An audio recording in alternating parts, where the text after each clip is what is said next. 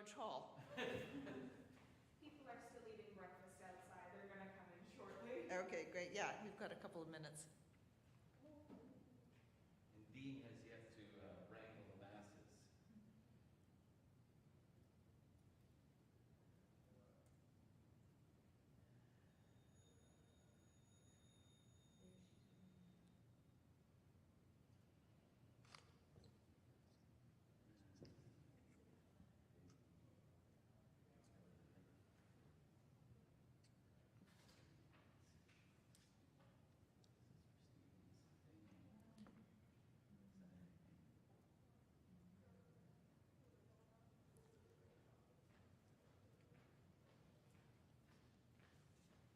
Oh, good. Some more people are coming in.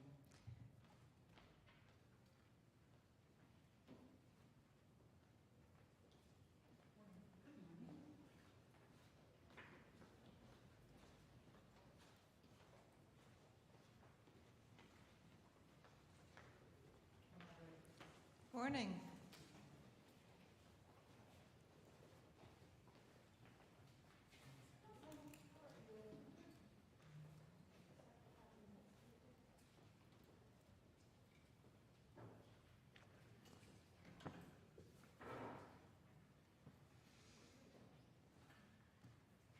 Okay, so it being 8:30 now, and I know there's another session at 9 in this same hall. I'm going to start on time and run on time. We may also end just a few minutes early, so just a warning, if somebody has that last greatest question right at the end, the discussion, I may need to cut the discussion off because we go right into another session at 9. So I'm Professor Margaret Walker. I teach music history and culture at the Dan School of Drama and Music, and I'm very delighted to welcome Dr. Teresa Havelkova from the Czech Republic. Teresa Havelkova is Assistant Professor of Musicology at Charles University in Prague. Her scholarship concentrates on contemporary relationships between opera and the media, the intersection of aesthetics and politics in music theater, and issues of sound, gender, and identity. She's the author of Opera as Hypermedium, Meaning-Making Immediacy and the Politics of Perception, and co-editor of the special issue Sound and Corporeality of Theater Research International. She's currently working on a book entitled Music Theater and Politics, Hegemonies, Resistances, Utopias, and on a research project focusing on the staging of history, memory, and national identity in opera under state socialism and beyond. She is the co-convener of the Music Theater Working Group of the International Federation for Theater Research, and the paper she will present today is Staging Totality, Documentary Opera in the Age of Post-Truth. Please join me in welcoming Teresa Havelkova.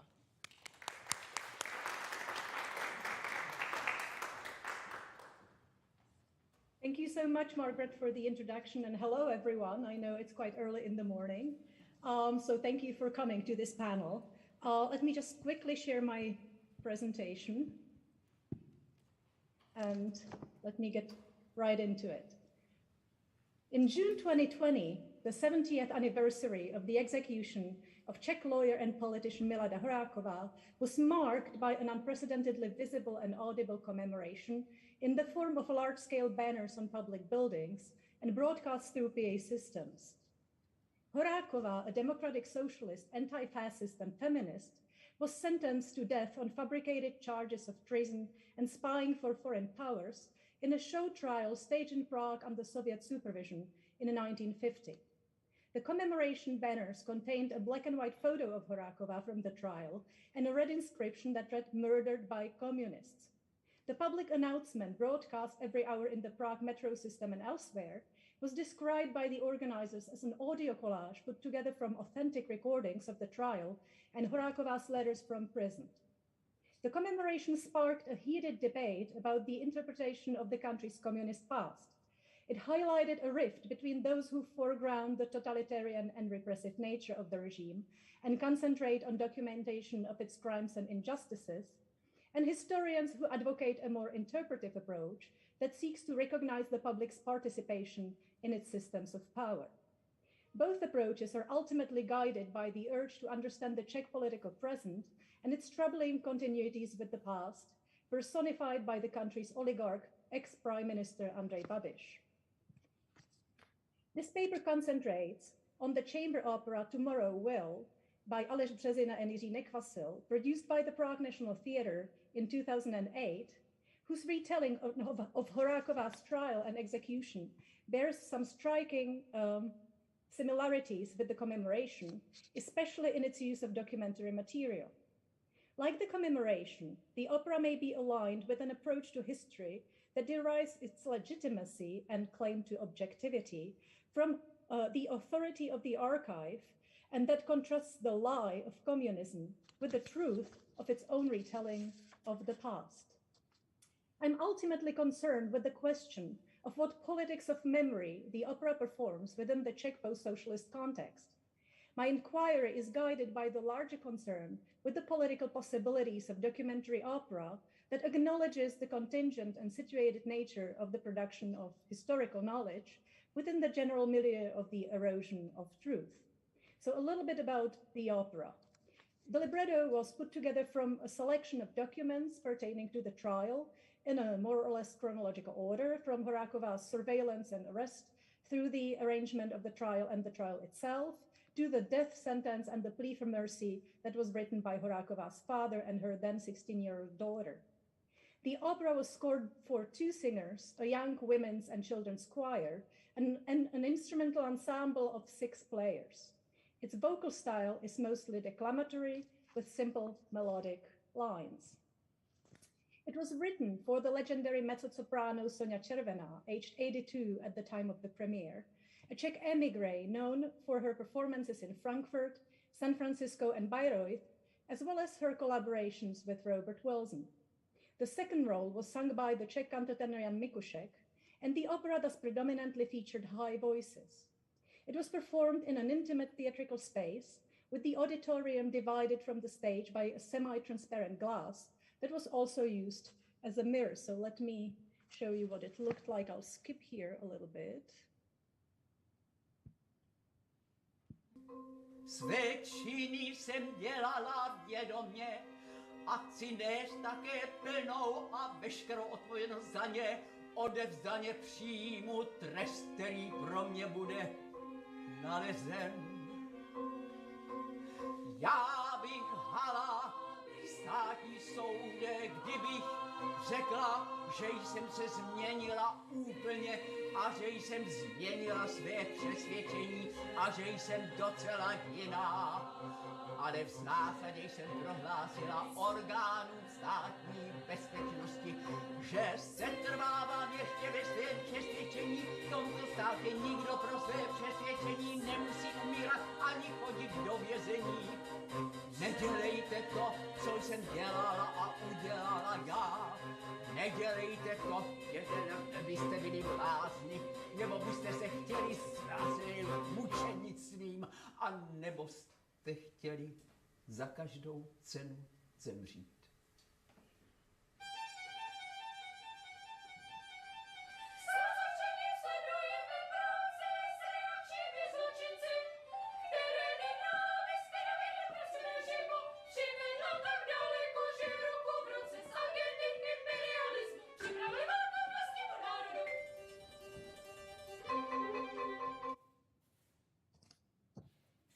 Tomorrow Will was produced by the Prague National Theatre on its experimental stage, and it garnered a lot of attention. Successful with both audiences and critics, it was performed 84 times between 2008 and 2013. The opera won several prizes. It was filmed by the famed Czech director Jan Hřebejk and broadcast on the public Czech television. The excerpt that you've just seen comes from this filmed version.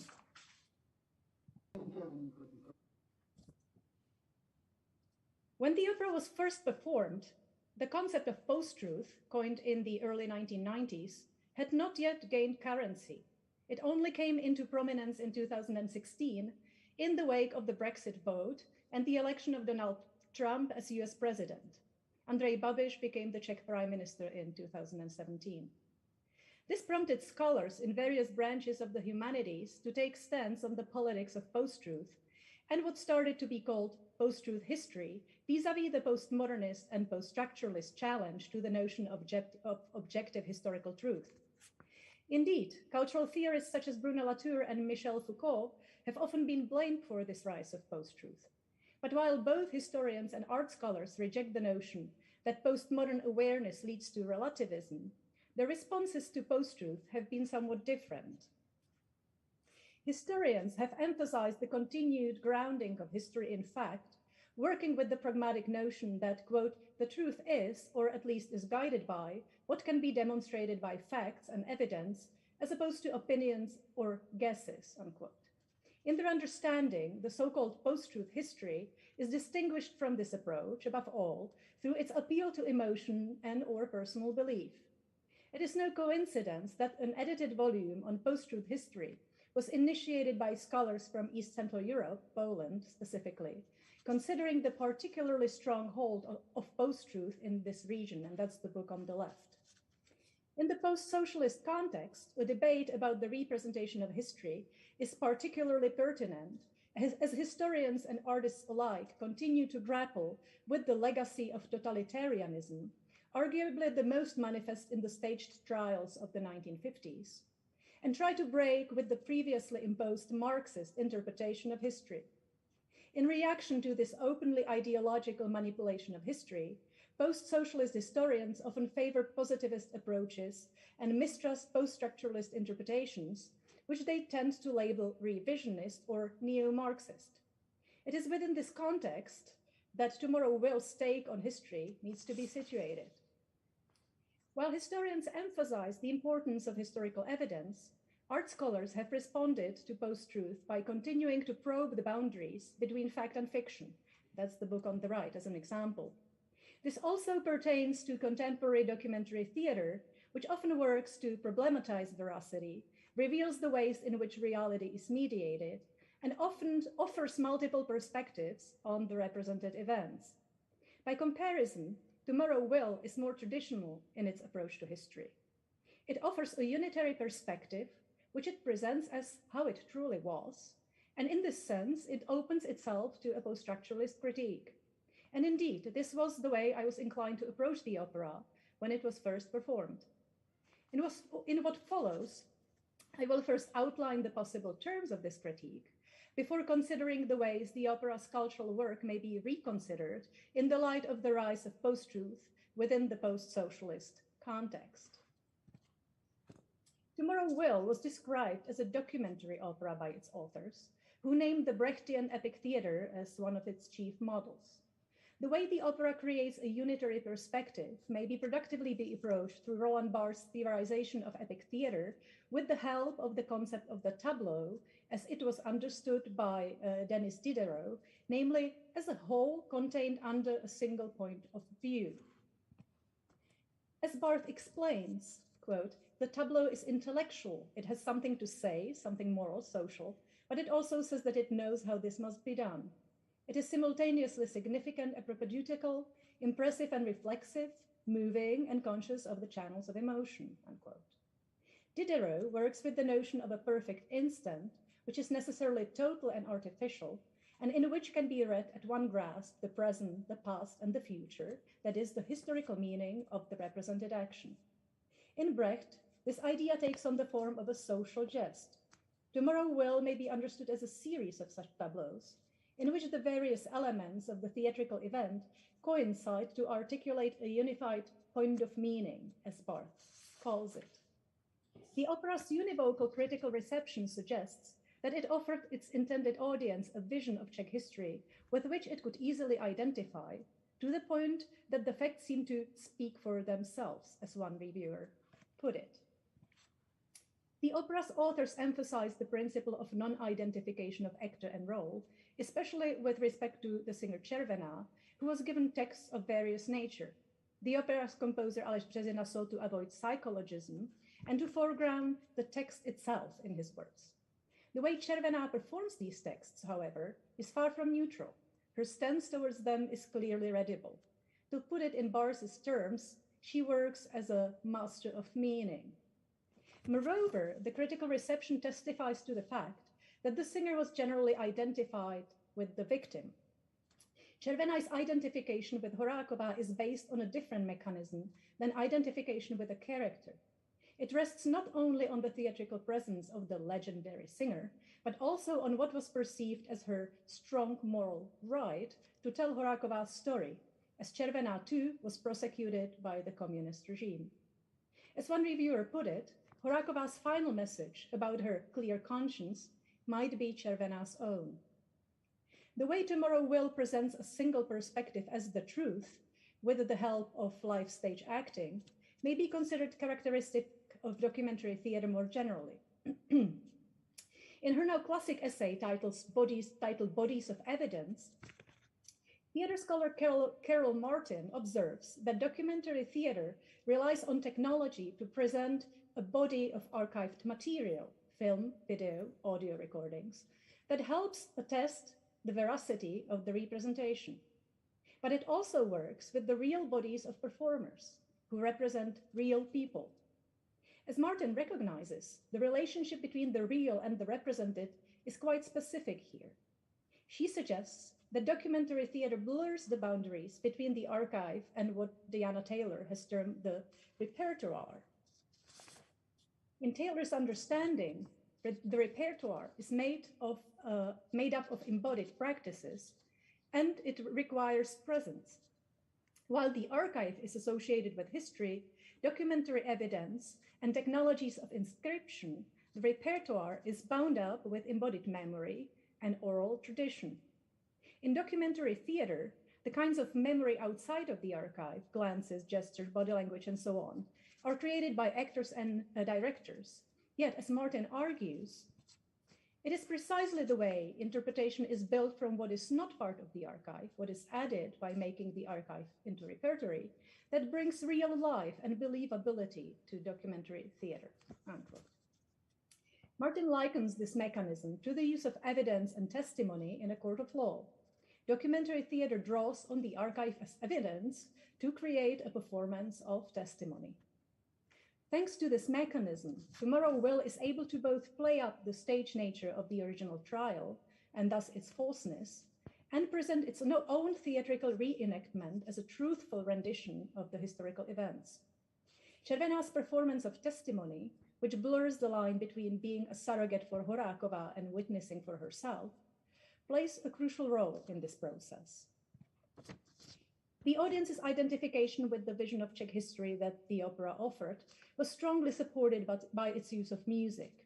As you have heard, Tomorrow Will issues conventional operatic singing. But while the authors strove to avoid individual emotions of the represented characters, the reviewers agreed that the music provided clearly coded emotions, that it furnished the emotional background for the depicted atrocities, and that it addressed the viewer's sensitivity and conscience. In other words, it offered an emotional key to the represented events, in line with Brecht's conception of the role of music in epic theater. According to Brecht, music too should be gestic. It should express attitudes and allow both the actor and the audio viewer to adopt attitudes towards what is presented on stage. Brecht points out that in epic theater, music doesn't relinquish its emotional impact on the audio viewer. As he maintains, the audio viewer's emotions are, quote, only clarified in it, steering clear of subconscious origins and carrying nobody away. Barr's recognition that the tableau is both moving and conscious of the channels of emotion thus also very well applies to the role of music in Tomorrow Will. In an interview with BBC Newsnight in 2016, Putin's chief ideologue Alexander Dugin has evoked postmodernism to impose the Russian truth as the justification for its engagement in Syria and the Ukraine at the time, and the same ideology is now used to substantiate the war in Ukraine. Everything is relative, and we in Russia, we could use postmodernity in order to explain to the West that if any truth is relative, so we have our special Russian truth that you need to accept as something that maybe is not your truth. Even if it's not true. Okay, it goes on. I highly recommend it. It's very informative. Along the same lines, Putin's Russia has legitimized its past and present interference in the political affairs of former Czechoslovakia, including its involvement in the political processes of the 1950s and the military invasion of 1968. The war in Ukraine highlighted some of the incompatibilities in the political views of the Western left-leaning intellectuals and the East Central European ones, even as they continue to share the same interpretive foundations grounded in critical theory. It foregrounded the different historical experiences of Western and Eastern Europe respectively, which have informed the strikingly divergent views on the NATO expansion, for example. Do these divergent historical experiences also warrant different approaches to the representation of history and a different politics of memory? Are the critical frameworks and artistic strategies developed within this context, within the context of liberal democracy and free speech, adequate in dealing with the legacy of state socialism? And does the depiction of totalitarianism in Tomorrow Will and the rise of post-truth history in East Central Europe vindicate its recourse to a particular, mostly Brechtian, conception of artistic totality, which obscures the contingent and situated nature of the production of historical knowledge? When I first saw the opera shortly after its premiere, I felt manipulated by its overdetermined message. When I went to see it a few years later, I was deeply moved. The most moving part to this day, and even in the film version, is the sentences, and I would briefly like to share it here.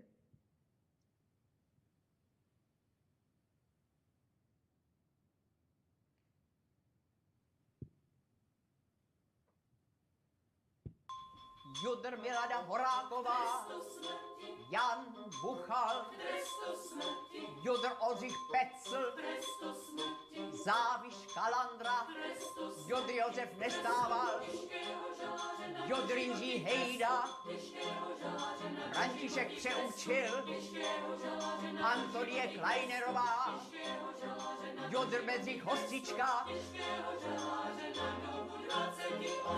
Jodr Zdeněk Peška. And the litany goes on. As Colleen Renihan has convincingly argued, opera may be understood as a mode of historiography, which, however, stands closer to the repertoire than the archive in Taylor's understanding.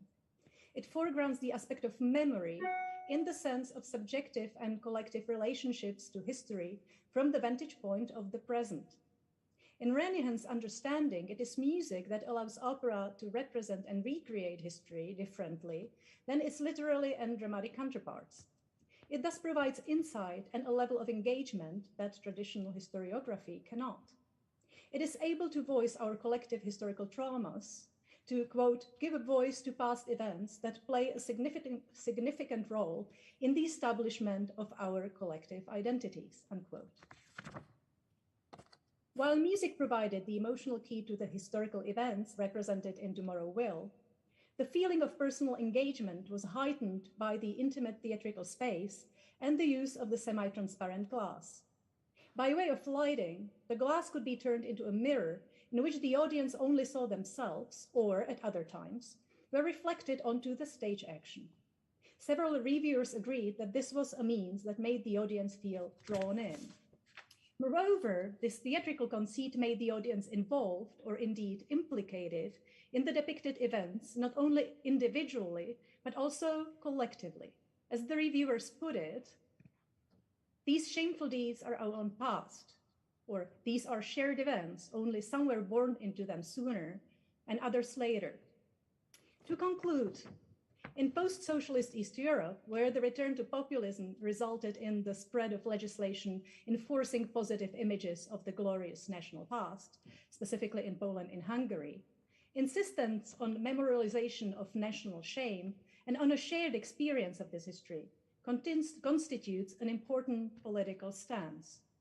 Tomorrow Will does not absolve the audience from the sins of the past.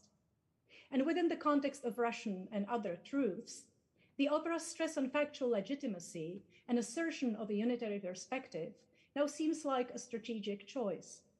If death is the ultimate truth, the opera's cultural work, I believe, mainly consists in what might be called the naming of the dead.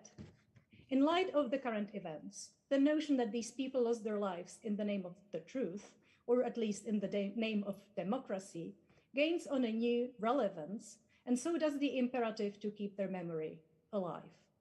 Rather than critically reflecting on the concept of truth, tomorrow will does just that. Thank you very much.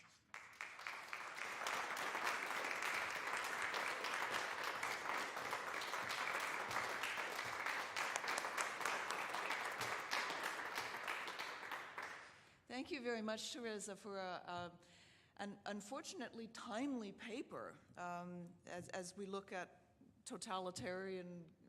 rise of totalitarianism around the world. I remember when I was in Prague that the memory of socialist occupation and the Velvet Revolution was still very, very fresh in people's minds of all ages. We have time for a few questions before we move on to the next session. If we did a sound check, if you project very well from the hall, Teresa can actually hear you. Yes, Colleen. Great. Thank you, Teresa, so much for this paper. What an amazing piece. Like it's so many layers, right, of meaning. I wonder about the voice types, like this sort of contrast between these high voices and then the aging and low voice of that protagonist who really seems to be like singing out her voice. Like it seems almost at times to be like a forced kind of vocalism, which I don't know if is due to the the aging voice or if it's it's a characterization perhaps. Yeah, thank you, Colleen, for that question. Well, I think, she was really fairly old by that time. And so I think it was partly like all she could do, but I also think she used it as an expressive means. So I think it was actually both, she turned it into her advantage. And, I've been trying to figure out what it actually meant, because originally I was quite disturbed by the use of the high voices, because, it makes the male voices of the perpetrators, because most of them were men at the time, are sort of missing from the representation. So I was originally a bit disturbed by that. But then I think the contrast between those high voices that definitely serve as a means of distanciation in the work, and Horáková and the sort of, in inverted commas, authentic voice that she brings into it, and actually sort of low voice, I think that contrast is actually quite striking as well. So I'm still trying to figure out how exactly to interpret that, actually. So thank you for the question. So I think we have time for one more, because it's about 3 minutes to 9. Is there a question from the Zoom audience? No, nothing from our virtual audience. Another question from the hall.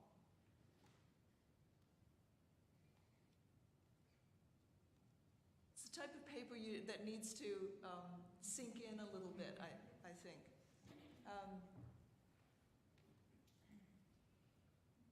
I know as chair I'm supposed to have a question now, but I don't have up my sleeve at all. So just thank you very much for a wonderful paper. Thank you for zooming in on your rainy day to our rainy day, and I hope our paths cross in the future.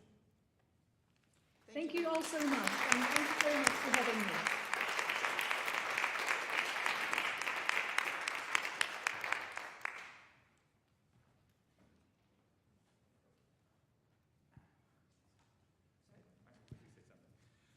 Morning, everybody. I just want to quickly say a few things before we get on to the next thing. Welcome, everyone, and what a change in the weather we've seen, but you know what? That's what this country is all about. I'm Dean Burry, the Artistic Director of the Watershed Festival. I wanted to take the opportunity, it's been a bit of an interesting start this morning, to mention, of course, that this land that we're on right now is the traditional home of the Haudenosaunee and Anishinaabe, the Huron-Wendat, and also people from the Dish with One Spoon Covenant, and we are rain or shine, grateful to be on this land, to be able to create and play. And I just wanted to say something quickly about gratitude as well, because as Margaret mentioned, this is a very timely presentation that we just saw. The first presentation that we were supposed to see today was prevented from happening by the person's country. And so as I stand here now, I want to express the gratitude to the people who are able to present. We're here at the Watershed Festival, we're here at Queen's University, where we always need to fight for voices to be heard. And that's never been more important than now. And so I want to express my gratitude to all of our presenters for the whole festival because we're loving your voices. Enjoy the rest of your day.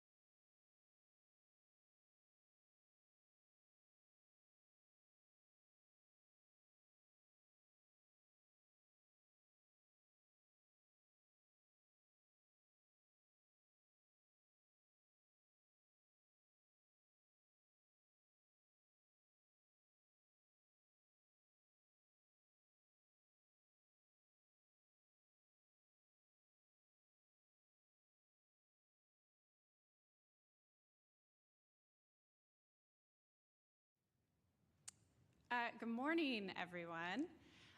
My name is Kelsey Jacobson. I'm a faculty member here at the Dance School, and I'm delighted to get to moderate this panel this morning called Positionalities in Music Theatre. Our first presenter today is going to be Graham Rennick. Graham Rennick is a lecturer in the Dance School of Drama and Music at Queen's University, where he's been teaching since 2006. He's a newly minted PhD candidate in the Centre for Drama, Theatre and Performance Studies at the University of Toronto, where he's working on his dissertation, From Green Gables to Gander, Canadian Musicals since 1965. He's also the co-editor with Jen Stevenson of a special issue on Canadian musicals for Canadian Theatre Review, and his most recent article on Canadian musicals, Welcome to the Rock, Come From Away as Happiness Machine, was just published in Studies in Musical Theatre. Graham still works periodically as a professional theatre artist, most recently with Lethbridge's New West Theatre, with whom he has delighted in performing in and sometimes directing a series of gloriously ridiculous musical comedy review shows. Also, a happy belated birthday to Graham, whose birthday was yesterday. He's going to hate me for saying that. And today he's presenting a paper called Beautiful Failures, a Meditation on High School Musicals.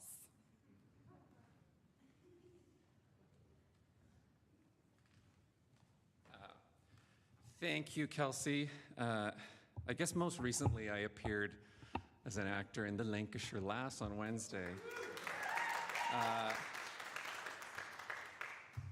Fulfilling like a almost 30-year dream of being in a Leslie Arden show, so that was really special.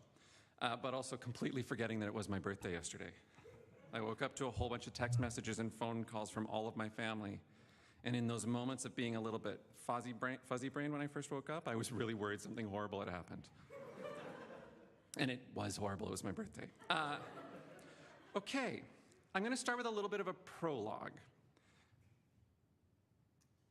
which includes a video of a landmark performance in the history of musical theater.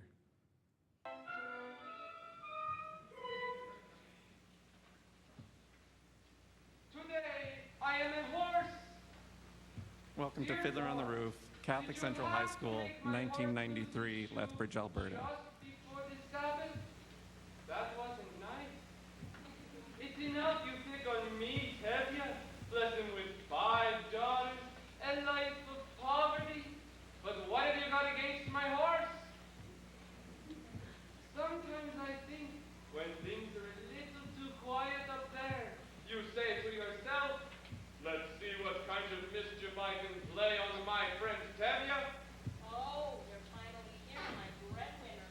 I'll talk to you later. Where is your horse? He was invited to the blacksmith's for the Sabbath. Oh. Well, hurry up. The sun won't wait for you. I have something to tell you. As the good book says, healeth the Lord and we shall be healed. In other words, send us the cure. We've got the sickness already. Dear God, you made many, many poor people. Now I realize that it's no shame to be poor, but it's no great honor either. So what would have been so terrible if I had a small fortune? If I were a rich man. Yiddle deedle deedle diddle diddle deedle deedle do. It took me about a week to learn that grapevine. Okay, that's quite enough of that.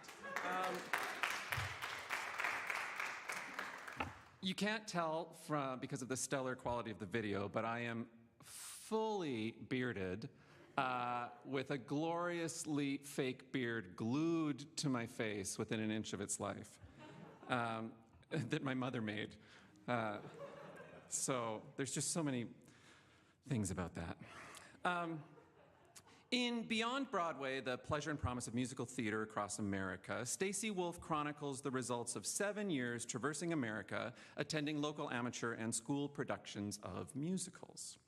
Wolf's book compelled me to reflect on my own experiences with amateur and student theater, and especially with the high school musical. For the closeted kid I was growing up in conservative 1990s southern Alberta and attending a Catholic high school, the high school musical was a lifeline, a place where I could, to paraphrase arts commentator Howard Sherman, be other people on the way to becoming myself. But what does that actually mean, to be other people on the way to becoming myself? This is what I want to try and tease out in this paper. In a 2017 keynote delivered to a theater education conference, Sherman describes theater as a place where students are drawn together by a need to express themselves or support the expressions of others, rather than by throwing or hitting a ball into or over a net or a wall or a hoop. For Sherman, theater is a way of promoting self-expression, fostering a sense of belonging, and building teamwork skills without fractures and brain trauma. It is also a place where students who may not fit some arbitrarily perceived model of typical can find others who are like them at their cores and learn that they should not be afraid to stand in the spotlight. Sherman's speech is an effective summary of the most understood arguments supporting the efficacy of theater in education. I agree with all of them, and note that they are well supported by extensive qualitative and quantitative research. But the successes Sherman enumerates here are not my focus this morning. Rather, I am interested in failures, and in particular, how high school musicals not only risk but gleefully embrace failure in both execution and representation. The typical high school musical, as indicated by the clip you just watched, is a veritable cornucopia of failures. Tortured harmonies, botched high notes, awkward dance moves, epic miscastings, and beautifully awkward performances, including the one we just saw of a gangly 16-year-old boy in a fake beard strutting awkwardly about the stage as a middle-aged Jewish milkman fretting over his 5 daughters. Because of these failures, instead of escaping into the fictional world of the musical, audiences are invited to remain fully rooted in the actual world with the performers. They are, in essence, following 2 stories: the story playing out amongst the characters in the fictional reality, and the equally compelling story of real-world performers gamely trying and often gloriously failing to disappear into their characters. Every fake beard, every sour note, and each awkward dance move essentially renders moot suspension of disbelief. The beauty of these failures is that they cleave open a perceptual gap between the fictional and the actual, generating a carnivalesque and liminal space through which we get tiny glimpses of these kids as they truly are, not as they are expected, required, or thought to be within the confines of the existing hegemony of normative identities. Sarah Jane Bales explains that failure in theater can manifest as failures in technical proficiency and execution, such as botched harmonies, fumbled choreography, or ragtag scenographic elements, but also as failures in representation, moments of bad acting, casting, or performativity that draw attention to the representation itself, widening the perceptual gap between the actual world performer and the fictional world character. Bales writes about theater companies who incorporate failure, and particularly failures of representation, deliberately into their work. In the work of these companies, she observes that failure can work to establish what she calls an aperture, an opening onto several and often many other ways of doing that counter the authority of a singular or correct outcome. Success leads to a single outcome, the intended one. Narrowly prescriptive definitions of success can easily appeal to, quote, conservative ideology and the normative ambitions that consolidate its ideals, whilst the altogether messier, undisciplined tactics that failure permits contribute to an anti-conformist ideology, one that seeks to redefine and loosen the boundaries that determine lived experience and representations that chase after it. Success implies there is an intended outcome and thus only one possible result, whereas failure and the ways it might not achieve an intended outcome implies an indeterminate array of outcomes. Failure's outcomes are infinite because failure is not the opposite of success so much as it is the absence of it. In the absence of an intended or predefined outcome, suddenly there opens up a multiplicity of potential results, ways of doing, and ways of being. Fisher and Katsuraki note that failure is not simply a failure to succeed according to existing measures of success. When viewed more critically, it fractures the present moment, revealing that that which fails is both out of place and out of time. In short, failure is indicative of the radical negativity that haunts the positivity of the present. But at the same time, it is an invitation to invent new ways of being. One way that failure can invent new ways of being is disrupting normative expectations surrounding performativity and identity. Given its proclivity for offering up failures in representation, I wonder if the high school music is perhaps not so much a place of identity exploration as it is of identity chaos.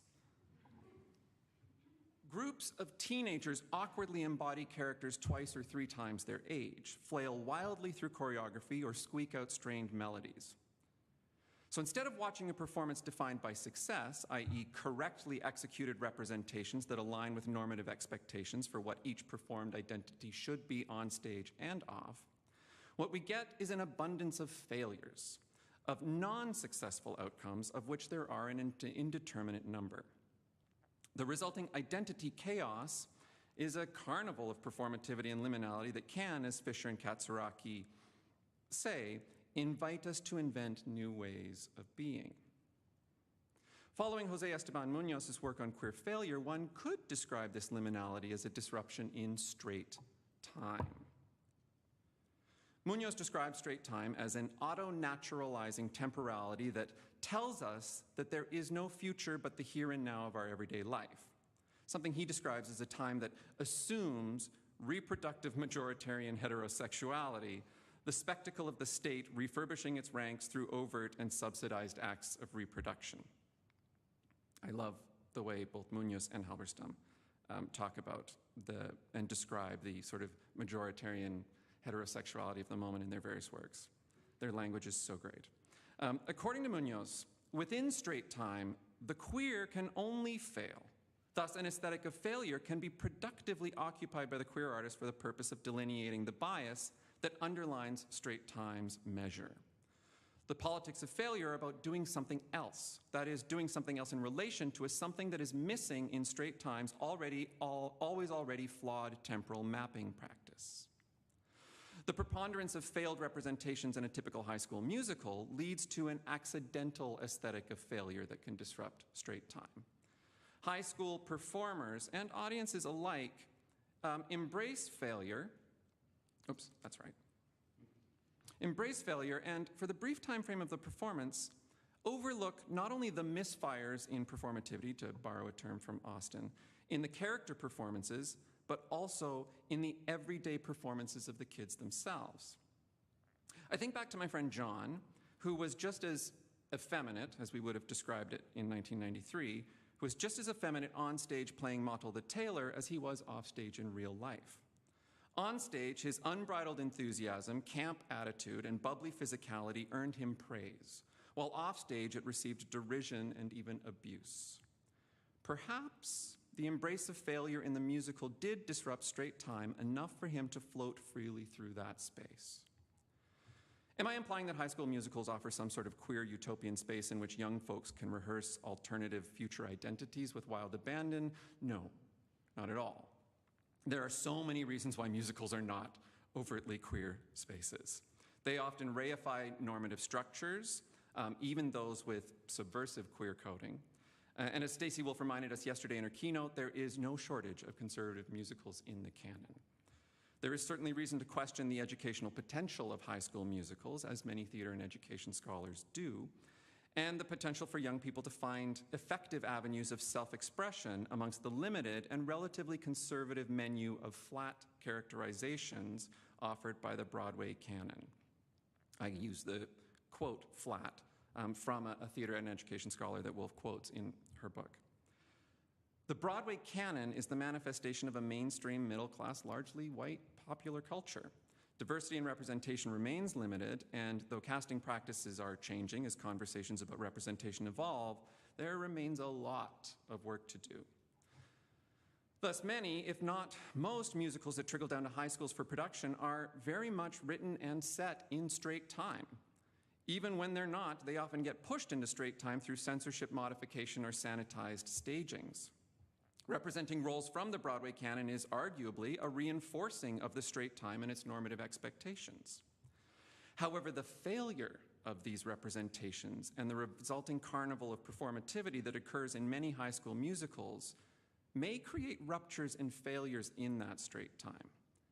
It is a performance of failed normative representation. So while many Broadway musicals might be firmly rooted in straight time, when performed by enthusiastic bands of ragtag and helplessly awkward teenagers, straight time is cleaved apart into a liminal chaos that welcomes alternate ways of being in the world, albeit temporarily, and potentially acts as a taster for what it may feel like to break out of that time. In a discussion of drag performances and how those can play with failed representations, Joe Parslow notes that whenever a drag performance fails to fully represent a character in the illusionistic sense, quote, the gaps between body and character are revealed, and, quote, the presence of the body is insisted upon. For Parslow, quote, this failure to disappear into the character and failure to disappear off the stage is a form of radical visibility that is intimately related to the discussions of failure. I wonder if something similar occurs when representations fail in a high school musical. Because of these failures, young people remain visible, radically visible, to the audience. I'm not arguing this visibility is an expressly queer visibility, at least not overtly or self-consciously in the activist sense. This visibility may be described as accidental by comparison. But for me, there remains something radical about, quote, insisting upon the presence of these young performers in all their awkward glory. Performer bodies, many introverted and shy in everyday life, remain visible because they do not and cannot disappear into their characters. They remain powerfully present on stage, in public, amidst this wonderful carnival of failed representations.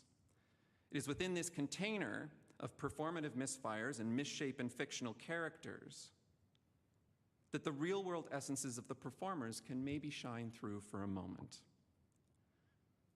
So maybe what we see are these kids in their purer forms. It's the beauty of watching them strive against almost inevitable failure, trying to perform musicals that may exceed their technical skills and proficiency. We see them find resonance and humanity in characters that often do not match them in age, gender, or lived experience.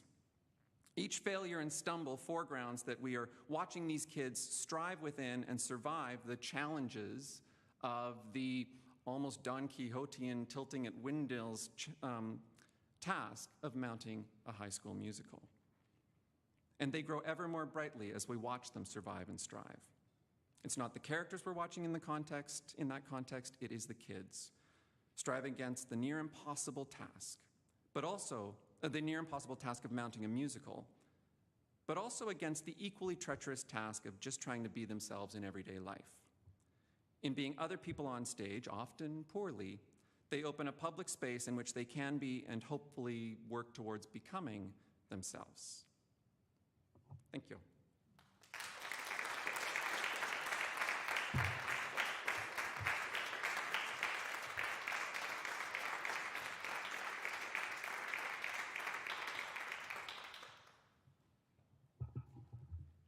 Thank you very much, Graham. Next, I'm pleased to introduce Kyle Golemba. Kyle Golemba is an actor, writer, and scholar. He recently graduated from the University of Guelph's MA Theatre Studies program, where he received the Lambda Foundation Scholarship in LGBT Studies for his work on lesbian representation in Broadway musicals. He spent the better part of his career performing in musical theatre across Canada, including the Stratford, Shaw, and Charlottetown festivals. The intersection of queerness and musicals became a natural jumping-off point for his academic research. His performance work will continue this exploration with the debut of his new cabaret, Handsome But Charmless, at Theatre Collingwood, as well as performing in Broadway nights with Brooklyn Heights at Toronto's Queen Elizabeth Theatre.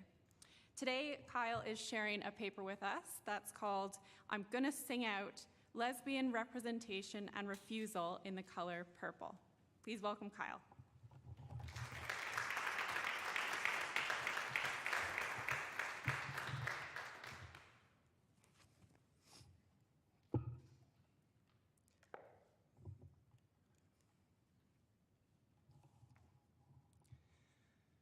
What about tears when I'm happy?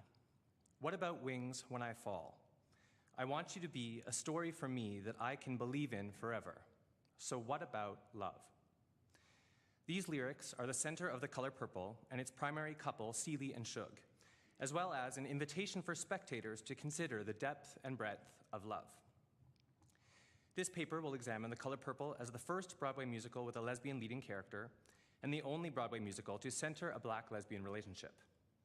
Using Jose Esteban Munoz's theory of disidentification, I argue The Color Purple disidentifies with the dominant ideology presented throughout Broadway musicals as a genre, and, as Munoz states, uses this cracked code as raw material for representing a disempowered politics or positionality that has been rendered unthinkable by the dominant culture. Through its subject matter and reworking of musical theater conventions, The Color Purple refuses heteronormative messaging and structures as a queer project representing historically disempowered positionalities in order to showcase new queer ways of living to its spectators. I would be remiss to start this discussion without acknowledging my own positionality as a white, cisgender, queer man. My analysis of the musical and its creation cannot fully account for all the intricacies contained within. Nonetheless, it can highlight some of the powerful ways in which the writers and creatives adapted this story. First, I will briefly unpack Munoz's work on disidentification. In looking at media texts and performances, he sees disidentification as a middle road between identification and counter-identification, a way to read oneself and one's life narrative in a moment, object, or subject that is not culturally coded to connect with the disidentifying subject. It is in this sense the writers and performers of The Color Purple disidentify with the white, heteropatriarchal ideology of mainstream musical theater to create something empowering. Additionally, I will use Scott McMillan's concept of lyric time as an examination tool. McMillan's division of musicals into book time and lyric time pushes back on the notion of the integrated musical by seeing musical numbers as another order of time that opens up characters and relationships and emphasizes their importance through difference. Looking at The Color Purple's numbers will reveal what is emphasized, especially in relation to its literary source material. The Color Purple is based on Alice Walker's 1982 novel, which grounds its narrative in womanism, Walker's feminist praxis centered on racialized women.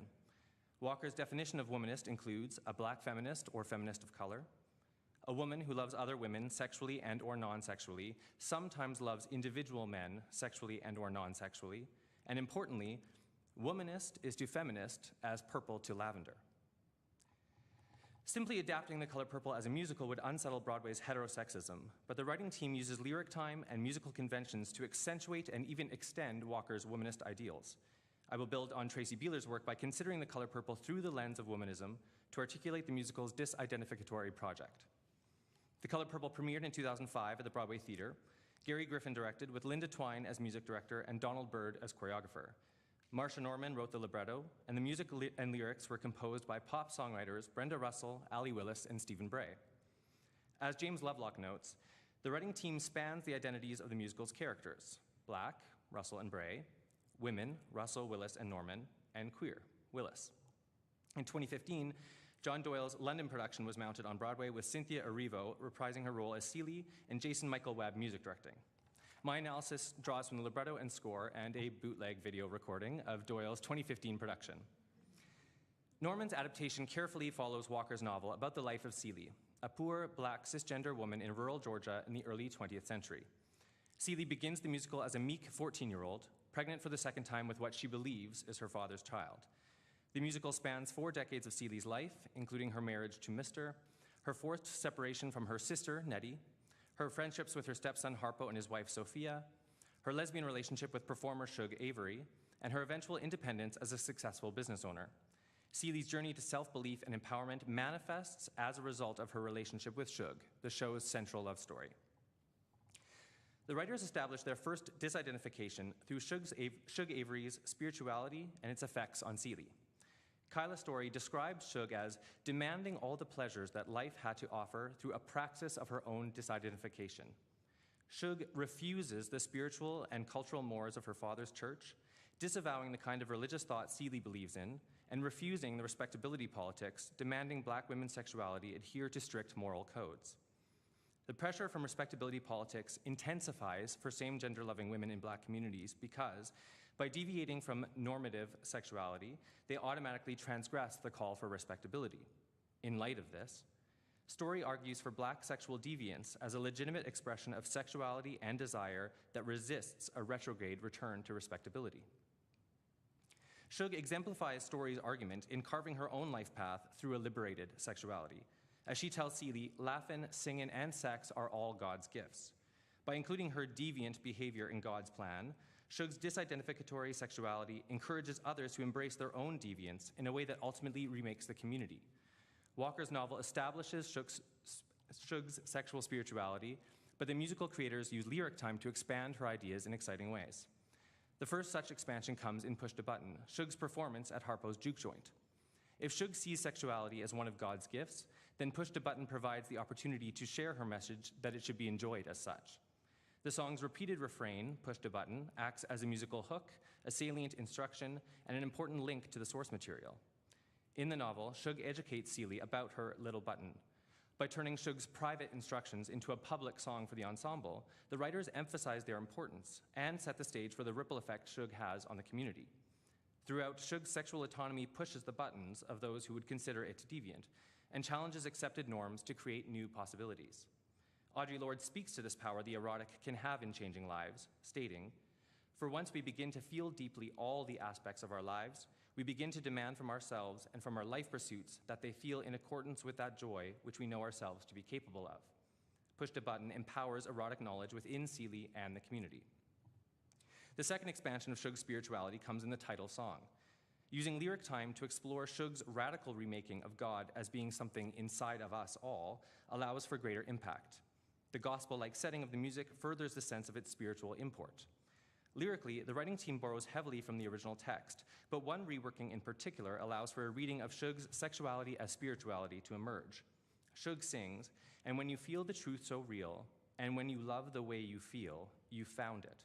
This carries a double meaning: when you love the way you feel inside, as well as when you love in the way that feels right to you. In the latter, finding God is equivalent to loving whom you love without fear. This subtle reworking affirms a more expansive, deviant expression of romantic love than would traditionally be found within the church. With 2 minutes worth of music, the writers deftly expand the conversation about God and embed sexuality within that spiritual expression to build upon Walker's novel. In the second act finale, Seeley leads the company in the Color Purple reprise. Seeley shifts the pronouns to I to indicate she has found God inside herself, as Shug promised. As the ensemble joins, Seeley sings above and around the ensemble in a call and response reflective of the gospel tradition. Taking on the role of soloist, musically expresses she has stepped into her power and can now lead her community. In closing the show with a reprise of this song, the writers exhibit how Seeley and her beliefs have changed.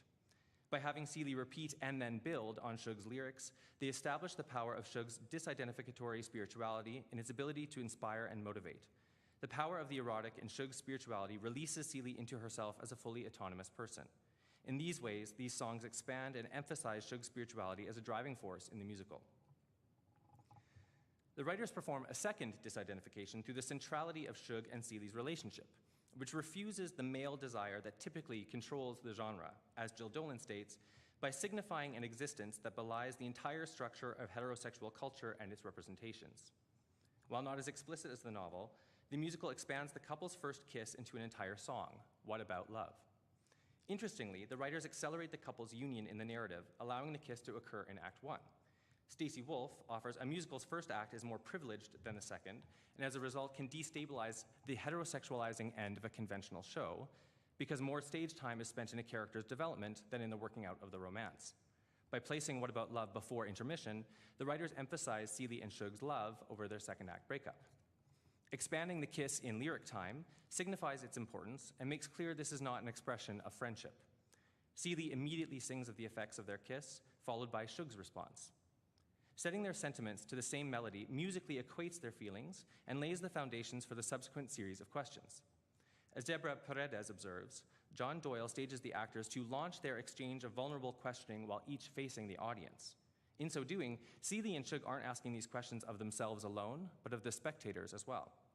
What About Love directly asks spectators to consider the kiss as more than just an expression of friendship, and furthermore, to consider what does it mean for them if this relationship is about love. If loving women is a central tenet of womanism, then considering and embracing romantic or sexual love between women must be key to a womanist society. To that end, the use of harmony clearly illustrates the special connection between these women. This directly opposes Seeley's relationship with her husband, Mr., in which she does not sing in harmony. With Shug, Seeley harmonizes in perfect thirds. Not since her sister Nettie has Seeley found someone with whom she can live in harmony, proving this union is meaningful and in a way natural, another one of God's gifts. What About Love, particularly in Doyle's staging, beckons spectators to understand this, and gives them intermission to mull it over. The musical's third disidentification comes from its emphasis on women. This story demands multiple women share the spotlight and varying kinds of relationships between women be represented, with men as secondary characters only. While womanism doesn't emphasize women over men, certainly establishing women's worth in a world that devalues them requires tipping the balance from its usual weighting. The ways men and women sing in this musical also demonstrate womanist principles. For example, when men and women are harmonious in some ways, they sing in unity. However, when in discord, their melodies are set contrapuntally, as when Seeley reprises Our Prayer against Mr.'s lyrics in Big Dog. The first time Mr. and Seeley sing in harmony is the finale, once Mr. begins treating women with respect. Undoubtedly, Seeley's refusal of Mr.'s dominance contributes to this reformation, reversing the traditional Golden Age narrative of the queer woman reformed by a man. This change flips the script on the classic trajectory all the more so because Mr. and Seeley do not end up romantically involved. The primacy of women's relationships in the musical continues what Uplabdi Sangwan identifies as sisterhood and lesbian relationships as emotional and sexual alternatives that can also herald social and economic changes in the lives of Black women. The creative team utilizes these womanist relationships to offer a vision of society outside of patriarchal structures. These include the white, cisgender, heteropatriarchal ideology which undergirds most musicals, but also the Black male sexism that can manifest as a result of such thinking. For example, in the musical's opening, Seeley and Nettie sing of being married when grown, setting an expectation their lives will follow a typical musical trajectory, but neither ends up married. This may reflect a historically accurate look at marital complexities in Black Southern communities of the period. However, the lack of marriage reflects a change from the novel in which Nettie marries. In the context of the musical genre, which prioritizes marriage, this change strengthens the notion the sisters' emotional bond sustains them through their hardships above all else. In excising Nettie's marriage from the musical, the creative team opens new alternatives for women's fulfillment. As Sangwan observations contend, economic changes may emerge from sisterhood and lesbian relationships as well. Once again, the writers use lyric time to demonstrate this with Miss Seeley's Pants, sung in Seeley's newly owned clothing store. The song exhibits another of Seeley's support, sisterhood in the broader community sense. As Seeley sings, she is affirmed by the church ladies Shug and Sophia, leading Seeley to stand atop a chair and sing, "Look who's wearing the pants now." In using a phrase connoting decision-making power, the writers efficiently communicate Seeley's hard-won independence. The women's support is then expressed musically as they form a harmonic foundation for Seeley to sing above. Her newfound freedom expresses itself through her vocal solo as each phrase floats higher in her register. She literally reaches new heights in her independence, supported textually and musically by the women of her community. As much as wearing the pants has textual significance, in Doyle's production, costume designer Anne Hold Ward extends the significance of Seeley's pants into a visual metaphor for womanist enlightenment. Starting with Seeley and Shug, all of the women in the community eventually wear a pair of Seeley's colorful pants, signifying their changed independence and acceptance of womanist principles. Interestingly, Harpo is the only man to make the sartorial switch. Clad in his brightly colored pants, Harpo typifies the man whose liberation comes from seeing how sexism hurts him too. In standing with the women of his community, he signifies he will be among the ambassadors for change. In her discussion about the color purple's on-screen representations, Kimberly Crenshaw contends, a consistent problem with any negative portrayal of African Americans is that they are seldom balanced by positive images. In the musical, the range of representations works against any one stereotype that may be present, performing a fourth disidentification.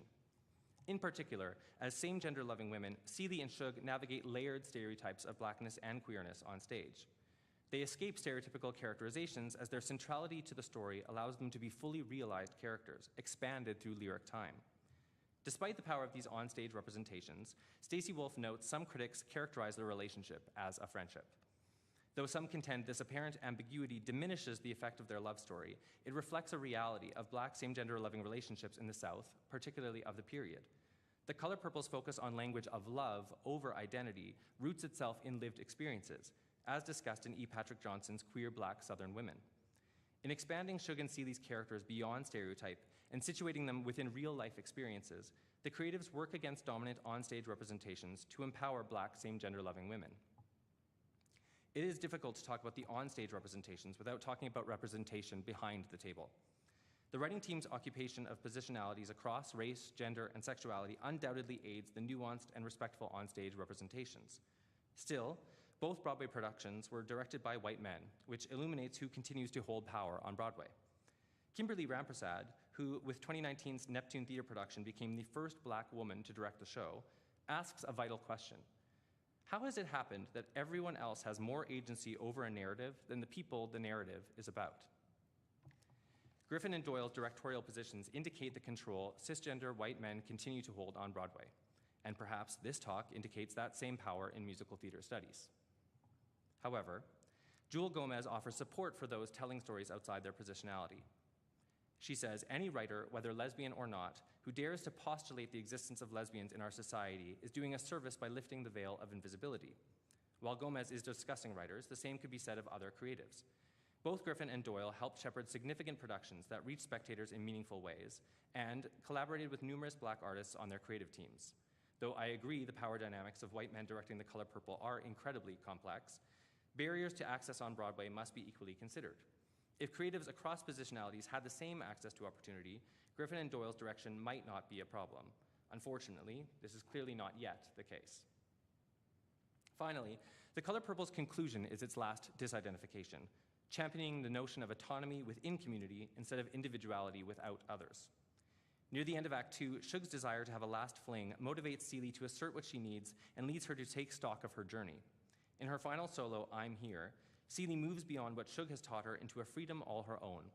All that Shug awakened in Seeley remains, which Tracy Beeler asserts affirms lesbianism as a liberatory love that encompasses but is not reducible to sexuality. Even though the relationship didn't last, Shug's love and disidentificatory spirituality help Seeley to accept she can be loved, sustain her through hardship, and elevate her economically. In this way, Beeler argues the story asserts autonomy is only possible through relationships with others. Walker broadens these relationships with others to Seeley's community by finishing the novel at a picnic, demonstrating Seeley isn't made whole by one relationship alone, but in community. Upon seeing them gathered together, Seeley remarks, "Look at all these people." Upon seeing Doyle's staging enhances this observation, as Cynthia Erivo also gazes out at the spectators. This move invites them to consider themselves part of the community celebration, but also into the spirit and values of a womanist society.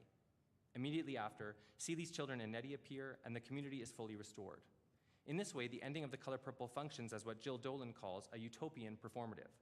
While some criticize this utopian ending, Munoz importantly contends utopian possibility is a required element of disidentification, as we need to hold on to and even risk utopianism if we are to engage in the labor of making a queer world. The Color Purple provides a framework for womanist living and illustrates the kind of community that could blossom through such a vision. Through Harpo's principles reflected in his vibrant pants, through Mr.'s reformation into a kinder man, through the women's support of their sister, through Shug's life-changing love and sexual spirituality, and most importantly, through Seeley's glorious transformation into the woman of her own choosing, we are invited to take part in the labor of creating a queer world more purple than lavender. Thank you.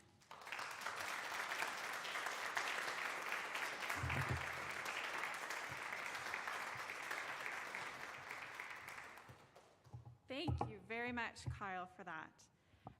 I am pleased now, gosh, mask every time, it's so hard. You put it on, you take it off. I'm pleased now, I'm hoping that Leah will magically appear with the power of Zoom. Leah Wilkes is a first-year PhD student at De Montfort University in Leicester, UK. Her thesis extends her master's research on ideology and politics in mega musicals, and a conference presentation at the Watershed Festival in 2021 on re-envisaging representation in Hamilton. Leah's doctoral project examines how women's biographies are being represented in musical theater, plus to what extent this genre is providing opportunities and agency for women in the industry. Her thesis builds on work around women in musical theater and writings that focus on biographical theater. Her paper today is entitled Feminist Camp and Genre Boundaries, 6 from 2017 and Diana from 2019. Please welcome Leah.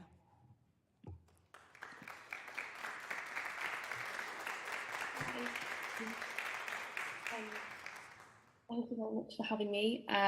Thank you, Graham and Kyle, for your papers. They were very, very fascinating. And happy belated birthday, Graham. I hope you had a very nice day. And thank you for inviting me back as well. Right, let's get started.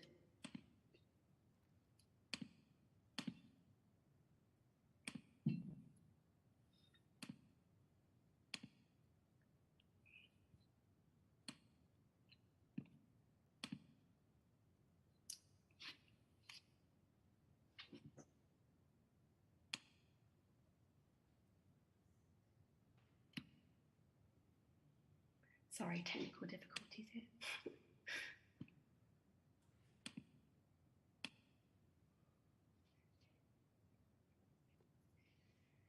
It appears that many people love to consume media based on British royals, but the interest in watching royal spectacles or troubles as entertainment is not a new phenomenon. In theatre, William Shakespeare wrote a number of history plays based on the lives of previous English royals, including Henry VIII and Richard III. At the coronation of Queen Elizabeth II in 1952, more than 20 million people in the UK watched the service on television. The scope of the royal family clearly expanded over the next 30 years, as this large viewership was also seen at the wedding of Diana and Charles in 1981, which had a worldwide audience of approximately 750 million people watching on their televisions.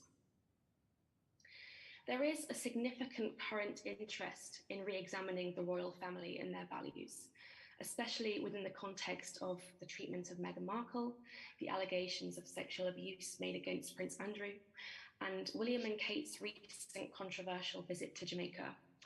This controversy arose due to the ways in which the British royal family have been involved in slavery, and therefore the Jamaican people carried out protests which asked for reparations as a result of the family's participation in the slave trade.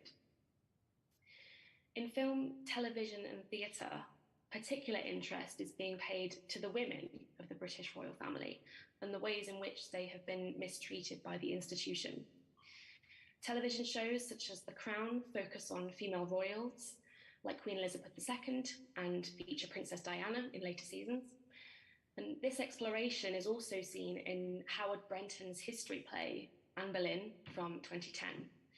Paula Botham writes that Brenton countered the measure of misogyny that characterizes standard portraits of Henry VIII's second wife as a whore or a witch.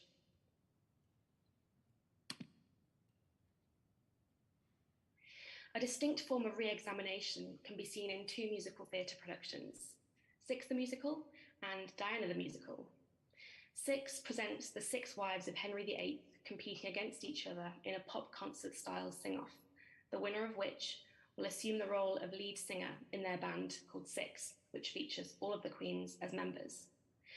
And the winner will be the queen who the audience thinks most persuasively conveys her suffering at the hands of the king.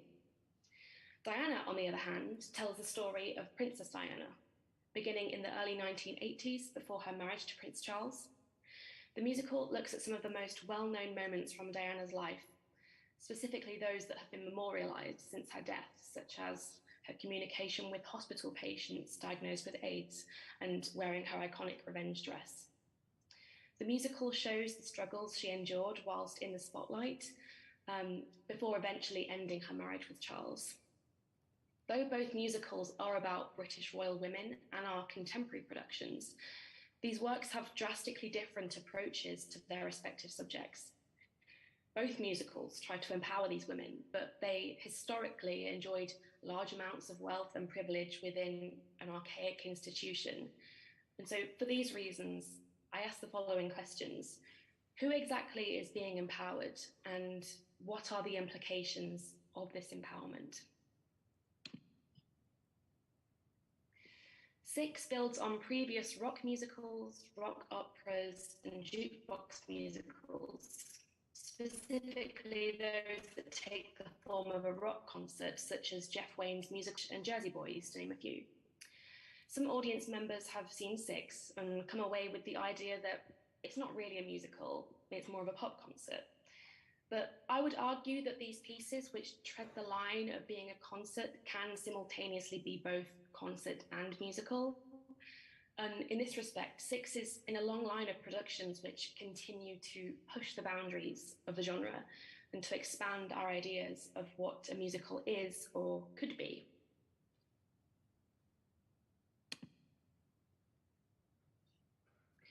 Camp can be defined as an aesthetic which revels in its own ostentatiousness. It is ironic and it always has the upper hand.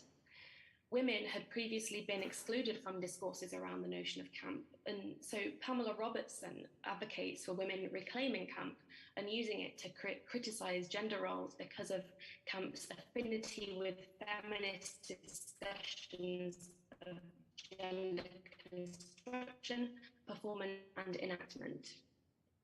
In the music industry, female videos, live performances, and overall star images with camp ideas that challenge audiences and point towards the overwhelmingly performative nature of gender.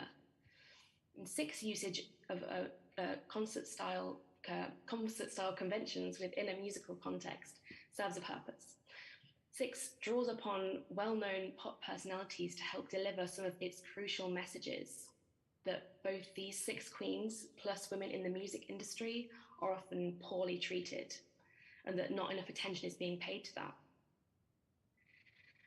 On the topic of feminist humour, Holmes and Mara argue that subversive humour challenges existing power relationships, whether informal or formal, explicit or implicit. It subverts the status quo. Through its use of camp, Six unearths the ways in which women present themselves, the ways in which women have been required to act when speaking about their trauma, and how women have been defined in history through a patriarchal, often misogynistic lens. Toby Marlowe and Lucy Moss, the writers of Six, asserted that the production needed to acknowledge the silliness and campness of its own genre and be self-aware of its own message, that it should never be earnest or too sincere.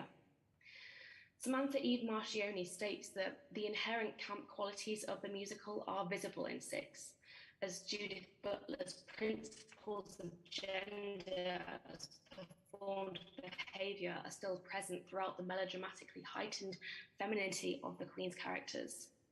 Critics of Six, however, such as Grace Barnes, condemn the musical's heightened femininity as they read this as a reinforcement of harmful stereotypes and tropes regarding women.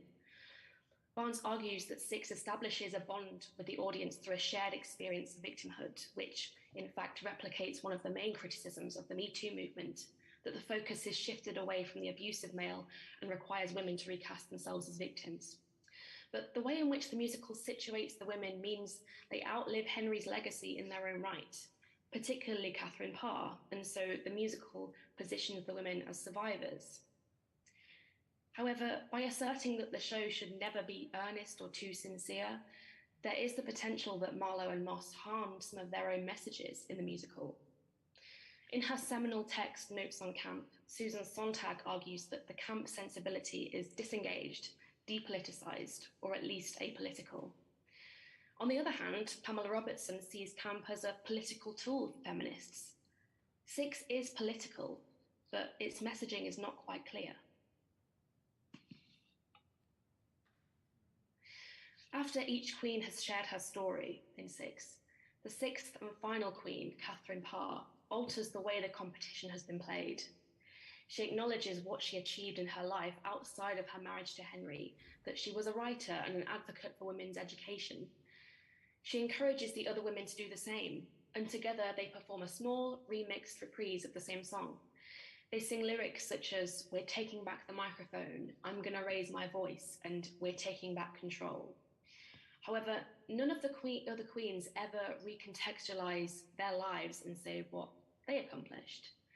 Instead, the queens imagine what their lives could have looked like had things gone differently. This means that the truth of these women's lives, aside from Catherine Parr, is never really situated in the retelling of their stories from their own perspectives.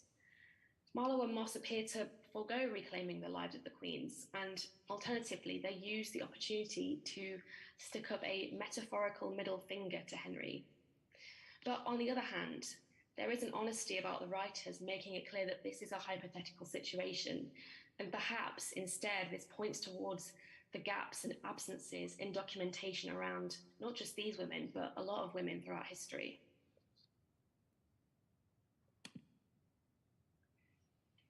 Diana, the musical, has been received very negatively by critics. Peter Bradshaw from The Guardian called the musical a Rocky Horror Picture Show of cluelessness and misjudged Judy Garlandification. However, other works that feature Diana, such as the television series The Crown and the film Spencer, have been much better received than Diana the musical. Although I agree with some of the criticism that has been pitted against the production, I propose that this discrepancy in reviews for entertainment focused on Diana is due in part to the genre conventions of a musical and the expectations that this creates.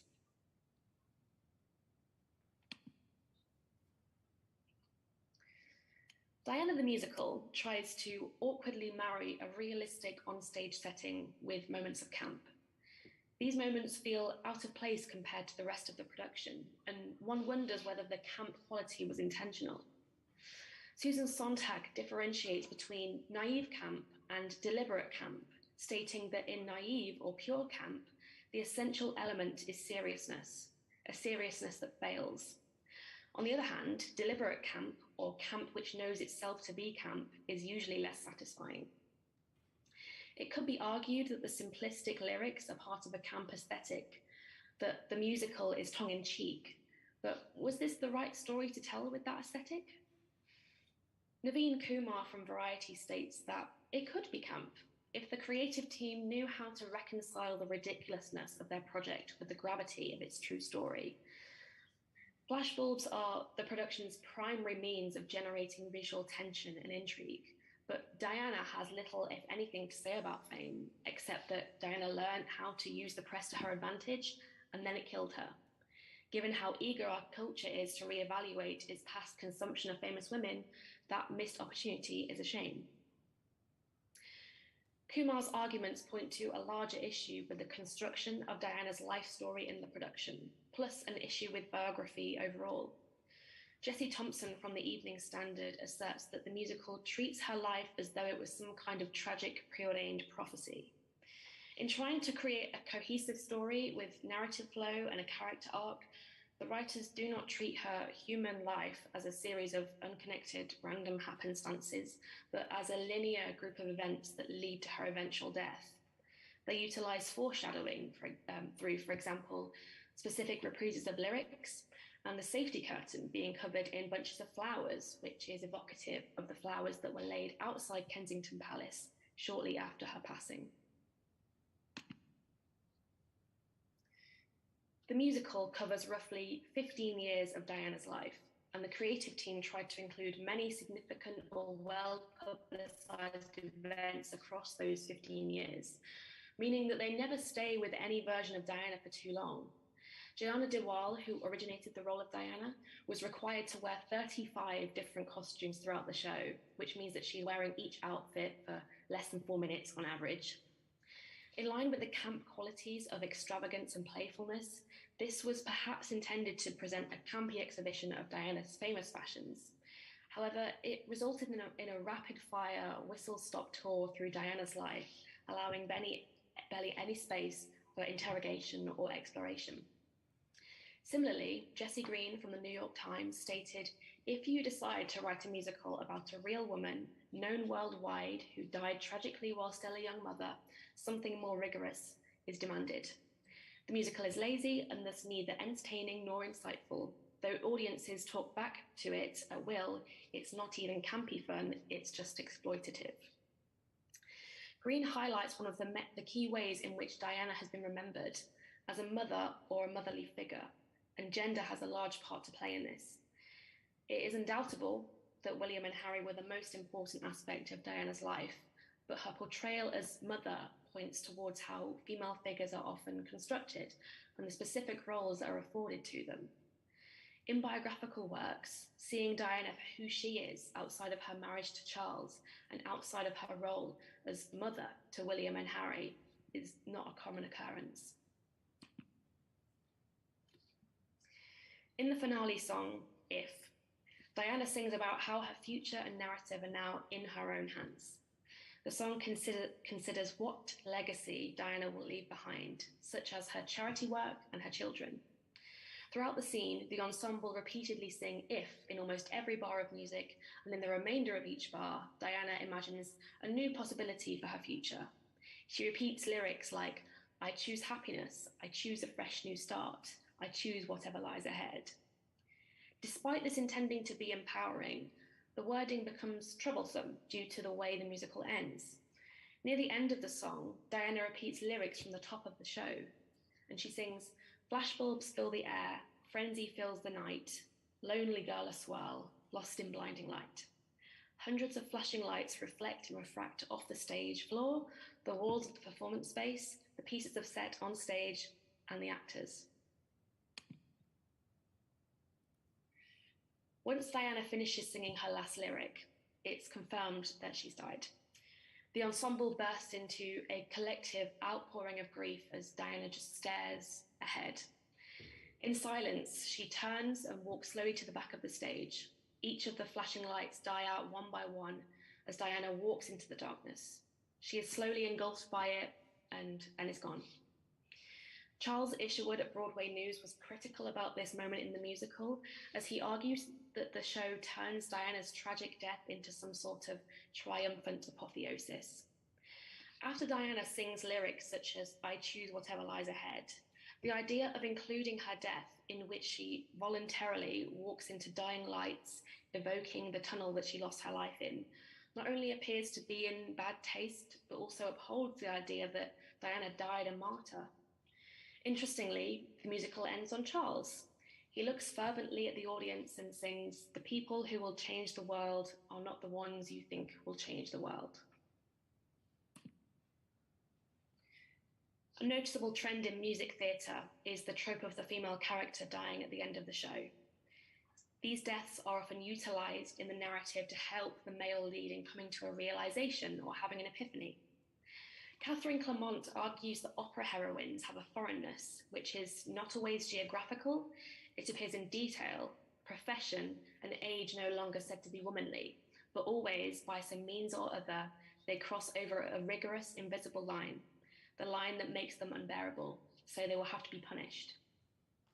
With the addition of Charles at the end of the musical, it plays on this trope, and any agency she had left is removed because her death becomes about what he has learned from it.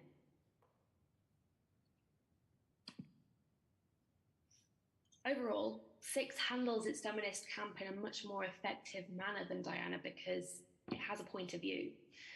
While Six can be seen as a pop feminist musical to some, the layers of feminist thinking are quite densely packed. It is simultaneously superficial and incredibly complex.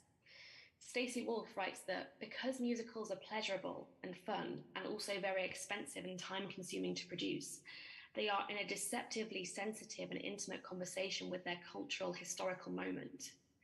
This can be said of Six, which emerged in the midst of the Me Too movement and engaged with ongoing conversations around the ways in which particular narratives have been upheld for a number of years, and by whom. Diana's social media reach made its bad taste all the more notorious, and in trying to do so much within roughly 2 hours, it doesn't accomplish very much. The world is clamoring for better roles for women who act, for more interesting and complex female characters, but the stakes are much higher when said character is based on a woman who lived a real life. And it is worth highlighting that the creative team for Six features far more women than Diana, which was written and directed exclusively by men, aside from the choreographer. A woman writing a musical does not necessarily guarantee that it will be a feminist work, but in comparing these two productions, there is a clear difference in how they respectively handle the retelling of a female historical figure story. It matters who writes these stories because it provides the lens and the framing for the entire production. 6 unpicked the accepted historical narratives about its queens and highlighted how these women had been remembered in a misogynistic manner. Diana re-established particular myths about her instead of providing a portrayal that was more nuanced.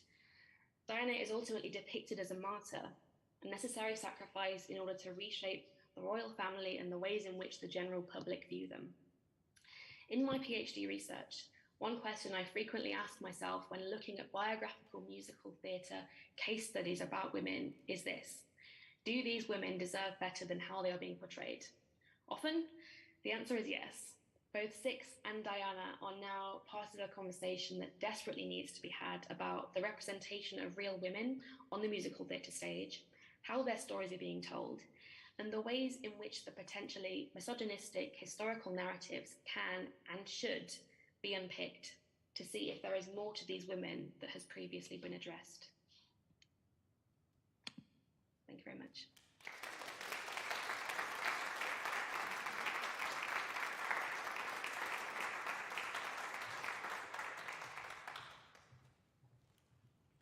Wonderful. Thank you very much, Leah.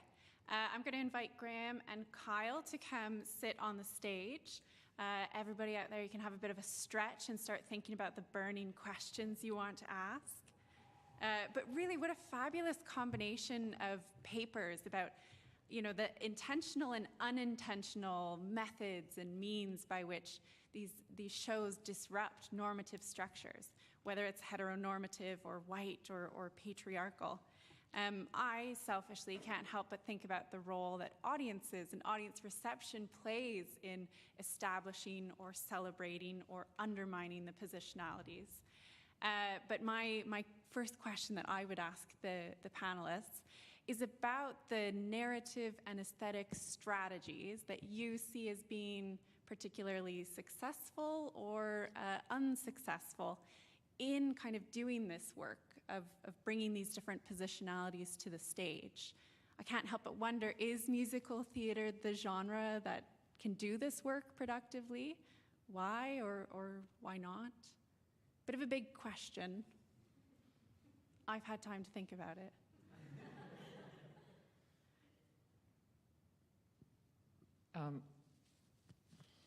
Actually, I think Kyle and Leah both offered some avenues into that.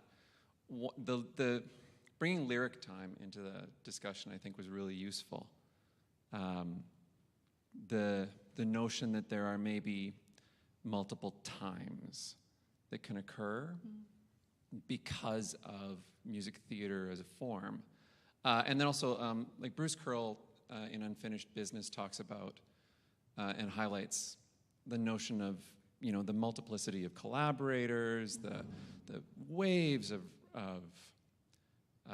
development, and I mean, and even as we heard from Kevin yesterday, like the ways in which forces beyond even just the project itself change the writing and modify things. Like there's so many contributors by the time a musical ends up on stage that it's an unstable, inherently unstable text, I think is what Curl is arguing. So, I don't know, there might be something in the multiple times, and then also there's something in the campness of it. Like I had a sort of a half page that's cut in the thing I was talking about where like, is there anything more campy than like a really awkward 16-year-old boy running around playing a Jewish milkman in a fake beard? But it does carve open those spaces. So while you have this tension of this sort of commercial art form that aims right down the middle of a mainstream middle class, it also is this kind of inherently carnival-esque mess, usually, to make a musical. I don't know. That's where I'll start. Maybe I'll pass it on to Kyle and Leah to see if they have some thoughts. I looked around for Leah as though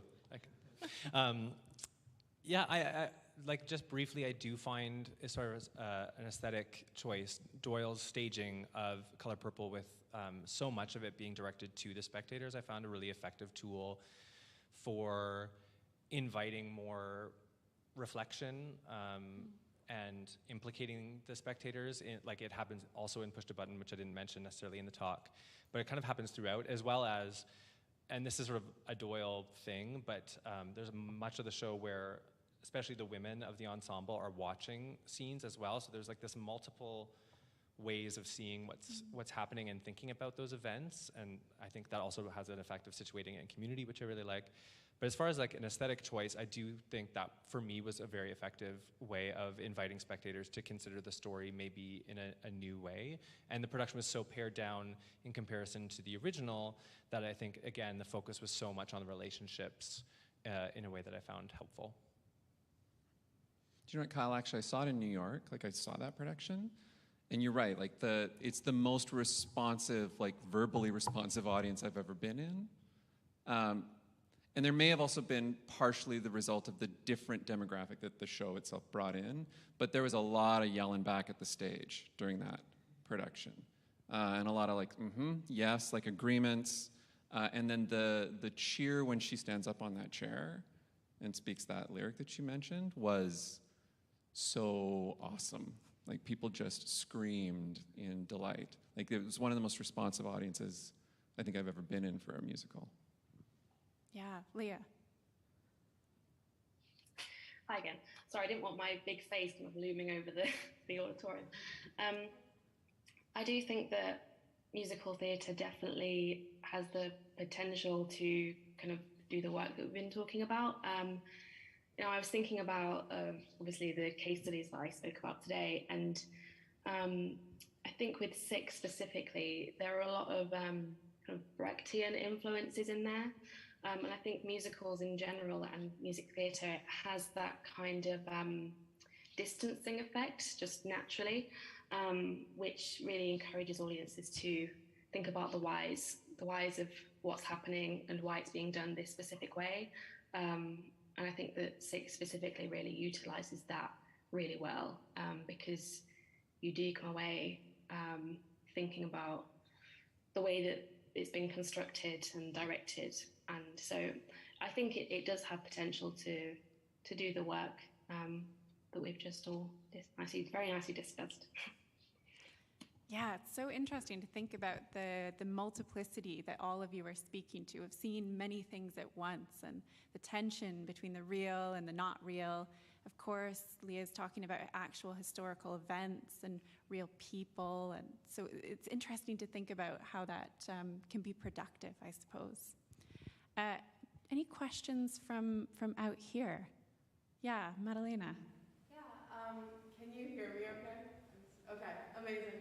I'm curious to hear your thoughts on the relationship between like consumerism and capitalism and art, and how that can limit artists' abilities to tell complex stories in complex ways and take risks, and how you feel we can get around that, especially as a bunch of young artists in this room, and make more truthful work.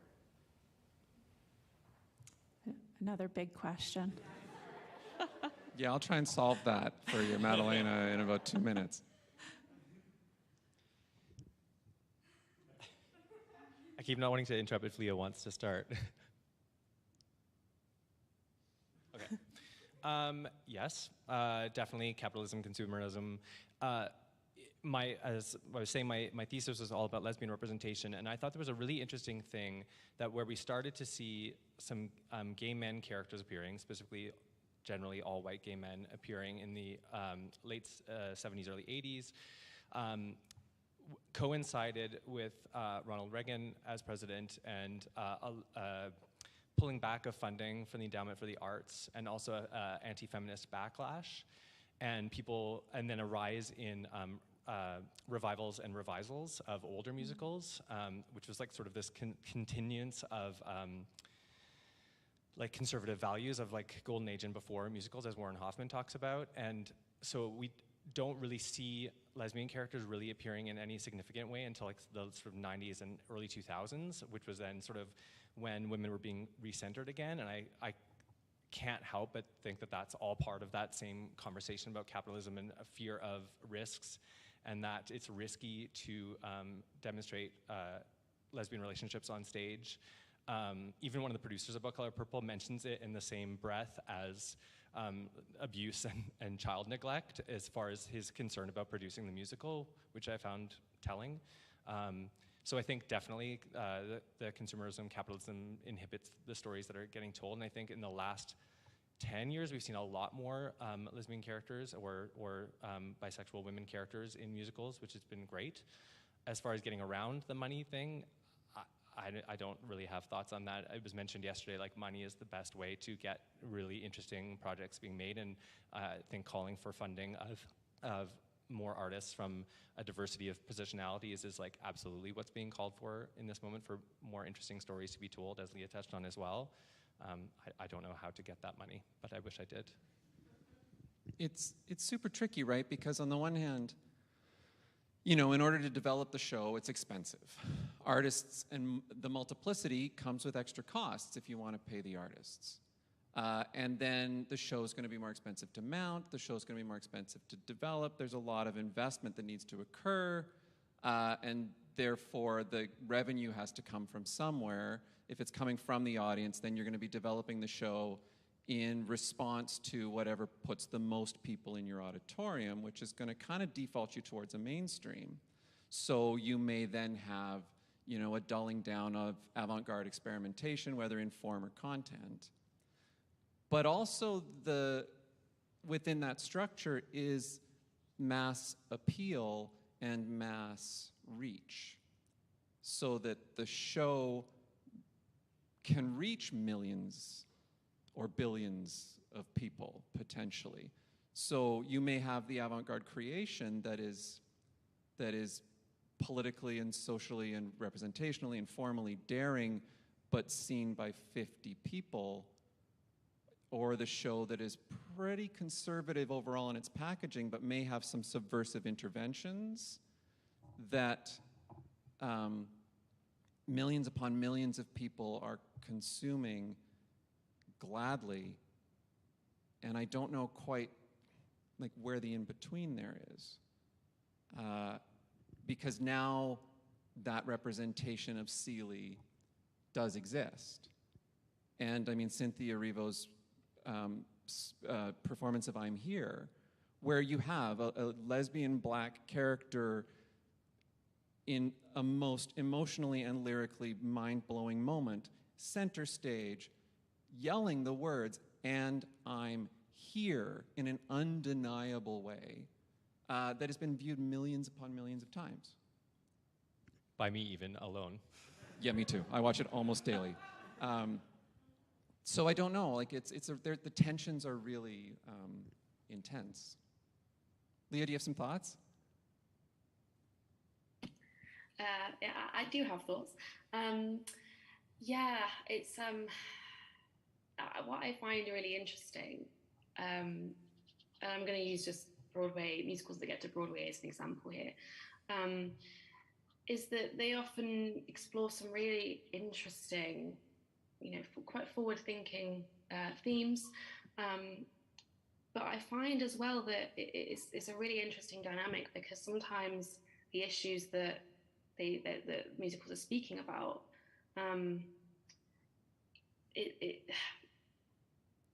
Broadway is kind of complicit in those issues.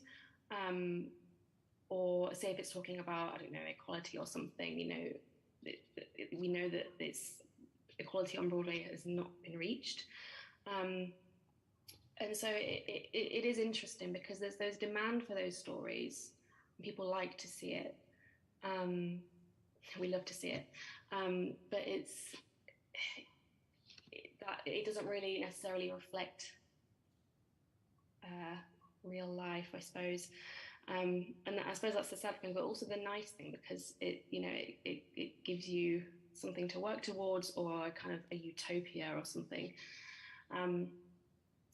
Yeah, I mean, as far as new artists, I personally, I don't think I can provide much useful information or advice. I'm sure the other two can, but I personally can't.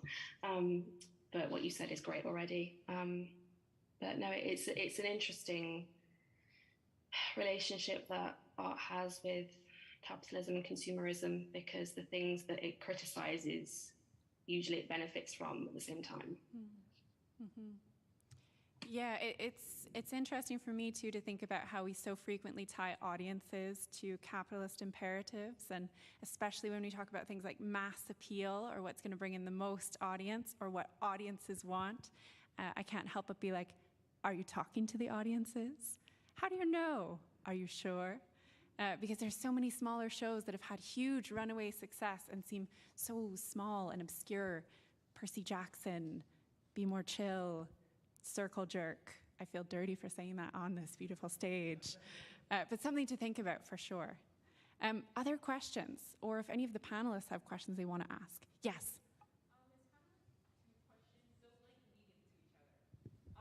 For the Diana musical, one of the biggest problems I also found with it was just that her death was kind of still recent, and for a lot of people it's still like, is a really big emotional trigger. And it's also the fact that, this is also from yesterday, how not mentioning in some of these musicals how big of the crown being an issue, and bringing like Charles at the end of the musical is like a slap in the face, because like people do understand that like playing God Save the Queen is like, no. We're at a moment where like no one wants to be hearing stuff about like the crown or the queen inside these spaces, because they are a problem at the end of the day for a lot of these issues. And as long as they're still being put in a more positive light, or it's like, oh, it wasn't that bad, or they weren't that bad, or you know, it wasn't them being a problem, it still feels like it's going to be, people will not like that inside musical theater environments, because it feels like they're just not being aware of like where the problems are, for me at least. But yeah, it was more of a comment than a question. But yeah, I just wanted to mention that. Yeah. Leah, did you want to respond at all? Yeah, I totally get it. I do. And, as well, I think the musical really relies on people's knowledge of her death. And so if you don't know, if that information has just never reached you before, when you watch it, when I saw it, I couldn't help but think that it would feel so jarring to watch it, because it does lead up to this apotheosis moment, like I was saying, and it feels, like it's, that life is finally getting better, and then it just ends. And I know that with her passing, it was very abrupt, and it did kind of, come out of nowhere, as death often does. But it tried to treat it as something that was always inevitable, with the foreshadowing, and then making it about Charles at the end. I mean, I think when it comes to media about the royals nowadays, I think that just kind of doing something about the royals and making something without really kind of looking at it from a sort of critical angle, I just don't think it works anymore, and I don't think this did. And also, I think that with the end, when when she's passed and she's left the stage, the Queen and Camilla Parker Bowles also come on stage, and in the Netflix recording, they both have teary eyes, and Charles doesn't, which I also found really interesting, and I think a lot of people would as well, that sort of portrayal and depiction of their response to Diana's passing. I didn't actually get to see it on Broadway, I only saw the Netflix recording, and so I don't know whether it was changed. I heard that it did change, that after they had previewed it or something, that they changed the ending, but I don't know the details of that. And I think they might have taken out that last bit. But yeah, I completely agree. Diana is very, very recent. My mum remembers, seeing her on TV, and as someone that's from the UK, you do learn about it at some point in your life. And I remember feeling very moved by it. And so watching Diana the musical for those reasons is very, very jarring, I have to say. Other questions? Yeah, Tim. I think what's fascinating about this discussion, you're talking about the 4 quite different musicals, from Fiddler on the Roof to Color Purple. But one of the things that I can't imagine an afterlife for Diana the musical, to high school doing it is almost impossible to conceive. Whereas Six, which kind of talks to Madalena's question, is not very expensive to produce, will have incredible afterlife, we'll see it everywhere, and it started as a fringe musical.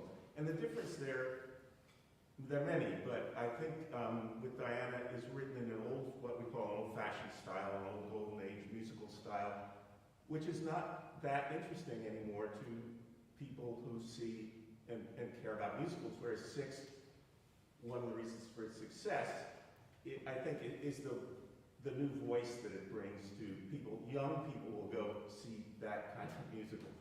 And I think, so all that you were talking about is really fascinating because you're talking about all the issues. I wish we could solve them all. I mean, what is the effect of a director on, or a good production on an old-fashioned musical? Is it, what do you do with musicals like Shrek or Lion King? I mean, what's the truth? What's the true playing of Shrek? Or Your Good Man Charlie Brown? Or indeed High School Musical? How can you screw that up in high school? So all these issues are great. I'm so happy to hear them discussed that way. And of course, you know, what is the audience, as you constantly bring up?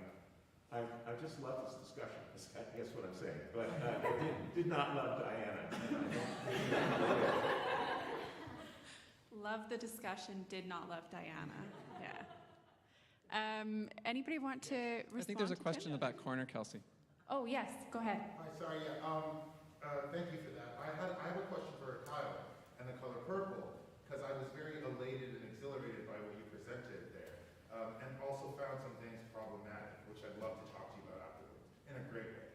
And so I want to ask, in your life, in your background, other than being in school, what brought you to wanting to discuss Black women and the identity of lesbianism in The Color Purple specifically? Just wondering. Yeah, thank you very much. I'd be happy to talk after. Yeah, so what led me to looking at lesbian representation more generally, my sister came out later in life. We're the cool gay family, in one of my niece's friends' words. And one of my very good friends had a really transformative experience when she played her first lesbian role. She herself is lesbian when she did Fun Home. And I was noticing in a lot of the books I was reading about queerness in musical theater, there was nothing about any of the lesbian stories or portrayals on Broadway. And so I kind of, not in a way of like, I wanted to right that wrong, but I did think, why aren't we talking about this? And why are we focused so much on all these roles, which are predominantly like white cisgender gay men? And so that's what led me to the research. And then Fun Home and Color Purple are the two best examples, in my opinion, as far as like what they do, the work that they do, the centering of the experiences. And so those were my main focus. And so far as the Black lesbian portrayals, I just thought, I just fell in love with the musical, and I just thought that the work that the musical does is really beautiful, and I wanted to look at these stories that are so meaningful and empowering for people who don't often see themselves represented on stage. I know in many ways I've seen myself represented a bajillion times, and in other ways not as many times, depending on what part of myself I'm talking about. And I know how meaningful those things are, and I get that all the time. And so I was just particularly interested in looking at those onstage representations and the work that they could do, and hopefully with the work that it will beget, which we haven't seen enough of. But that's I guess the shortest answer is as far as how I ended up there.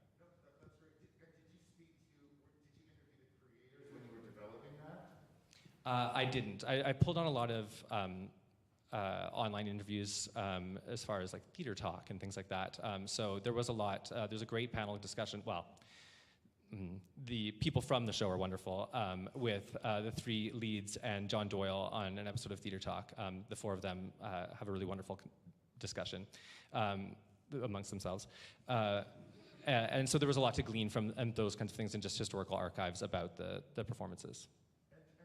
Time and number, your number and your lyric time is very intelligently done. did you find enough character turn through the lyric time in each song?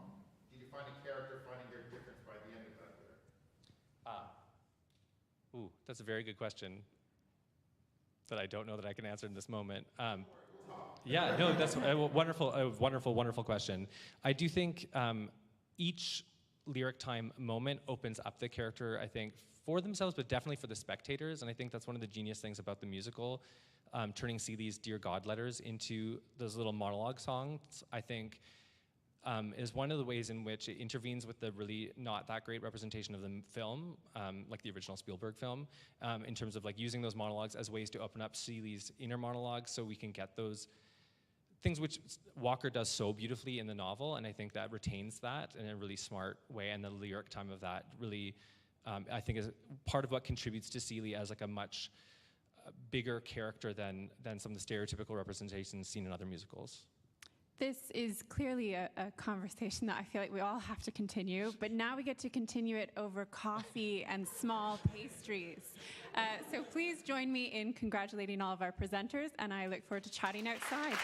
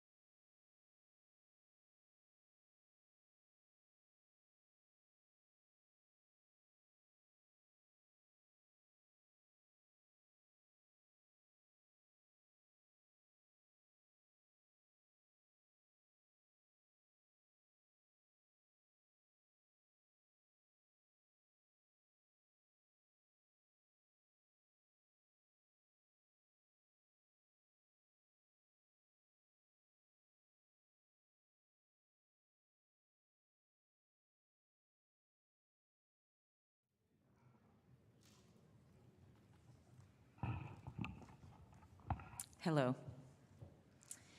We wish to acknowledge that we find ourselves on traditional Anishinaabe and Haudenosaunee territory. We are grateful to be here as guests, to share, learn, and play on these lands. We also acknowledge that the works we are presenting were created on unceded Indigenous lands. The Kanyin Kahaka Nation is recognized as the custodians of the lands and waters on which we live and work. I am Sarah Bild, choreographer, dance and performance artist from Montreal. I teach dance composition at the École de Danse Contemporaine de Montréal, as well as co-teach the opera seminar at the Université de Montréal. I am delighted to introduce this wonderful panel of students and academics for our presentation, Creating Operas for Virtual and Augmented Reality. As the so-called movement specialist throughout this process, I can attest to the ambition and wide vision of this project and to its true multidisciplinary nature. The dream I am not so secretly working towards is to integrate dance and movement into the beginning steps of opera creation, along with the libretto, the music composition, and the set design. But that's for the long term. For now, today, this is how we will proceed. We will start with a few words from two of the faculty, and then each of the three teams will present their opera projects. We will then open the floor to questions and comments from you. During this time, we will invite you to come up, 2 or 3 at a time, to experience a prototype of 2 of the AR projects. So now, to offer you some context for this visionary project, here is Zoe Cochran. She is a singer and musicologist and research coordinator at the Canada Research Chair in Opera Creation. Zoe?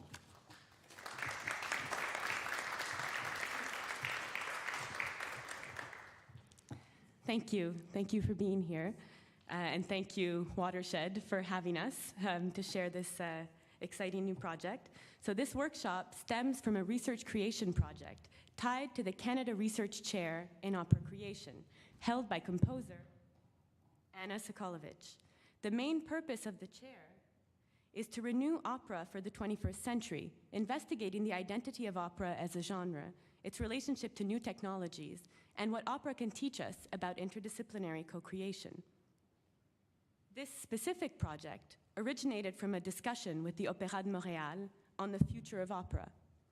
They have been searching for ways to deconstruct the format of grand opera productions for the stage, turning towards more intimate forms and settings. This question has become all the more pressing with the challenges arising from the pandemic. In response to this, Anna Sokolovic, along with myself and an interdisciplinary team of collaborators, developed the project of creating mini operas for augmented and virtual reality that can be enjoyed anywhere, even in the comfort of our own living room. Our guiding research question was, instead of filming operas that were written for the stage, what happens when an opera is conceived for new technologies from the beginning? And what can this experience teach us about opera as a genre? To answer these questions, we first assembled a team of research assistants, including students in composition, musicology, film studies, playwriting, and design, to analyze existing operas, concerts, and plays that experimented with virtual and augmented reality. This allowed us to develop research questions that could nourish the creation of our operas. These questions were: what defines opera as a genre? What constitutes presence, especially in the context of virtual and augmented reality? How can technology serve artistic creation? And how can we democratize opera? Then, in the context of a graduate seminar reuniting student composers, librettists, scenographers, and filmmakers, and taught by Anna Sokolovic, Olivier Asselin, Marie-Joseph Vallée, Diane Pavlovich, Andrea Romaldi, and Sarah Bild, we assembled 4 creative teams of 6 students each, who together each developed a 5-minute opera on the theme of the river. Each opera was for 2 singers and 3 instruments, and was for augmented and virtual reality. So technologically speaking, we chose to create these operas for augmented and virtual reality that can be experienced. So here we have, just on this slide, to give you, if you don't know exactly what augmented and virtual reality is. So augmented reality is when the character or opera appears, but your domestic space, the space is still there. And then virtual reality is when the entire surroundings is also virtual. So your domestic space disappears. And so the idea was for these to be experienced on a smartphone or an iPad, so without things that were kind of harder to have. So even though iPads and smartphones are not necessarily the most democratic, they're more democratic than virtual reality gear. So that was our choice. And so by looking through the iPad, the idea is that we can see an opera singer or two appear in our own living room, for example. So that would be the augmented reality part. So this is an example not from our operas, and technologically it's what we're striving towards, but as you'll see, we're still searching for the best. So this is better quality than what we've been able to achieve so far, but it's to give you an idea of the augmented reality, what it looks like. So this is a virtual character appearing in somebody's living room, doing a little dance or something. So it's just an example. And then if we wanted to see, and so then in these operas, they start off in our space and then turn into virtual reality. So virtual reality is when you really have an entire virtual reality that appears. So this is an example for those who don't know what it might look like. So you kind of start out in your living room, for example, and you'll be able to experience this on stage at the end of this session. And so see here you have the kind of other world, and on the other side there's your living room. And then you can move about in this kind of virtual world. So it's just to give you an idea of the technology. Of course, we're still, once again, this is far better than what we've been able to, as far as technology, but this is what we're striving towards. So we chose to use volumetric video with depth captors for these operas. So we had 5 cameras placed, and the singers and actors were in the middle, so filmed in 3 dimensions. And, but we're still researching the best technological options for the continuation of the project. The sound was recorded live while we filmed. All the elements were then integrated into Unity, which is an app used for video games generally. So we integrated volumetric video, scenography, 3D animations, and visual effects and sound.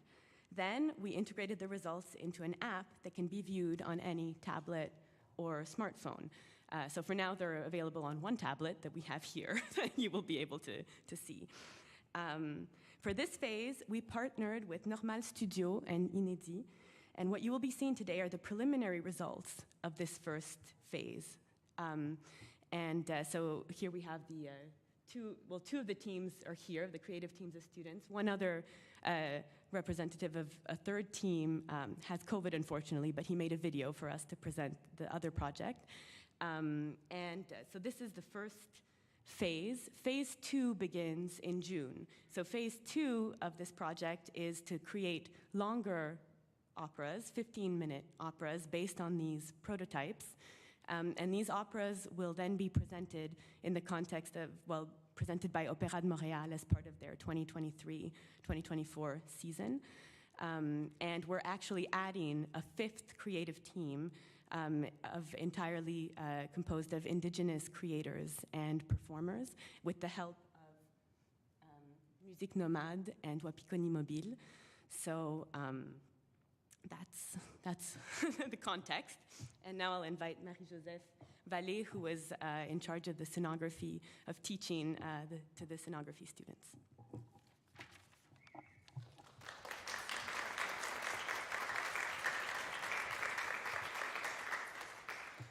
Hello. I had the pleasure of supervising the students in stage design for this operatic project.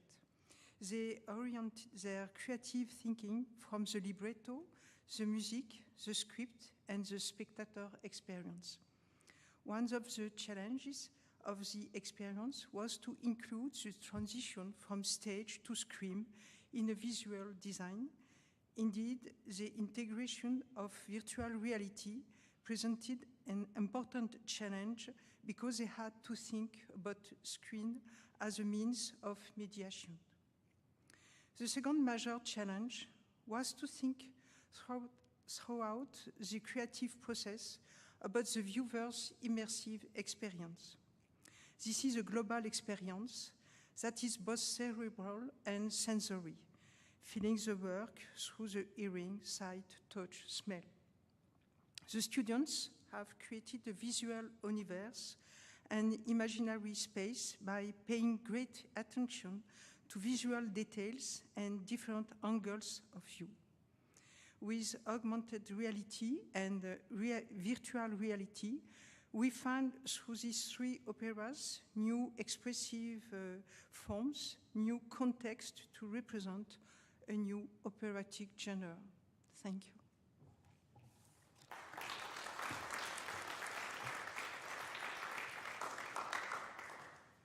Thank you. That was Marie-Joseph Vallée, visual artist and professor at UDM's School of Design.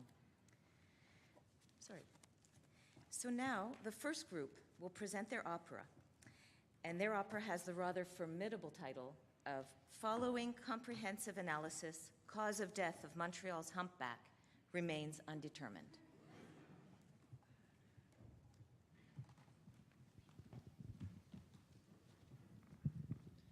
1, 2. Hi, my name is Manuel Campo, co-director of this opera for mobile device. I will not tell that title again. I want primarily to share our gratefulness to be here today at Kingston along with my team.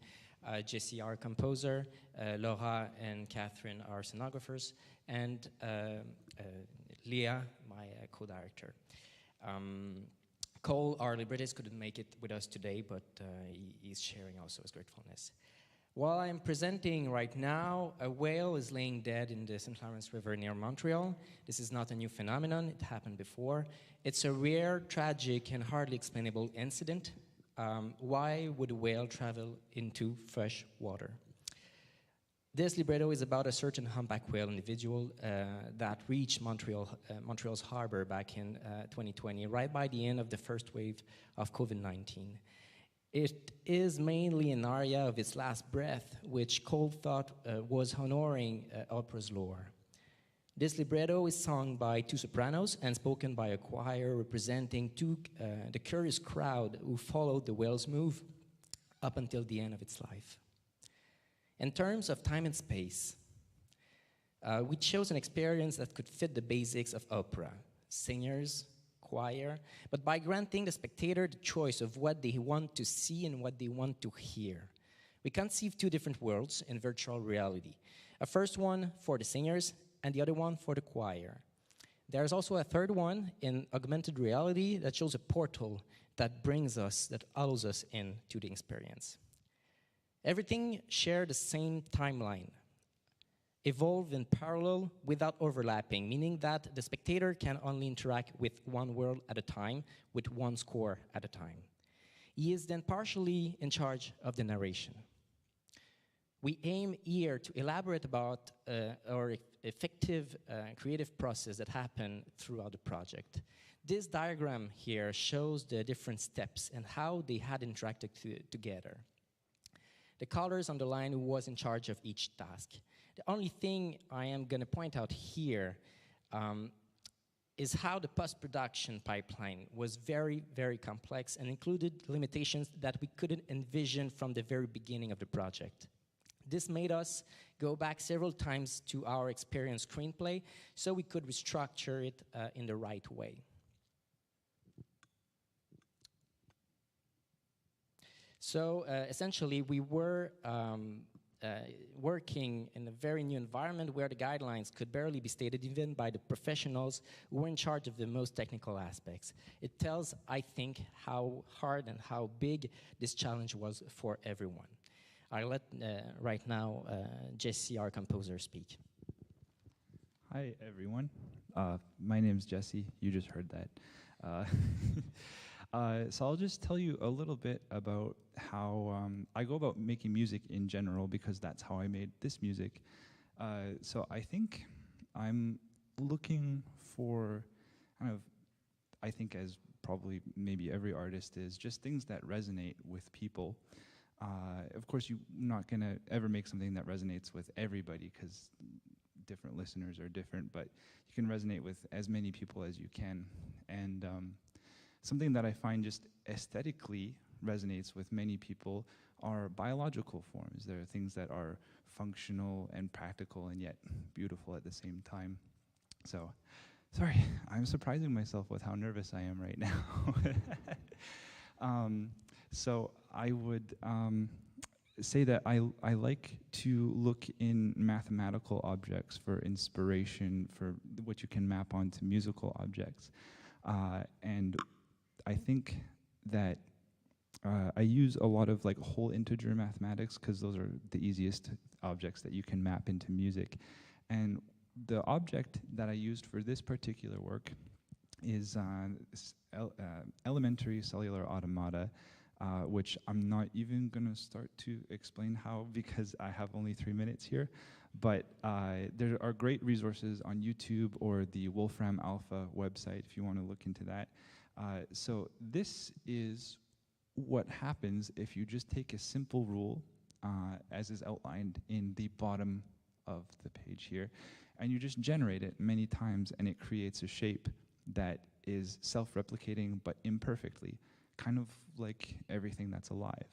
And using this, I can map it onto melodic contours, into rhythms that groove but not quite, melodies that are self-similar but not quite. You know, just like everything that's alive is kind of self-similar but not quite. I'm sure most of us are asymmetrical in some way. So is this piece is asymmetrical in some way that I hope is beautiful and alive and resonating with people. Thank you.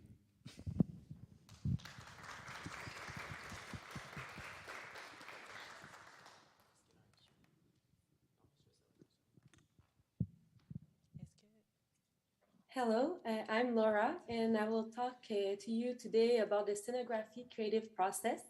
So as you can see in the top right of the creative process mapping, the scenography creative process is achieved in 3 main steps. We started by doing some research and created a conceptual avenues from where we developed the following themes. Flowing from the common theme, the river, we explored the tragic story of a humpback whale that captured the imagination of the people in Montreal. The main themes emerging from our project are humpback whale, death, mourning, loss of innocence and loss of oneself, duality between the tangible and the intangible, as well as the sub-theme climate change, being the hypothesis of the voyage of the whale to Montreal. The next step was to create a visual language and iconographic dictionary, becoming reference material throughout the creative process. This step led to the creation of a preliminary visual conception that inspired the virtual project. During this step, we gained knowledge on different technologies and their constraints, making us constantly readjust and adapt our production design. Here, we can see how the iconographic dictionary inspires the scenography of the dome, an abstract element where we find a gradual evolution of textures and colors ranging from blue to orange. Our project is a collaboration between many disciplines and their respective working methods and expertise. As production designer, we bring to our team spatial and visual approach expertise, visualization, and conceptually sensitive abstract solutions. In this research creation project, we find 2 main types of collaboration: co-creation and sequential collaboration. Co-creation was experienced namely during the conceptualization phase and continued throughout. We had weekly meetings at the beginning of the project to share our ideas, and through brainstorming, we found a theme that inspired all members of our team, the Montreal Whale. This collaboration allowed us to combine all the expertise of the different disciplines to form a whole. Sequential collaboration was also experienced throughout the project. The leadership had to move from one discipline to another, depending on the phase and focus of the project. Together, we push our respective creative boundaries and through synergy, produce a rich project experience. Thank you.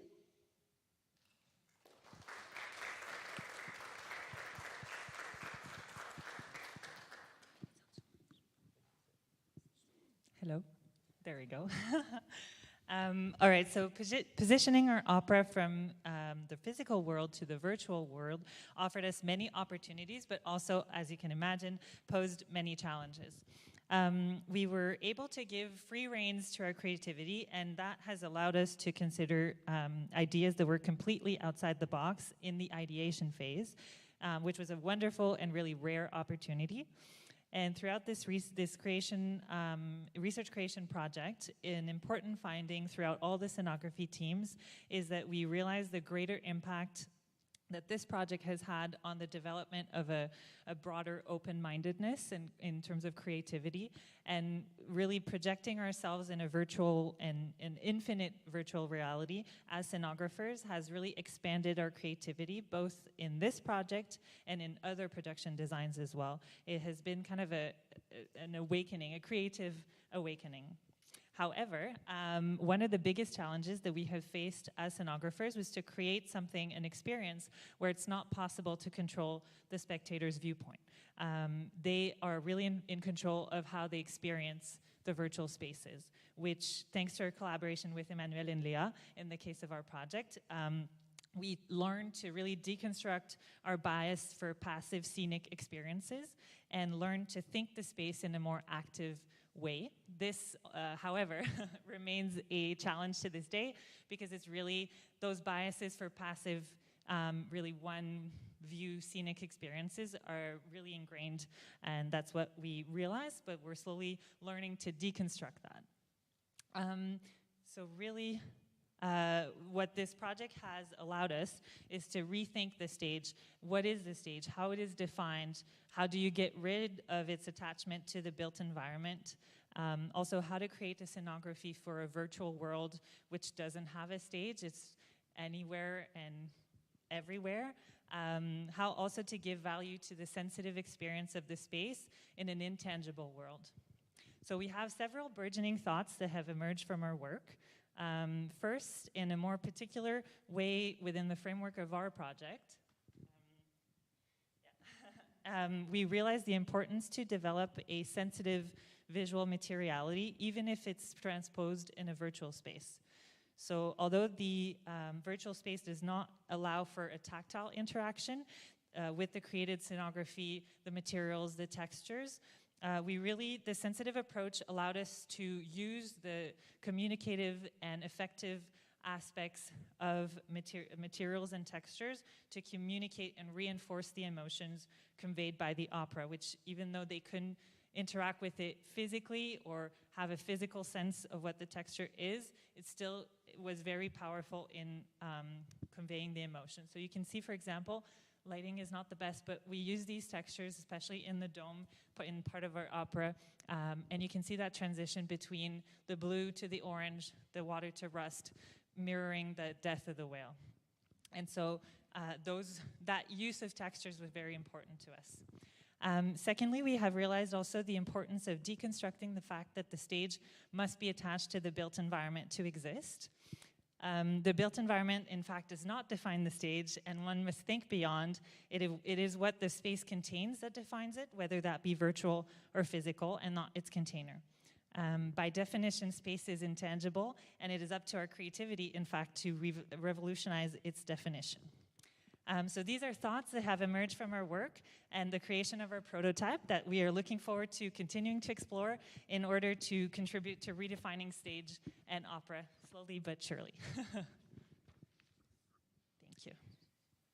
Good morning. This project has required us to rethink the way we tell and direct a story.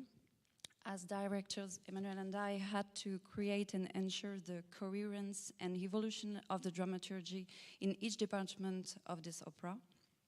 The directing of the singers was done through a choreographic approach by analyzing every word of the libretto and every second of the music, so that everyone's work would echo around the screenplay and the desired immersive experience. In this opera, the directing was a work of adaptation and reactivity to the different changes whether they were linked to the musical evolutions or technical constraints. To build this character of the well, I approached the choreographic work with the singers in the style of Martha Graham, a technique of the body and movements around the notions of contraction and release. The importance of breathing was at the heart of this work. It echoed the aria, the agony of the well, and this transition between life and death. To help the performers, we worked in collaboration with a costume designer, Ludmila Kai, to create 2 related costumes for one role. The aesthetics choice of fabrics were made in relation to the screenplay, the danced movements, the evolution of the character, and the comfort of the singers. The interest in this opera was to direct an atypical character interpreted by 2 singers.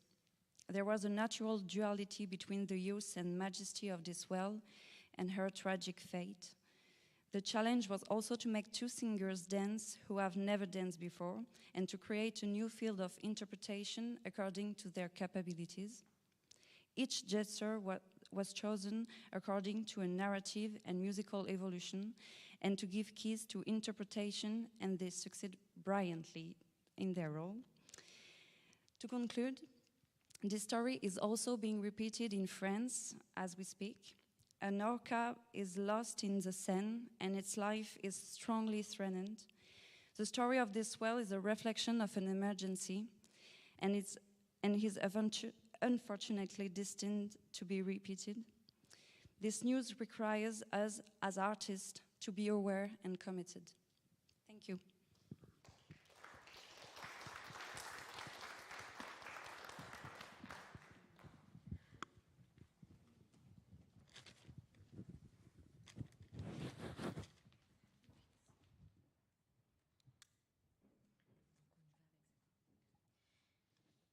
So now our second group is actually, the representative of the second group is sick with COVID in Montreal, and so he will join us on Zoom. No, a PowerPoint, excuse me. We have his presentation on PowerPoint, and it's Samuel, and this is for the opera called Quiet Night Thoughts. Hi, I will now present and introduce you to our own virtual operatic creation, Quiet Night Thoughts. This one was directed by Sophie El Assad and Diva Mwanza, written by Julie Fun, and composed by Amikai Shani. Scenography was made by my colleague Elora and myself, Samuel. For this project, we all worked in a co-creative process. Coming from different backgrounds such as cinema, theater, music, virtual art, interior design, and many others, it has sometimes been confronting to cooperate while all having our own methodologies and creative process. For example, at the very beginning of the project, our librettist, when it was time for her to compose the libretto, refused the team collaboration because she has a creative process very unique to her that required some personal reflection. The setup of the opera being very intimate to her culture and her family history, she needed a lot of space to conceptualize the theme of the river and pay homage to it. We then respected her needs and trusted her process, therefore requiring a lot of letting go on the part of the rest of the team, which did pay off at the end, promising a very intimate and sensitive result. For the rest of the project, and especially between the creative directors and the set designers, the creative process was very inclusive and organic, leading us to develop a holistic working method of multidisciplinary creation where everyone could put their ideas on the table, learning from each other, and where ideas fed off each other also. The contribution of film precedents and reference from cinema students greatly enriched the scenography by permitting the development of an iconographic dictionary by the scenographs based on cinematographic pictures and atmospheres, which help illustrating the general atmosphere of the opera, making it possible to develop a symbolic and sensitive soundtrack, which in turn also inspired the artistic direction, staging, and final scenography. In this opera, we are following Phuong, a Vietnamese refugee who's migrating at night on a makeshift boat to an uncertain future, leaving behind a dangerous past. Adrift for now 7 days, she struggled to maintain her strength and hope, expressing her despair and fear. She can hear the anguish of lost souls through her journey. She then witnesses the appearance of the goddess Kwanam, who hears her prayers, a sign of hope in the middle of the drift, establishing a moment of self-reflection where time stands still and where Phuong's transformation, the return of her faith and her hopes begins. She then accepts her destiny, the uncertain future that awaits her, a chance for new life. Here, really fast, is her libretto, written by Julie. So, in this opera, we treated different themes such as personal transformation through the symbolism of water, survival, suffocation, moon, refugee to the promised land, fate, despair, identity loss, migration, separation, and many others. This work treats of the context of both people, refugees from the end of the Vietnam War, who fled across the China Sea to Southeast Asia to find refugee camps and later be deported to Europe and America. Over 800,000 refugees survived between 1975 and 1995. And that goes without counting the hundreds of thousands of passengers who didn't survive the crossing in the face of pirates, the coast guards, famine, dehydration, diseases, overcrowded boats, and many more dangers.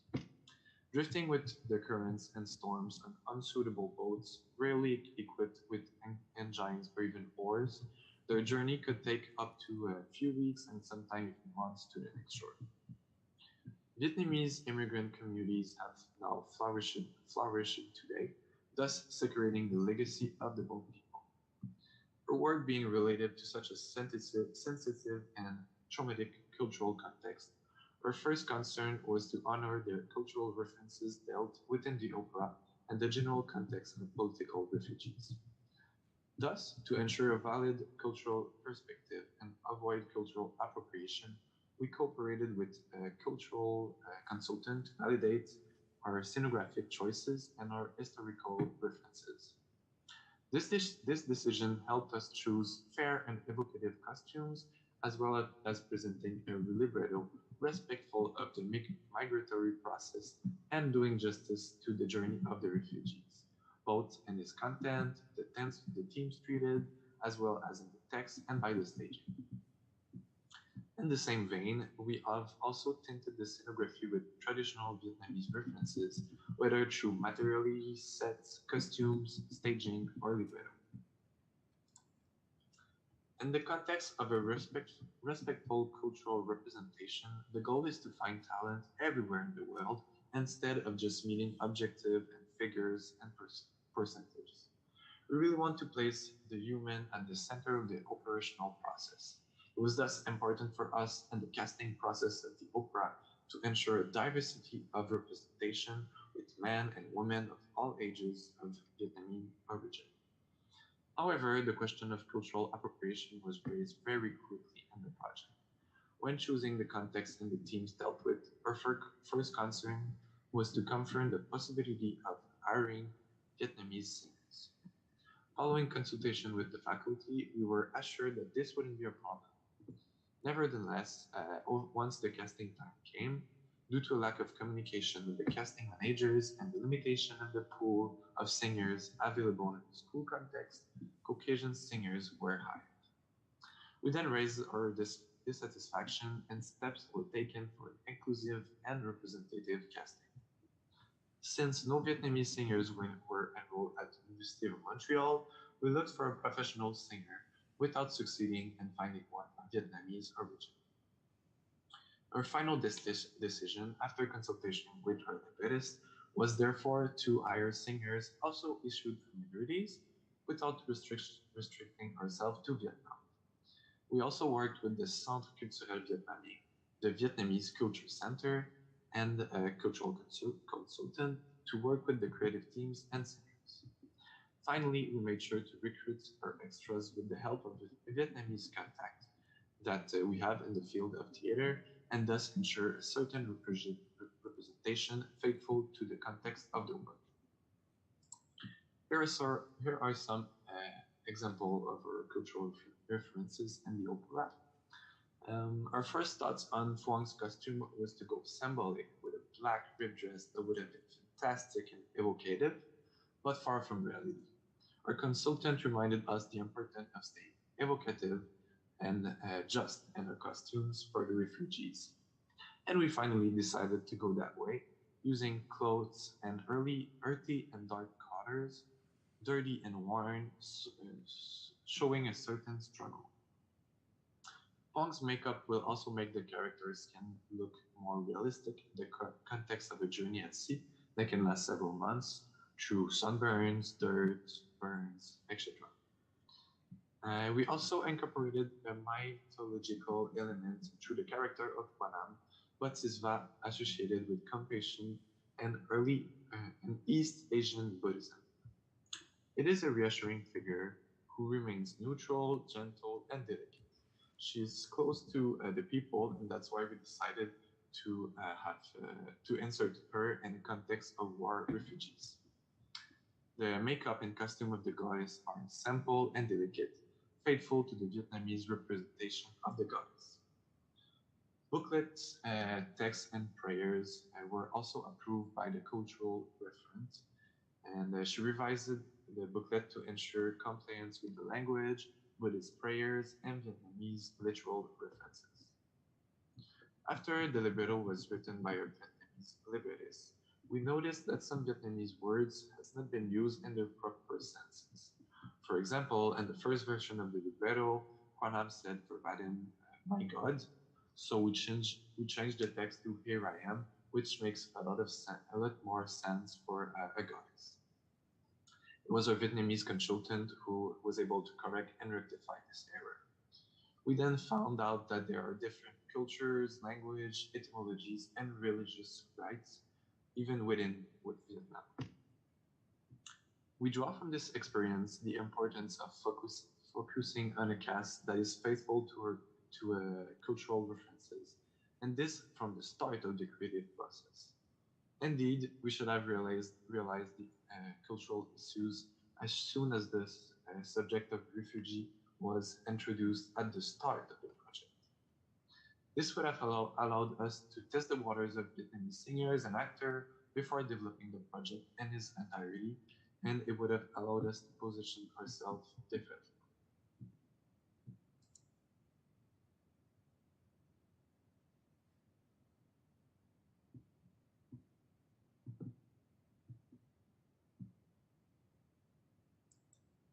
The pandemic has forced theaters to go digital, accelerating the experimentation and development of technological tools and theatrical context.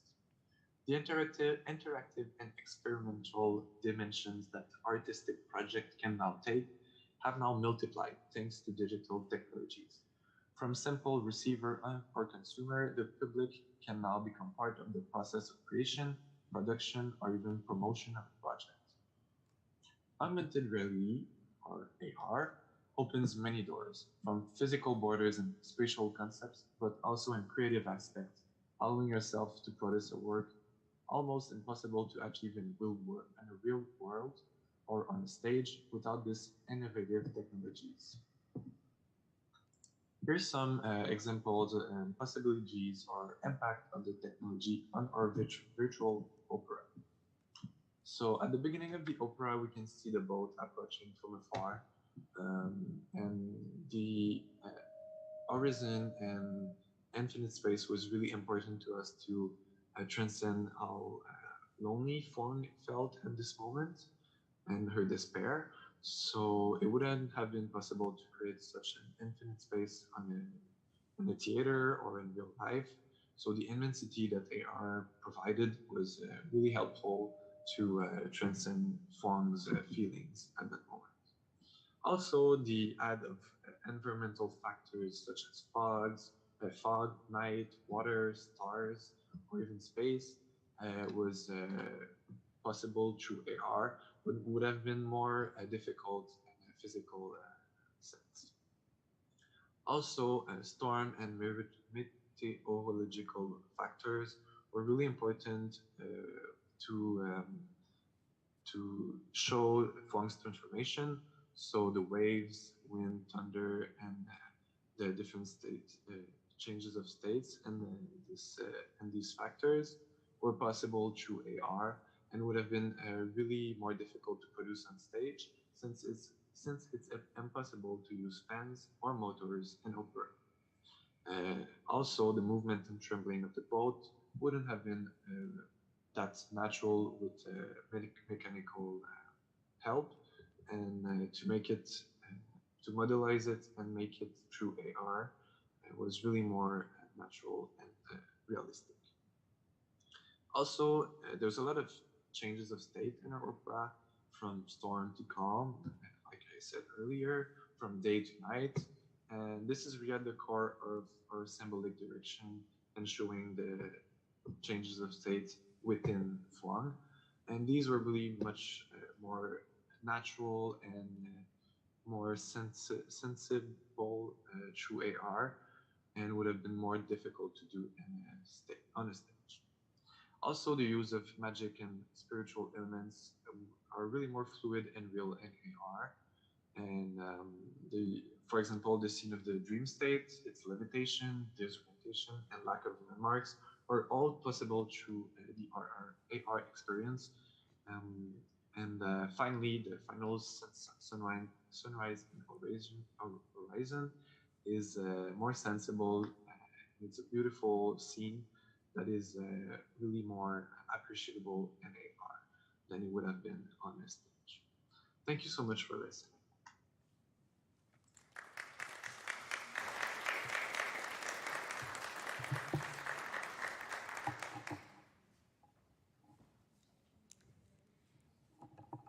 We now invite our third group up to share their process in making their opera called Une maison dans la main.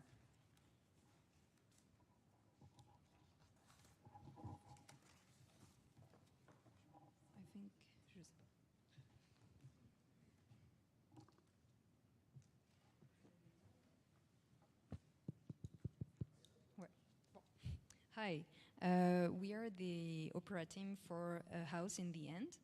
So here is Alitea, the composer, Julie and Emily, the two set designers, Shelani and I, Clementine, the two directors, and Thomas, the librettist, who couldn't attend today, unfortunately.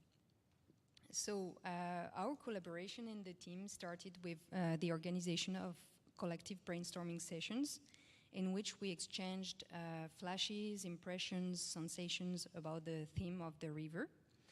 And the starting point of our common universe was when we stopped on an event that inspired us, that of a drop of water that forms on the ceiling and the tension that comes from waiting for its fall.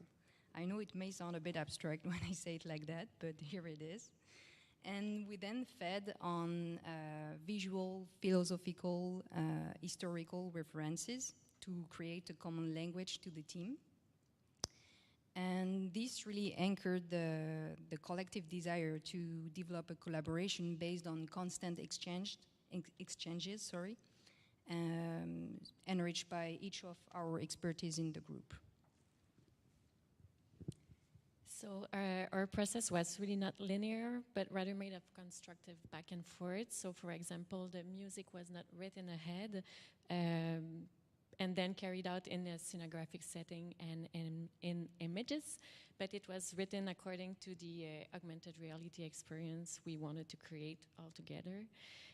So by meeting around meals, we created a friendly gathering space to create a central, to create a dynamic of trust. So we also went to the opera together, and so I could summarize our collaboration in some keywords. It would be listening, respect, sharing, and the most important one, having a good meal.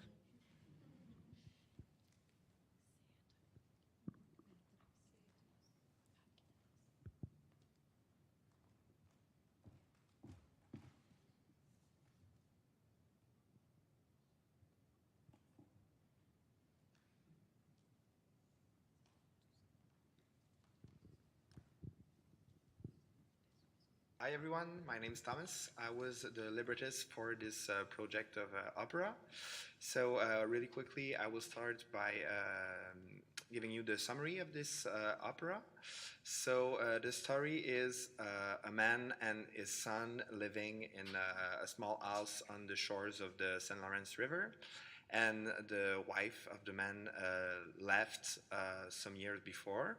So at the beginning of the story, the son and the father are together in the house, and it's raining outside. And as the story progresses, the rain becomes more and more big and dangerous. So at the beginning, the son is scared, but his father is able to like reassure him by telling him stories. But as the story progresses, it becomes more and more difficult to stay in the house because there is water everywhere, and the son wants to leave. So in the end, the father decides to stay in the house, and the son leaves. And in the end, the last image of the opera is the son taking his father in his hand and singing to him. So that's it for the story. It started with conversations with Alitea, the composer, really early in the process, as conversation with the Sino team and the cinema team also. So we try to discuss about a common universe. And really early, Alitea suggested to me, because it was the first time I was writing opera, to write horizontally rather than vertically, because in this way I can get a much better sense of like the passage of time, and I can do overlapping in the singing. So that helped me a lot writing for the opera. And for the title, A House in the End, I tried to think about this opera being in people's house on their phone. So the title was chosen because in the end, when the son holds his father in his hand and the house in his hand, it's like the user holding the story also in his hand. So there's kind of a link between those two situations. Yeah, and for this particular aspect of the work, I think that for me, writing about specific settings and places is really important in my writing. So I thought it was really interesting from the beginning to start thinking about where the story takes place, a small house on the shores of the St. Lawrence River, and yeah, it was more easy to create a story thinking of the Sino and the music beforehand than having it like add to the story afterward. So in that sense, it was really like collaborative work. So that's pretty much it for my part. Thank you very much.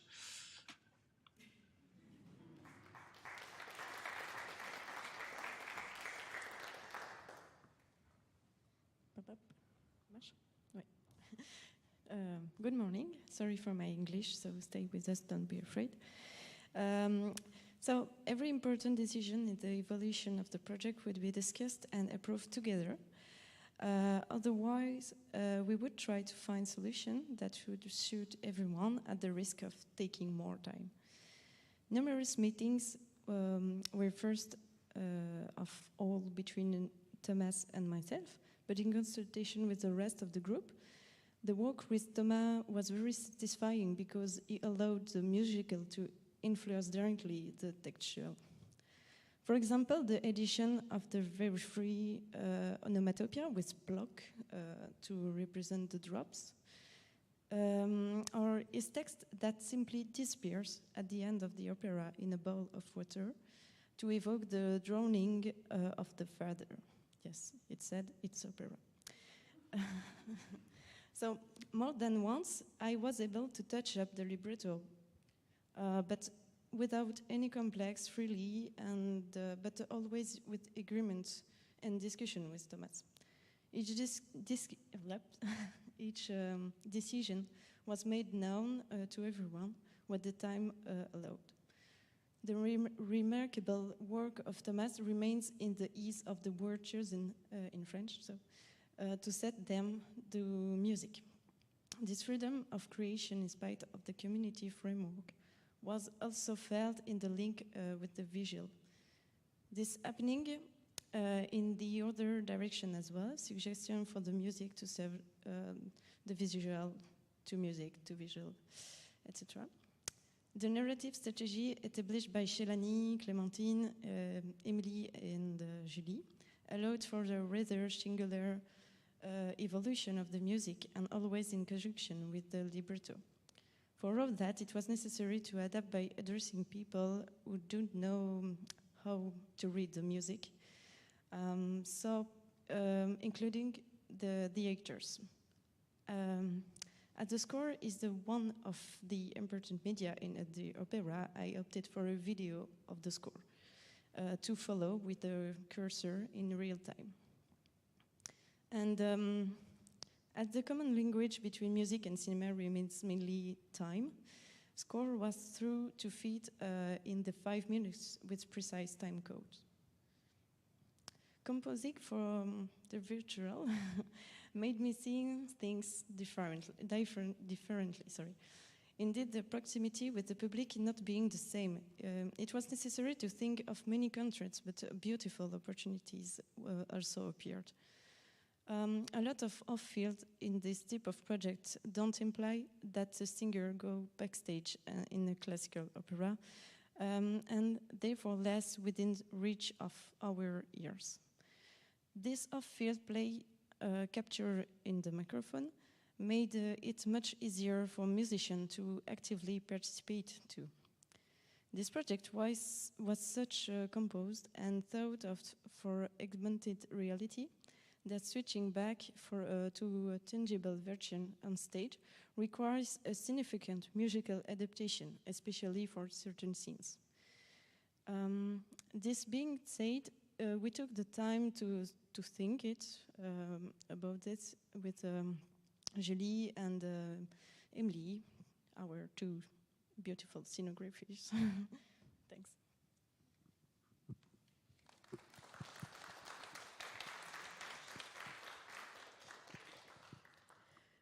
Our multidisciplinary and collaborative approach gave us the opportunity to start the scenography at the beginning of the operatic process. Once the libretto was finalized, our goal was to dissect the text, to get to know the characters, to try to get to know them beyond the world, to glimpse their relationship and to understand the emotions that inhabit them. Then we were able to listen our intuition, to understand their reaction and to anticipate their gestures and attitudes.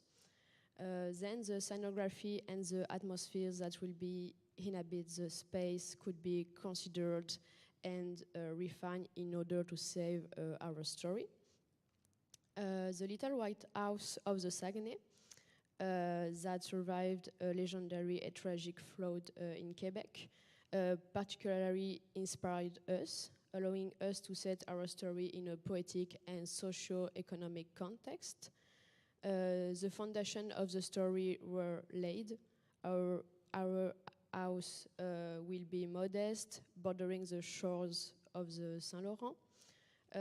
It will appear at the first time as family and protect home, then as a devastated home swept away by the violence of the waters. Yeah, and sorry, I'm just going to adjust that. Second. I'm fine, no, thanks. All right, so just like Julie just said, we also really researched the psychological aspect of the characters. And we were really, really inspired by the work of Gaston Bachelard, who wrote The Poetics of Space, which talks about topography of memory and fragmented memory, and really how a home is a home, and why is it so familiar, and also why is it so universal as a concept. And when we actually started to conceptualize the space, it was really when we got the scenario from the cinema team. we really understood where everything would happen. And to make sure that we understood each other, we created a few tools to really understand and communicate. So we used a lot of architectural and design tools that we usually use in our field of work. We started with it's very small, I don't expect you to see that, but a really, really small volumetric little model that we color-coded for each scene so we would understand where everything would work, because a few of the scenes, as my teammates will tell you, are moving around the house, so it's not always on the same facade. I'm sorry, is there a better word in English? Is it facade? Great, perfect. So just as you can see here, we had, after the model, we deconstructed it into plans and elevations to really understand where, and then we just had a little bit of a sketch there, and on the left side is really what we created, and then on the right, you can see how Shelani and Clémentine used the tools and appropriated them for themselves to keep communicating with us. So it was really wonderful to work with our team because we had such respect for each other disciplines and a lot of respect in regards of our work. So we were really open to change everything all the time and just be in a constant conversation about the work. And we're really glad that the cinema team was willing to hear us out when we had some changes. We wanted to make some changes to the scenario because it would really echo better the space that we created and the scenography as a whole. And because of that, we could really better understand the intentions of everyone in the process, even if it's in the libretto, the scenario, or the score.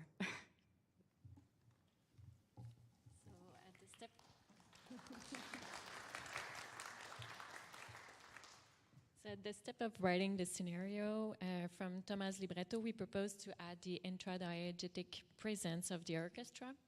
And in a sense, this strategy allowed us to bring backstage space into the work. So we placed the orchestra in the basement and in the attic of the model in order to make a nod to operas where the orchestra is under the stage and therefore is invisibilized. And then when we talked to you about close collaboration and interdisciplinarity, well, this idea inspired Alitea, and from this idea, she changed some part of the music and integrated the musicians as their physical presence in the opera, in the score. And also, while interpreting the libretto, we also imagined silent characters performed by two actors as the doubles of the two baritones who sing and interpret the story. Yeah, and this allowed us to create like a dreamlike dimensions in which the actors embody the baritone's memories. So they're like the body of their voices. And this way was also for us the occasion to explore a dialogue between gesture and singing, as well as to deal with the passage of time, as we could have done in cinema, which means having two interpret performers for the role of the son at the age of 8 years old and then at the age of 18 years old. So quickly, the stakes of the technology use, so the augmented reality and the way in which the audience will interact with the work occupy the central place in our discussions and for the elaboration of the narrative. And it's from there that was born the idea of having a model and to work on different scales and to situate the story in this tiny house. For us, the interest of the model is that it offers strategies for spatial settings, and it enables the spectator to have a proximity with the characters. It also offers a greater freedom of movement for the audience that can create its own choreography around our work, and the possibility to choose its own point of view, so they can get closer to the characters or they can choose to have a bigger point of view. So for us, the potential of augmented reality was the possibility to include the physicality of the spectator, meaning both his space and his body, and not only to contemplate that of the performers. So in Thomas's libretto, we saw this opportunity to create a mise en abîme between the space of the spectator, his home, and the model. So we sought to connect these two spaces with elements like, for example, the water that floods both simultaneously.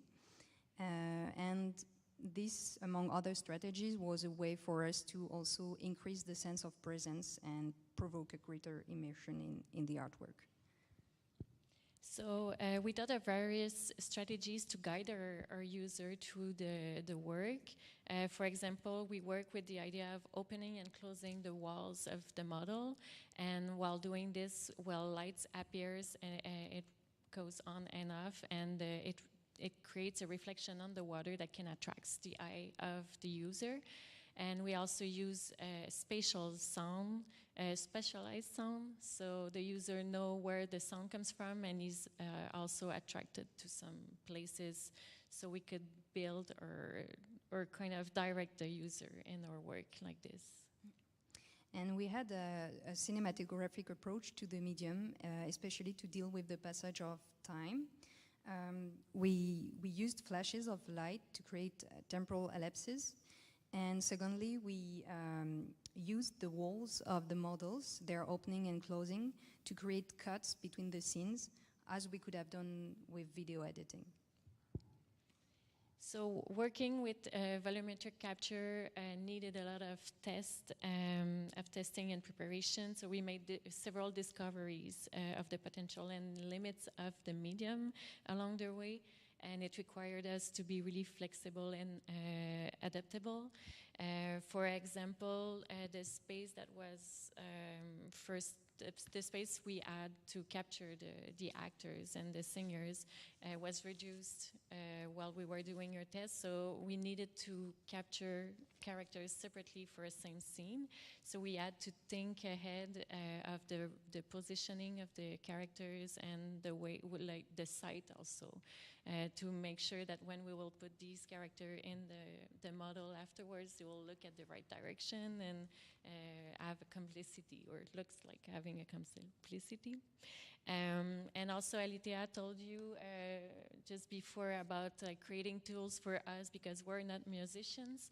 So these are examples you can see upstairs of its screenshot of the video she created, so we could follow the music, but we also add some images in this video that would be for us easy to look at the video while directing the actors, and to have like key images that for specific moments, so we were able to be fast on directing them.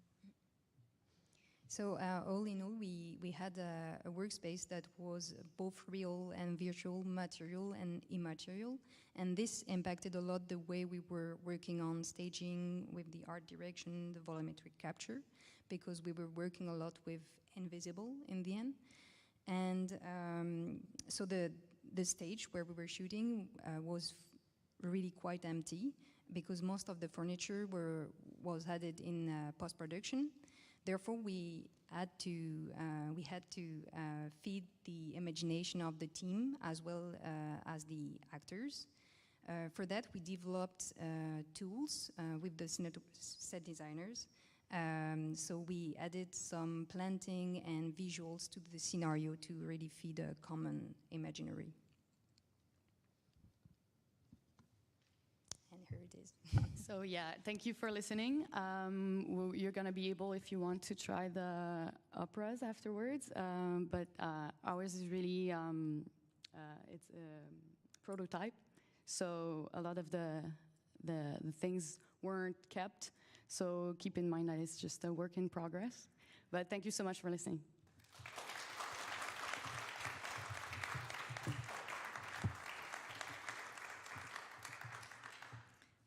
So it's now time for those of you who wish to come up and try the prototypes. As time is tight, we invite you to come up in small groups of 2 or 3 and to kind of share the experience together, to experience one of the 2 operas. During this time, we would welcome your questions and comments, and we'll try to field them as best we can. Please come on up. It's your chance.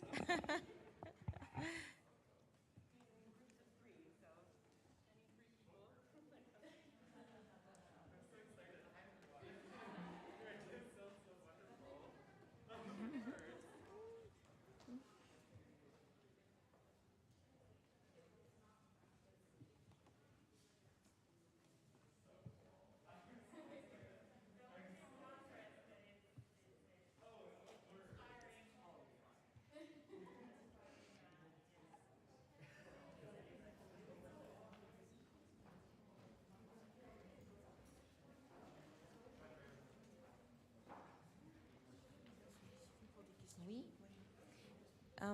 And if anybody wants to come and you can give me a question here and I can put it to the group, or...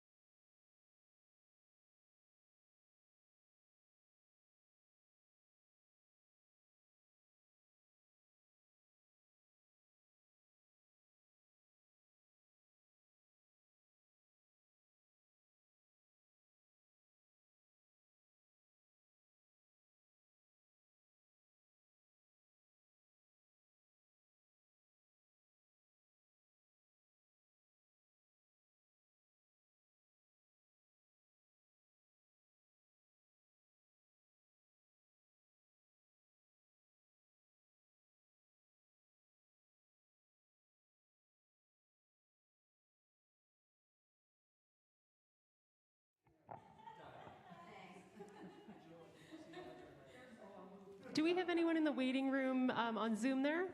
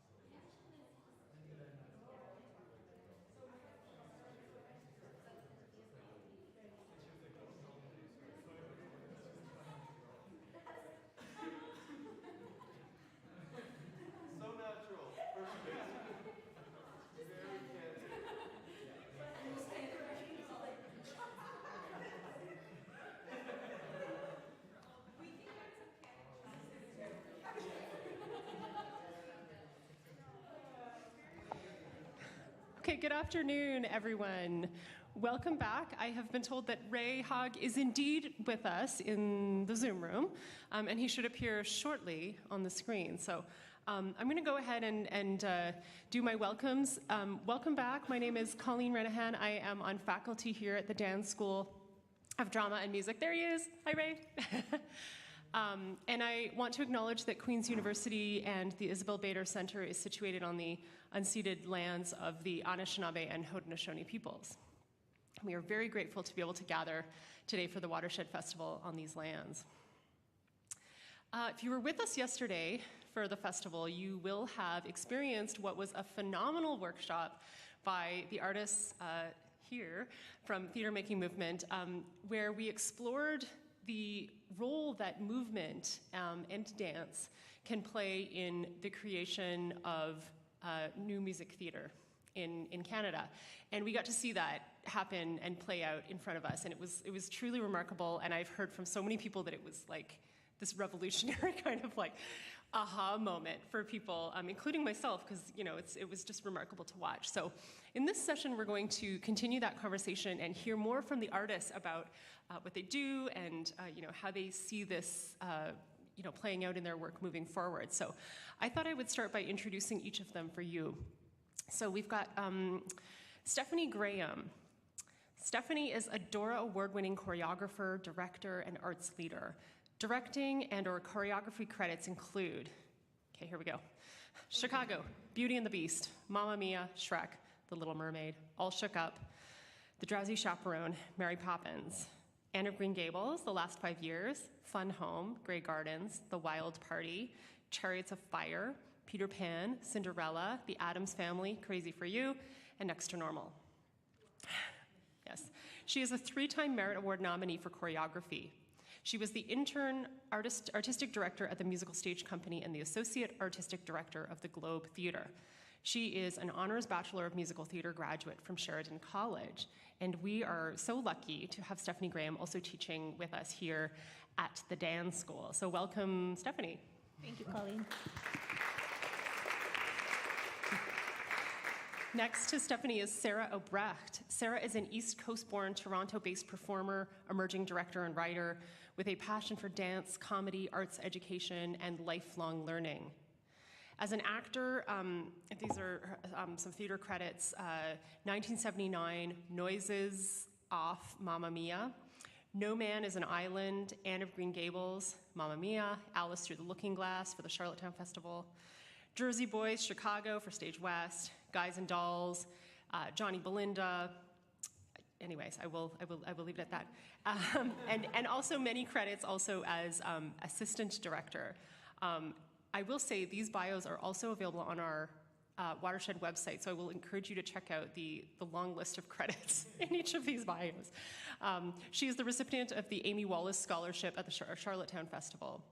Sarah recently wrote and starred in a short film this past fall called Good With Her, directed by Sheila McCarthy, and her writer-director debut with her appeared at YEAA Shorts X Real World Festival. So please help me welcome Sarah. Next to Sarah, we have Alison Wither, composer and all-round amazing musician we heard yesterday. Alison Wither is a composer, lyricist, performer working in Toronto, Ontario. She is a graduate of Sheridan College's musical theater degree program. She trained as a writer through the CMTWC's beginner and advanced workshops taught by Leslie Arden. She wrote Every Silver Lining, a musical that won Patrons' Pick at the Toronto Fringe Festival in 2019, and Broadway World's Best Fringe Festival Production Musical Award. The show then went on to participate in the 2020 Next Stage Festival. Alison has performed also in musicals like Mary Poppins as Mrs. Banks, Godspell as Joanna, Legally Blonde as Enid Hoops, and the site-specific musical Brantwood as Pip's Lipstick Lois, which won an Audience Choice Dora Award. Please help me welcome Alison.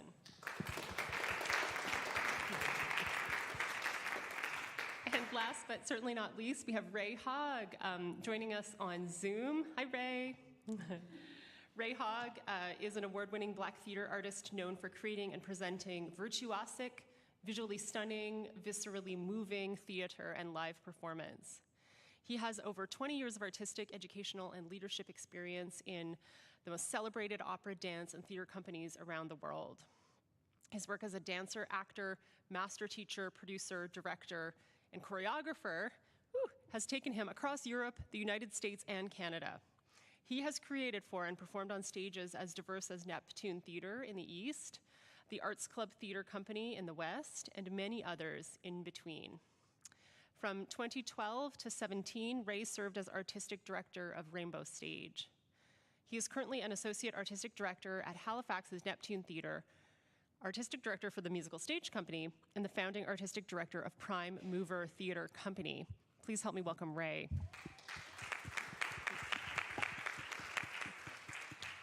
Okay, with that, I'm going to pass it over to the crew. Hi, everyone. Thanks so much for being here. To catch anyone up that was not here at our workshop yesterday, we're just going to talk a little bit about theater making movement and what we do. So theater making movement began as an idea that happened over lunch. In 2019, I was assistant directing Beauty and the Beast at the Grand Theatre in Regina. And I mentioned to Steph that we noticed that dance wasn't really being invited into the conversation of early musical theater development in Canada.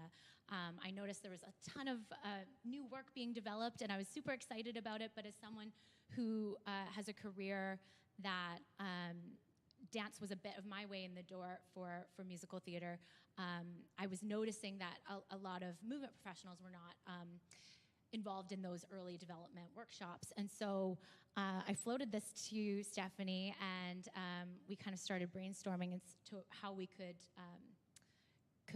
bring about change for that. Thanks, Sarah. Yeah, so we spitballed a whole bunch of ideas, including like a speed dating session with composers and choreographers that, you know, if we get them in a room together, what kind of possibilities or ideas could explode. And then, so we applied for a grant, and just before the pandemic, of course, we were planning to do this in February 2020. Yeah, exactly, February 2020. And then, of course, we pushed the grant as many projects were pushed. And but what it allowed us to do is having to switch to online, instead of having just a one or two guest artists come in person, we decided to blow it up even bigger and have a lot of guests from the US and the UK and from Canada. And we held our first, hopefully, annual symposium last fall. And it was comprised of 3 parts. The first was just educational chats with incredible teams from all over the world. The second part was classes, so a local amazing studio in Toronto, Metro Movement, came on board, and we paired Canadian composers with Canadian choreographers to sort of just have these incredible classes and see what the collaboration brought about. And then, of course, we had these Watch Me Work sessions where we paired composers with choreographers working in real time together. But of course, we needed a partner in this, so we brought on Ray Hogg with us from Prime Mover, who was exceptionally helpful to blowing up the idea even bigger and inviting more artists to the table. So it was a pretty exciting week of events, and yeah, we're excited for the future of it. Yeah, maybe I'll throw it to Ray. What drew you to kind of this idea, and what made you want to bring Prime Mover on as a producer of Theater Making Movement? Sure.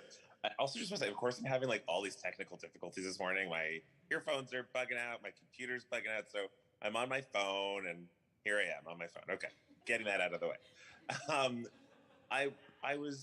Prime Mover has a mandate to really champion the work of marginalized artists on big stages across the country. And for us, marginalization includes women in leadership positions. And so when Sarah and Stephanie approached me, they fit that bill of being women in leadership positions. And so we really wanted to support the work they're doing on that front. And then also personally, you know, my career began in dance. My roots are in contemporary dance in Toronto and around the world. And I often feel like dance, certainly in the development of new musicals where we're trying to have, you know, we're aiming for these really thought-provoking, relevant, contemporary stories. Sometimes we forget that dance is this incredible vehicle for communication, and it's often left out of the equation. And so with my roots, my grounding in dance, it just felt like a perfect fit to participate. And I'm really curious, a little bit with my musical stage company hat on, I'm really curious to see what else is possible for the development of musicals in Canada. You know, the company has really, in many ways, before my time at Musical Stage Company, invented a version of a pipeline that is very successful, but it has been at the exclusion of movement and dance. And so trying to center, see what else happens when we center one of the 3 primary art forms for musical theater. Awesome. Just in terms of, just to touch a little bit more on the 3 specific aspects of our hopefully annual symposium. Yesterday's Watch Me Work session was again that kind of speed dating idea of putting a choreographer and a composer into a room together and seeing kind of what magic can get made, or how the 2 professionals can affect one another's process. And so just curious, so Allison was one of the composers on last year's Watch Me Work. It was a bit of a different piece that was explored, and the process was certainly different as well. Can you kind of speak to the 2 different ways of working? So she did a Watch Me Work yesterday with Stephanie, and then last year, just to catch people up, she did one with Jeff Dimitriou, choreographer based out of Toronto as well. So yeah, how were the 2 different, and how did that kind of affect your process both last year and this year? I think what was very, very different is last year's process was it was dance first. It was, he had a very specific idea that he wanted to do, and he had very specific like timestamps of what he wanted them to be. So he'd be like, I want 10 seconds of time passing. I want 15 seconds of real life music. And so I basically had to take that and work with whatever he did and create music purely from that. And there was no lyrics. There was no like voice or anything. It was just pure like almost a ballet music, which was a really cool experience, and I absolutely loved it. It played to my nerd side because I was like, it's like video game music. I'm having a great time. And then yesterday was very different because we had just started with the theme of I love you, I'm just not in love with you. And I wrote some lyrics in a few days and then sent them to you, and you were like, okay, let's just go from that. And then just from watching your choreography, I came up with the like chords and the melody and like played them off of you. So that was like a really awesome experience to do because it helped me inform where the melody would go because of what your dynamic movements would be. So instead of just like being told that I need like 10 seconds of real life music, it was cool to be like, oh, she's doing this cool movement here. I'll add a little like pulse in the accompaniment and stuff like that. So that was really cool. Hey, can I ask a question, Sarah? Absolutely. I'm sorry, because I wasn't there. Were in the story that you two were crafting yesterday, was it like a linear story or a little bit more abstract? Definitely abstract, because we only really had an hour and a half yesterday, Ray. If we'd had 3 hours, we would have been able to like set it in a situation and do that. So, but it was really an exploratory with the amazing Queen students that participated. Yeah. So it's quite abstract yesterday, but who knows where it could go? Who knows? Yeah. I'm asking because I'm in the middle of, well, we just began tech for a new musical by Fatuma Adar at Musical Stage Company that's premiering this month in Hyde Park. And the whole show was written, and we just felt like when the play opened, we didn't know where we were.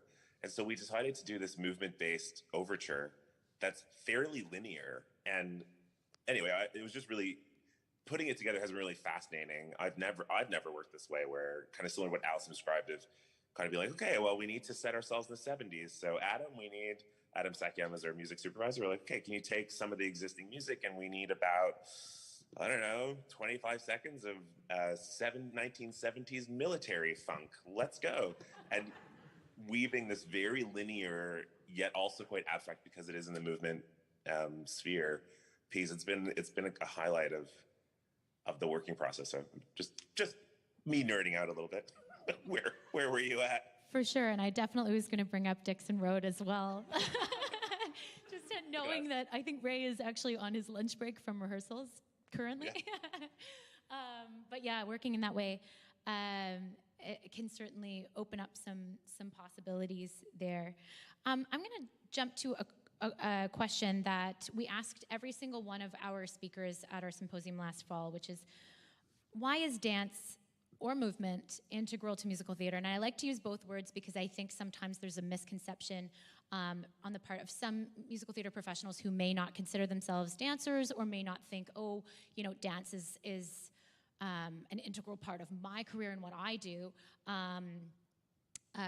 So I like to use the word movement as well, just to kind of bring everyone into the conversation, because regardless of whether you're going to be, as I said yesterday, like a kick your face and a triple pirouette kind of person, or doing that kind of show, which has a time and a place, whether you're that kind of performer or that kind of creator versus a show that might highlight singer actors. Certainly everyone has a body and moves through space in a certain way on stage, and so even just entering a stage can include movement. So I'm curious to hear from all three of you. Why is dance and movement integral to musical theater to you? Thanks, Sarah. This is one of my favorite quotes of all time. It's from Richard Kislin, who wrote A Look at the American Music Theater, and I wrote it out because I would screw it up otherwise. Dance symbols can be as effective as language and music symbols for dramatic communication. What sets dance apart is the universality in movement and gesture, which is not bound by language to nationality or culture. Dance transcends geography in a way language cannot, and dance humanizes expression in a way that music cannot. And I think that that's a really important thing to say, because in musicals, we're so bound by language often, and to see characters react to each other, perhaps in a heightened emotional space. So obviously, that the golden age shows of, we can't sing anymore, we have to dance because the emotion is so high that that's the only way we can express ourselves. So I think it's really important to note that, and to have movement be excluded from the process, I think actually takes away the humanity sometimes of certain pieces. So I think that's why it's integral. Yeah, that's great. I agree. Obviously.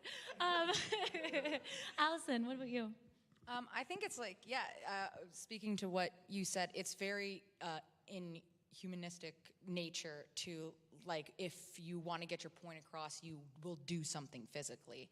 And I think, like, even in modern musicals like Dear Evan Hansen, you see movement dance in just like the opening number where Evan's trying to catch up and they're just turning in a line and he can't catch up to society. I think it's like, just with that, we know who the character is just from like a very small movement.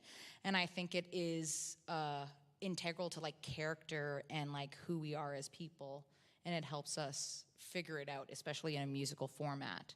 I think, having like movement and like not a jeté across the stage. Like if you're doing like a cancer musical, you wouldn't do like, and I'm gonna do like a chaîné across the stage. Like it's not gonna happen. But like there is a pulse in musical theater that I feel like movement has to be a part of. And Awesome. Ray, go ahead. Yeah, I think that dance is integral to musicals because it establishes just who this community of people are, and what their rules for behavior are. That's what I have two answers. That's one piece. So if you think of like the farmer and the cowman, the top of Act 2 in Oklahoma, you really, I believe that is the moment where you understand this community and how this community relates to one another. You see both factions. You feel them, literally, it's a circle dance. There's a whole bunch of square dancing or alamans that are thrown into it. You feel them coming together and coming apart and trying to find harmony. And and their movement literally echoes the theme of what they're trying, what the play is trying to talk about. Creating a territory, creating a new world, a new life. Whether it be a new life as married people or literally a new life in this new state. I'm thinking about The Kink in My Hair, which I just directed in Vancouver, and it's closer to a play with music than a musical, but of course I musicalized it because I'm me. And the play begins with this really wild invocation of a Yoruba goddess, and it has really nothing to do with the play. The play takes place in a hair salon. And so the first line out of Novelette, the star of the show's mouth, is, I bet you're trying to figure out what this play is about. Well, pick up a program and read it, because I'm too busy to talk to you. And then you're left to wonder for 2 hours, why did this play begin like this? I mean, you get the picture that it's a community of women who come together, but you're like, why? Why these women? Why all in white? What's going on? Until you finally get to the play is structured monologue, group scene, monologue, dance number, or song, group scene, monologue, song. You get to the final monologue, which is about a young woman who's survived abuse, or not a girl who's survived abuse. And then all of the women from the salon come back in their opening look and repeat many of the dance moves that they did in the very, very opening 2 hours ago. And what you realize is that this play is about women coming together to heal and support one another. So it's like dance has the ability very efficiently to explain what's going on without saying anything. I should also add movement. So Dixon Road currently, we have, I was teasing the writer Fatuma Adar because I said, girl, you have 49 transitions in this play. This is quite the challenge you've given me, when normally, I'm looking between 13 and 20 feels like a lot of transitions. 49 is wild. And so, we figured out how to do it. And my associate director, Jordan Lafreniere, at a run-through, he's like, we never quite land anywhere. And there's like a sense of chaos, but I love it. And I said, yeah, Jordan, that's the theme of the play. It's a play about displacement and finding yourself. And we don't actually settle anywhere until the protagonist sings her song about who am I anyway? Like the song's called Find Me. And that's when we finally arrive in one place and settle down for a bit. But up till then, we're constantly moving. And so, we can't stop the action of the play and say, hey, audience, this play is about displacement and chaos. But we can be telling the story quite literally, we move for it's about half an hour of nearly constant motion in the play. It's not unsettling. It's just like, wow, there's a lot going on. And then at a certain moment, you realize, oh, because that's what the play is about. And it does it in a way, movement, dance, informs you about what you were watching. The themes, as Stephanie said, the symbols are all present in the movement in a way that just connects with your gut. Like it connects with your limbic brain, not the part of your brain, not the front part where you're like reasoning, but the back part where you're operating on instinct. Movement connects with your most natural and unfiltered instincts. It's a long answer, sorry. That's a great answer. It's also literally, I'm right in the middle of putting this in practice. So I think that's what we're sorting out right now. Totally, and it's fascinating to hear you talk about it in such like real time, literally jumping back within like maybe half an hour. I do want to like share this one quote from Joanne M. Hunter. She was the Broadway choreographer for School of Rock and Andrew Lloyd Webber's Cinderella in the West End. She was one of our speakers last year, and she said, "Dance can be such an important storytelling instrument in a musical. It can continue where the lyricist and or librettist is left off to fill in storytelling elements, to add more depth to a character, whether it is humor or drama or conflict, or help establish personality traits." I think that kind of reiterates what everyone has kind of been, or even just thematically, as Ray mentioned in Dixon Road, without even necessarily having to spell it out and tell an audience something. You can show it without anyone really even having that sink in or land until later on. Apologize for my cue cards. I was kind of a little bit embarrassed as I watched some of the previous panels and thought some of the cooler speakers had iPads. Kinesthetic learner over here. So I'm going to jump to a bit of logistics, and I think we're going to get into kind of brass tacks of why hasn't working with choreographers and movement professionals earlier on been the trend in Canada, and what are some strategies for moving forward to try and integrate that further. And anyone can jump in. Can I jump in with one thought? Please, Ray. Okay. I think the first thought, and it's Sarah, you said it so clearly, many, many people in our country are intimidated by the word dance, including writers. It's just, they're like, I don't do that. I didn't study that from the time I was little, and I'm afraid of it. And so I think there is actually just a lack of knowledge and experience, right? And understanding that, I keep saying to people, because despite there being a lot of choreography, there's not a lot of dance in Dixon Road, nor is there a lot of dance into Kink in My Hair, which I just came off. But there's a lot of movement, and I keep saying to actors, your body knows what to do. Like you have musicality within you. Your body knows what to do. So I think one of the steps is like an education piece where people, where we have sort of, it's not that we built a mystique, but we've allowed a sort of fear of dance and like dance technique steer us away from the possibilities that movement has to unlock story. Thanks, Ray. And I think, we reached out to a lot of composers originally about this idea and hoping that they would be interested in attending and for professional development opportunity. And one of the writers, composer, came back to me and said, well, we're a small company. We can't afford a big ensemble. And it's like, no, that's not, just again, explaining that disconnect of, well, you have actor musicians, they can move in space, and perhaps you don't need a song.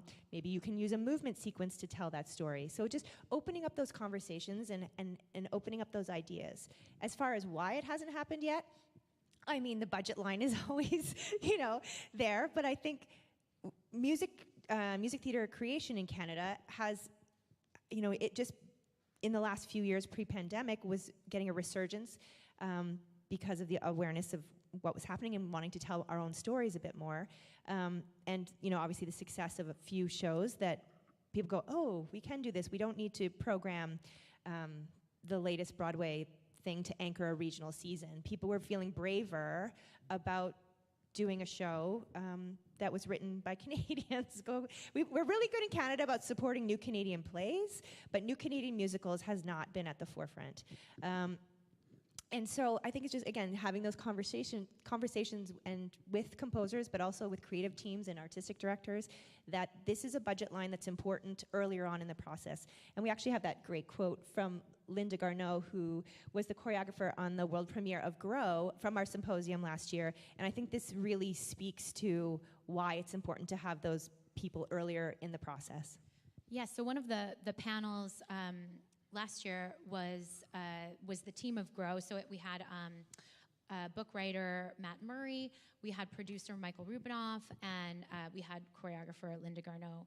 And Linda said so eloquently, "In many processes, I'm invited to the creative table after design meetings have begun, only to offer ideas and be told it's too late.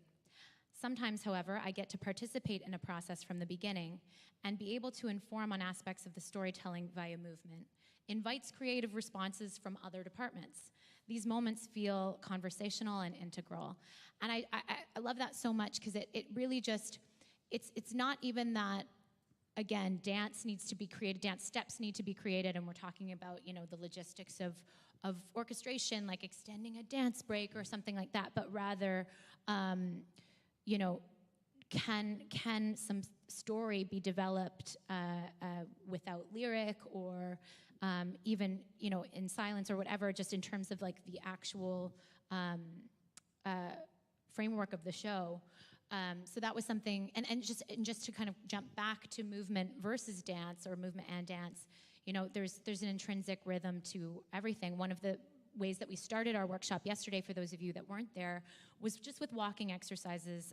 The students were walking about the space, and Stephanie kind of offered different prompts to inform the walking. And there was, as she had us speed up, I was doing some of the walking too, and there was just like a start-stop to it, and a movement that I was like, this is totally informing a character here. I can see a character kind of coming out of me, just in terms of like just speeding up the walking, and in terms of like the traffic of those walking patterns. And I feel like that rhythm is apparent in all aspects of movement, on stage and off. So yeah, just to kind of hit home that movement is certainly under that umbrella of choreography and these conversations that we're trying to bring about. I would love to hear, I would love to hear also, just in terms of, you wrote a really successful show that I saw and I loved it, Every Silver Lining.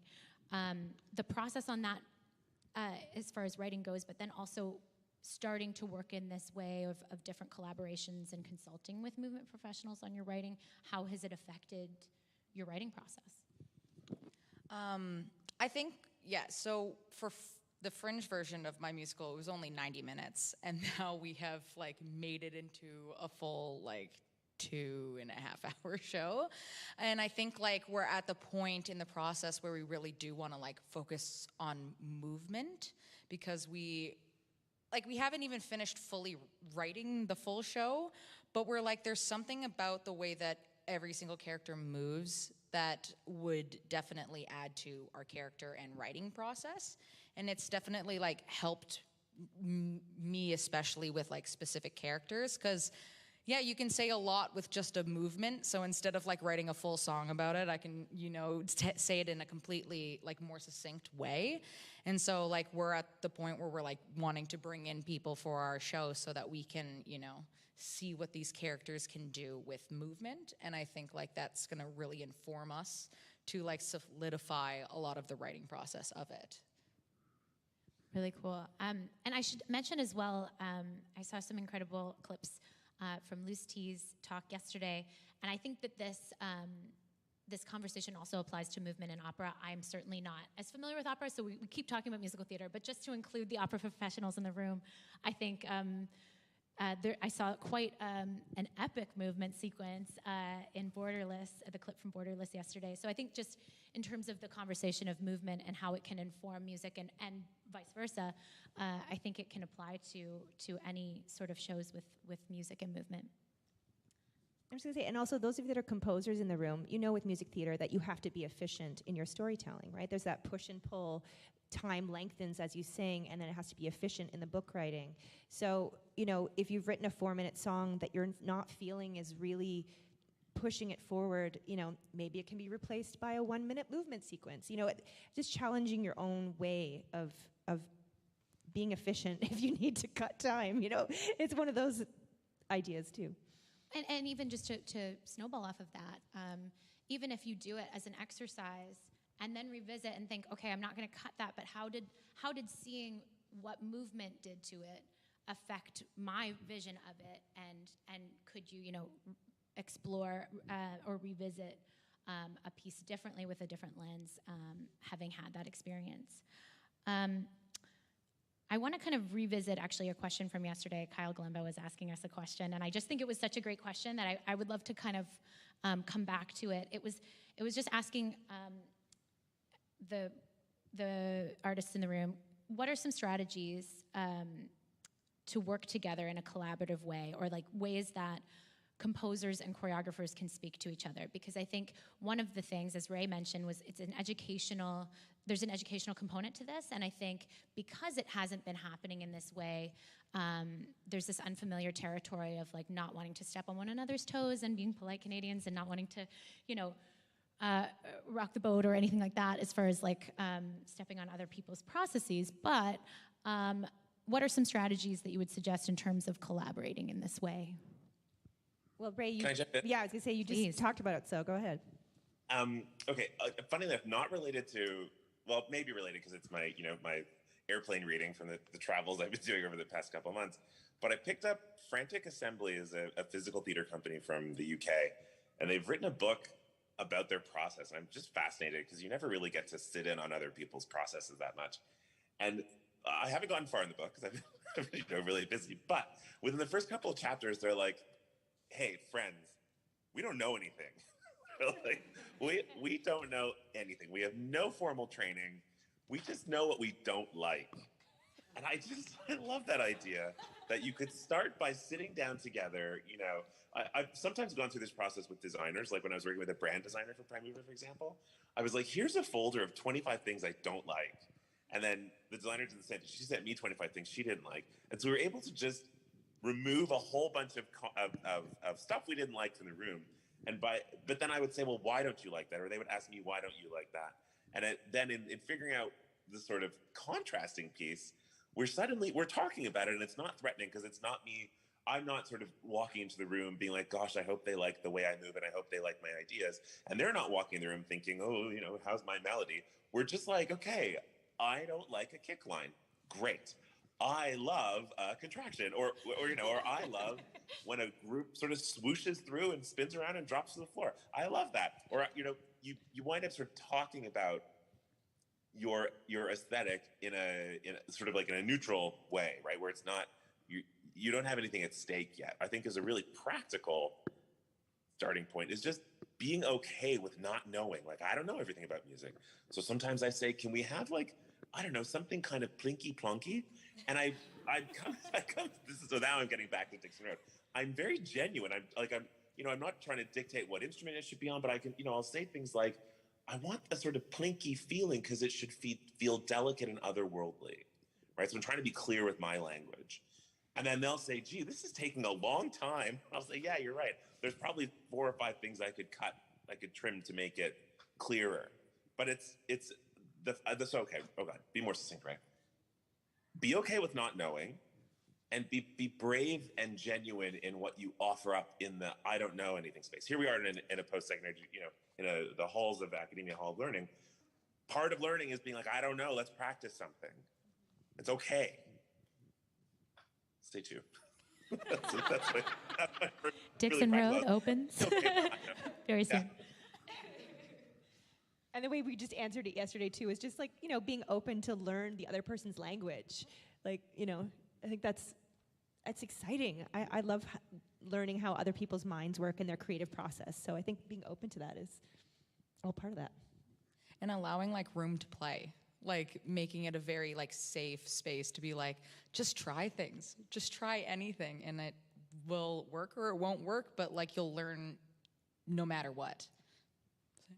Totally, and I think, I forget who said yesterday, it might have been me, but also just as far as, remembering that the uniting piece of it all is that you're both there to serve the story and to push the story forward. So regardless of whether, you know, a movement professional has, you know, familiarity with music, sheet music, reading music, and the vocabulary that goes back and forth between choreography and composition, I think that one factor is that we're all here to move the story forward and to serve that. So I think that's certainly an important part of it.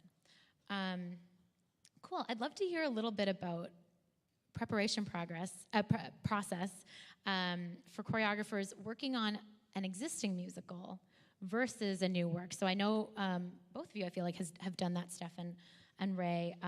Could you speak to your process a bit in terms of what you would do to prep a show that, you know, exists in the ether, that you receive your script, and kind of what that process is versus approaching a new piece?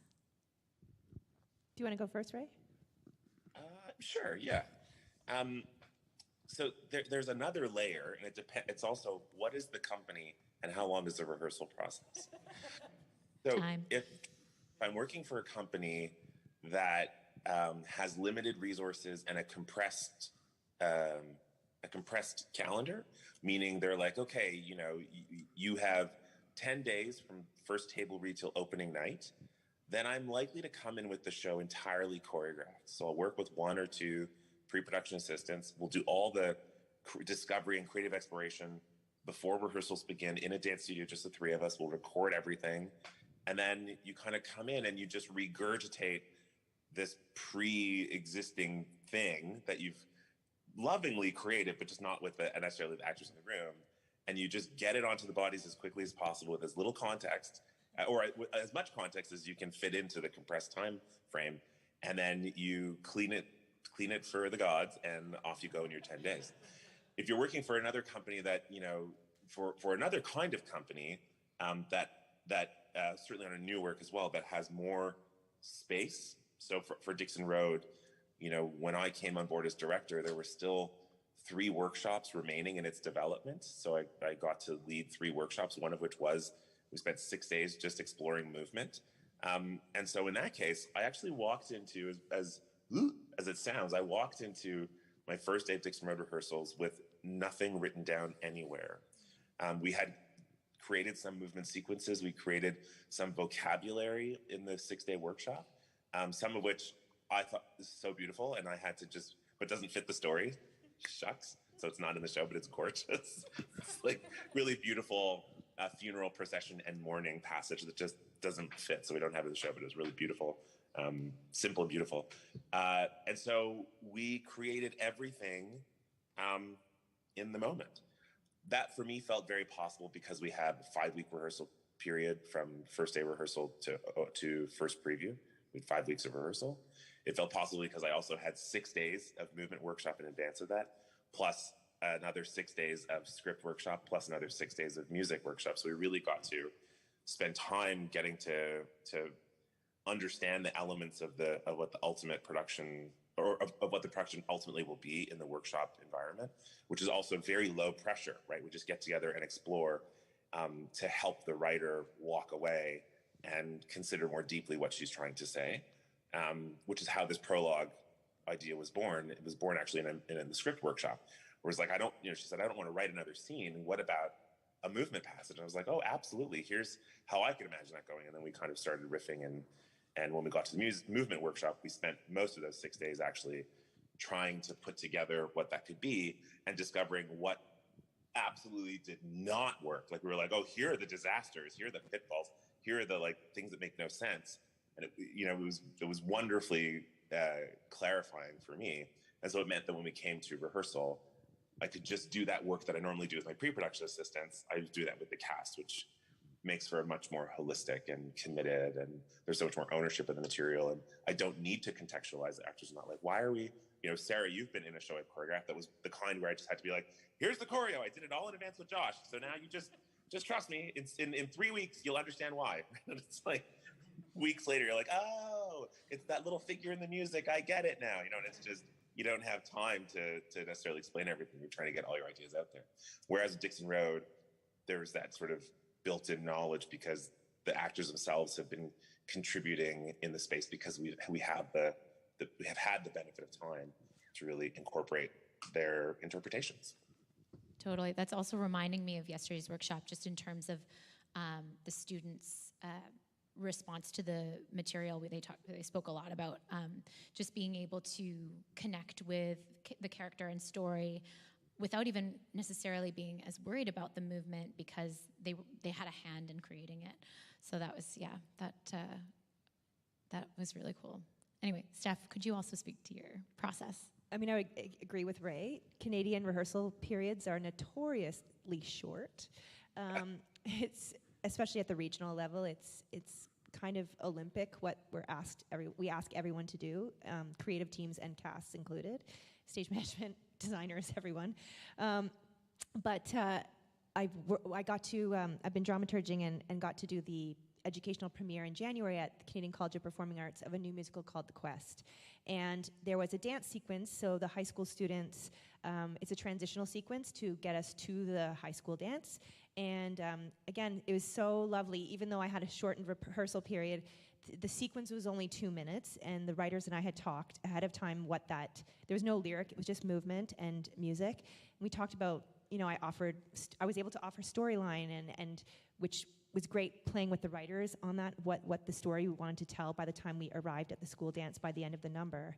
And I sort of what I did with the Queen students yesterday, because I thought, this is a group of students it's their final show. Let's allow them to bring themselves and their characters to the movement. So we had a dance party.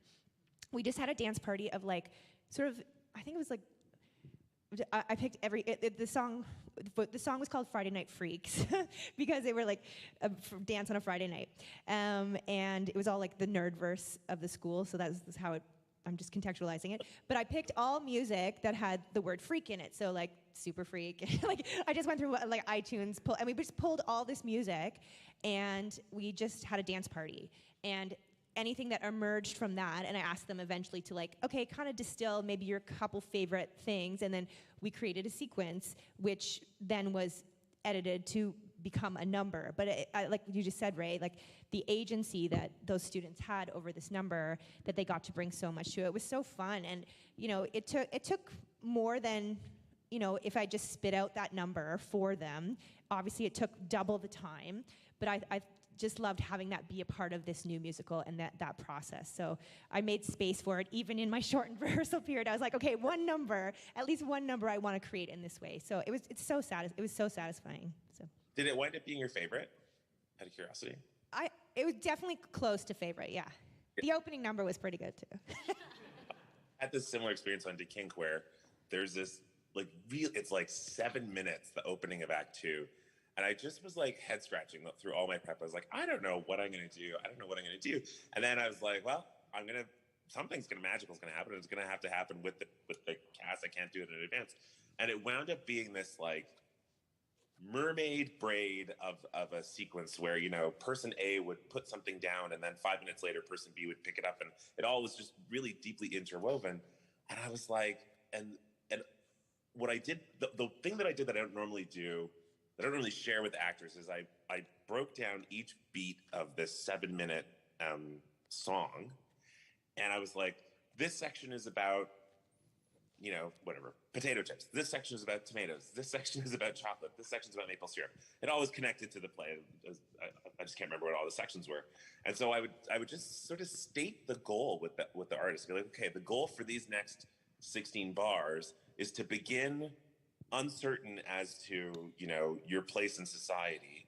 And then by the end of it, you need to have realized that you are meant to be a bus driver, whatever. So that each little section had an arc, and I just put the problem and the goal in the actor's hands and was kind of solve this? And it wound up being so magical and my absolute favorite part of the whole show. And I think theirs too, they really got that more than anything. They understood it right away, It's my favorite too.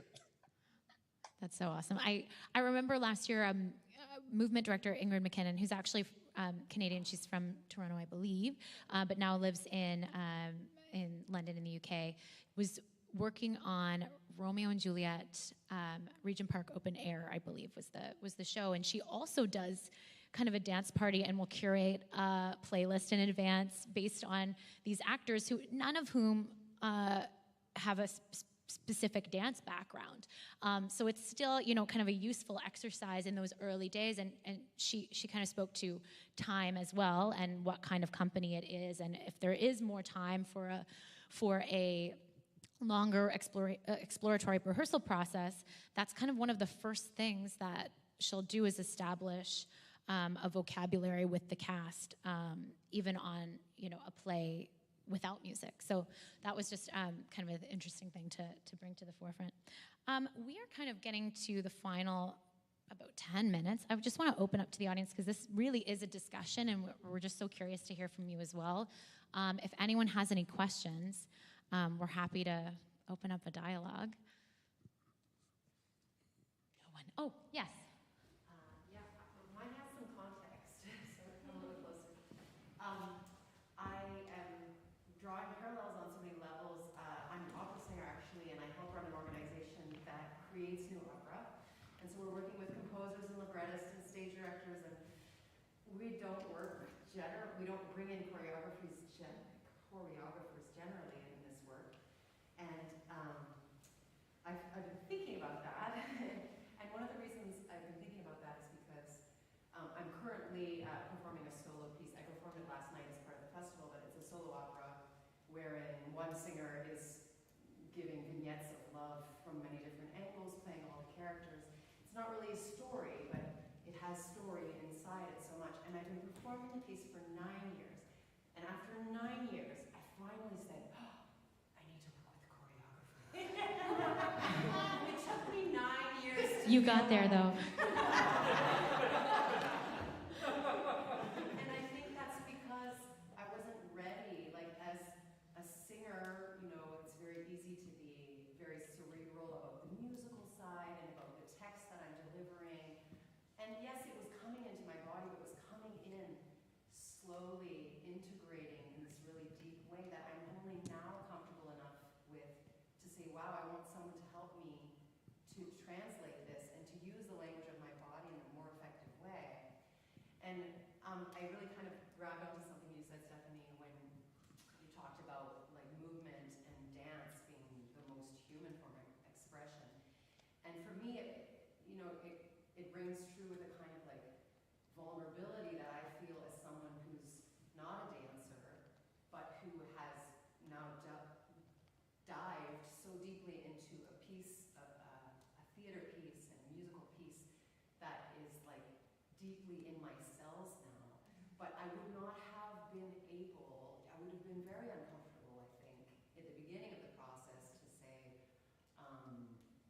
work, you know, with this physically. I wasn't ready for that. I think I would have felt very vulnerable.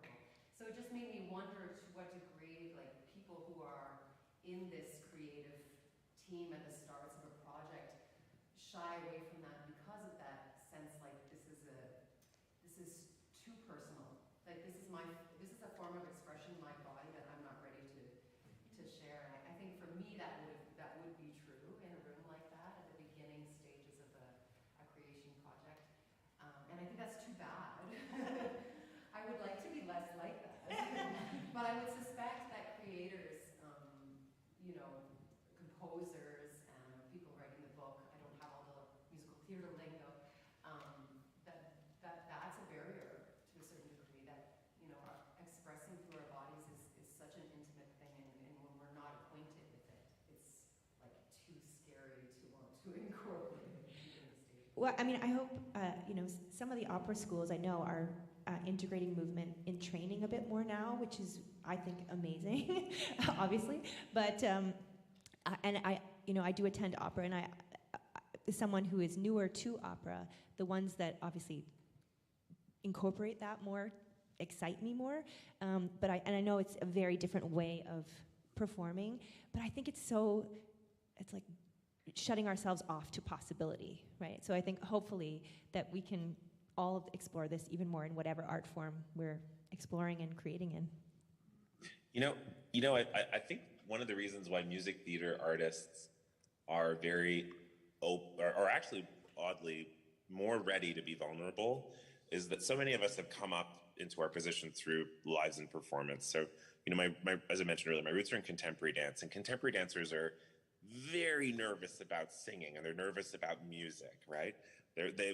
As the person from the audience just mentioned, they wouldn't feel ready if you're like, let's bring in a vocal coach to start adding, you know, vocalization to music. It's sort of terrifying, right? The notion is terrifying. But in a musical, you know, I came to musicals as a person who was a dance specialist who picked up acting skills and who picked up music skills, right? And then I developed into other areas. So you're accustomed to walking into the space feeling vulnerable. Or someone who comes into a musical and maybe they're playing a lead role because they have excellent acting pedigree and a very solid, raw, natural voice, but no movement. Or a person who comes in and they're a specialist in singing, and maybe they took, you know, jazz and tap when they were 4, so they're a bit comfortable with movement, but they're terrified of acting. My point is, most people come to music theater performance, with some form of vulnerability. And if you continue in the art form, you realize that you just have to embrace that vulnerability and move forward. There often isn't time to get comfortable. And you discover by jumping in with, you know, where the leap in the net will appear, right? As you just do, the performance emerges. I have a question back to the questioner. What do you think would have happened if you had brought a choreographer in when you didn't feel ready? What would they have done? Like, they probably would have said, hey there, singer, let's do the splits, right? Like, I don't think they would start there. So what do you think they would have started with? Yeah, I think that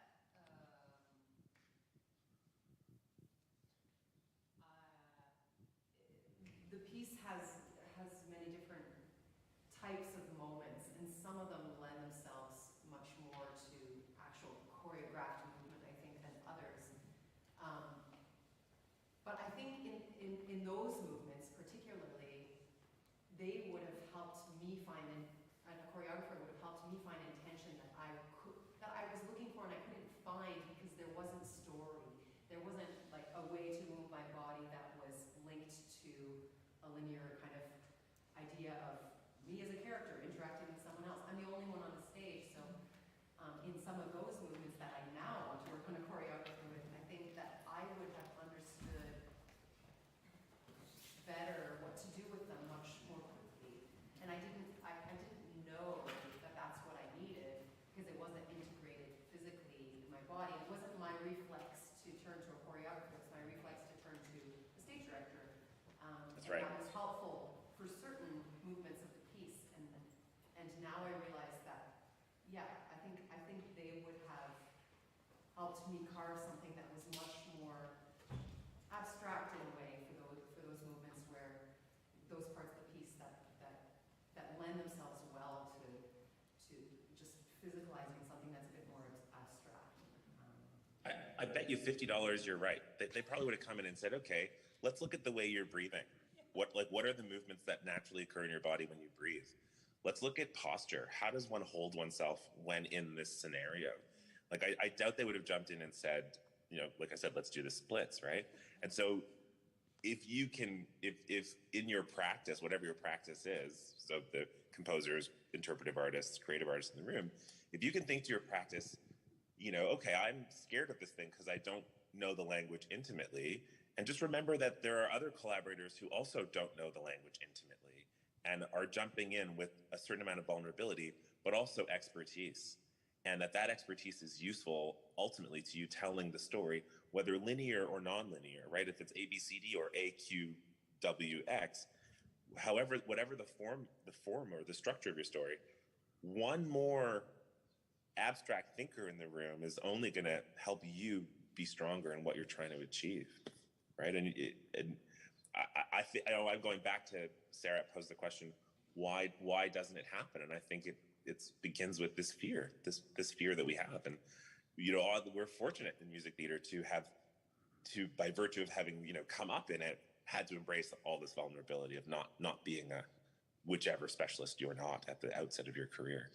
It sort of gives us a pain tolerance, like the ability to just accept that we don't know things and to accept that there will be someone there who will support us, and to allow the support to manifest.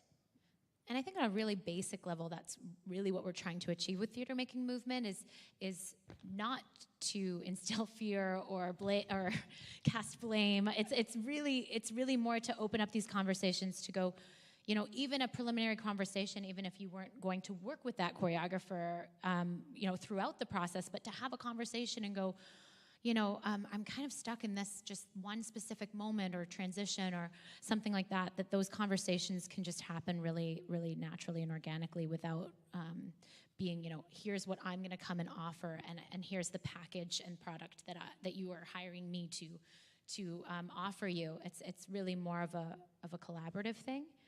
I'm going to just pull one more quote from my cue cards. And it's actually from another composer, Britta Johnson, who her show Life After is actually about to get its Chicago premiere, was one of our Watch Me Work composers last year, and she said, "I found it really inspiring and invigorating to see how much storytelling can happen through movement. I am a writer who loves to over-explain, and I found myself inspired to explore supporting other methods of storytelling through my work. I found it opened up new possibilities for me." So I just kind of want to offer that to you, and I know Steph has like one quick call to action. I think we're just wrapping up, but Steph has one kind of more. Yeah, especially those of you that are composers in the room. Well, Ali, do you want to talk about that amazing YouTube thing that you can do as for fun? This is my favorite thing in the world. So there's this YouTube series called Reverse Choreo, and it starts with dancers, and all you get is a beat per minute. All you get is like a click track, and then they just choreograph whatever they're feeling, and then it's given to a composer or a music producer, and they produce to whatever the dance is. So it's the complete reverse of what usually happens, and then you see what comes from that. And it's like my favorite thing to do. It really informs me as a writer, being like, oh, they just naturally like breathed or did this movement here. I'm gonna add like a snare drum or something like that. It's very interesting. So I highly recommend watching that. It's a really cool thing to What's witness. it called? Reverse Choreo. It's on YouTube, so you can just explore it and try it. And again, those of you that are writers that are in the room, we just thought we'd give you like a call to action. So in your own writing, whether it be music theater or opera or everything in between, challenge yourself how you can tell stories. Could moments be more effective without words or enhanced by movement? And you don't need a chorus of dancers to do that. How do your characters move in the world? How do they fall in love? How do they express grief? How do they fight? Happy moving and happy writing.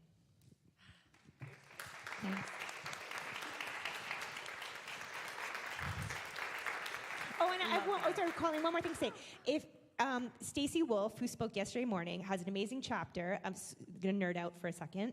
There's an amazing chapter in the Oxford Encyclopedia of Dance and Theater that her and Liza Gennaro wrote, basically on the 6 ways in the canon dance has been used so far. So feel free to check that out, and then maybe blow it up and find new ways. So it's pretty exciting how dance has been used in the canon already. Love that. I love a good call to action. You can all, feel empowered to take some of these amazing ideas and, go and create the next, generation of new works that really do incorporate all of these elements, which is one of the things we all love about musical theater and opera. I want to thank you all so much for your time and your expertise and for coming to the Watershed Festival and sharing all of this with us. So thank you so much. Thank you, Colleen, for having us.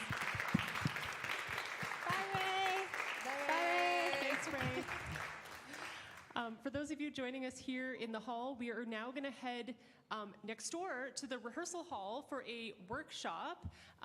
We're going to jump right into that.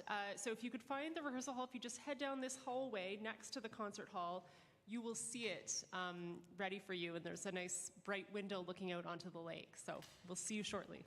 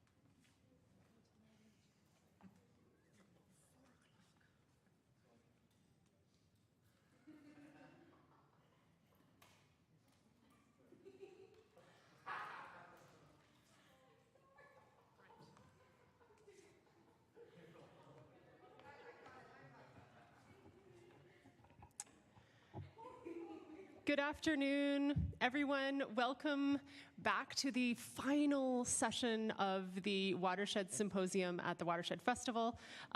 For those of you here, I mean, we've been together all week, but there are quite a few people joining us online for this session, so I did want to introduce myself. My name is Colleen Renahan. I am a faculty member here at the Dan School and the director of the Watershed Symposium.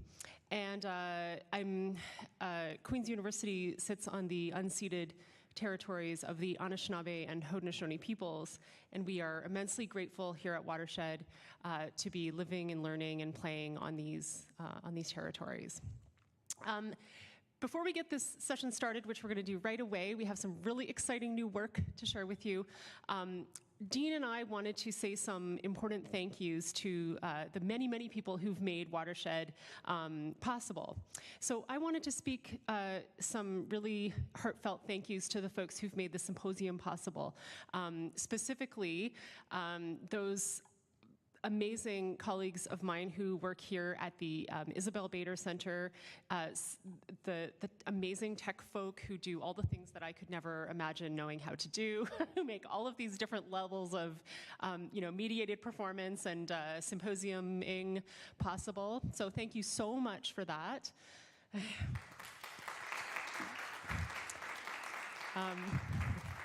I'd like to thank all the symposium presenters, scholars, workshoppers. It was so wonderful to have those of you who were able to be here with us, and also so great for so many of you to be able to join us over Zoom for the past couple of days, so thank you so much. And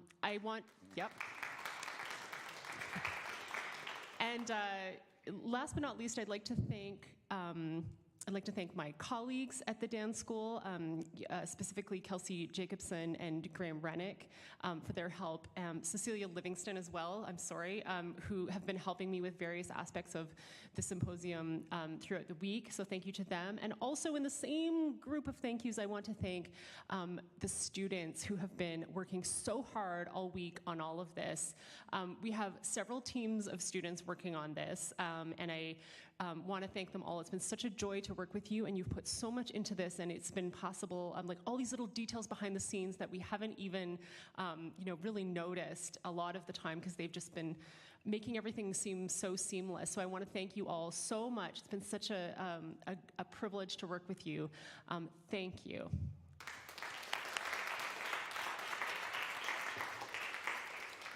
Hi, everybody. For those of you that don't know who I am, by this point, I'm Dean Burry, and I'm the Artistic Director of the Watershed Festival. A big hello to all the people joining us online. I know this event has got some national interest, so thank you so much for joining us. Yes, I want to make a few thank yous as well. Normally I go off book on this, but then I tend to wax on and on about things, so I've made notes to keep myself on track.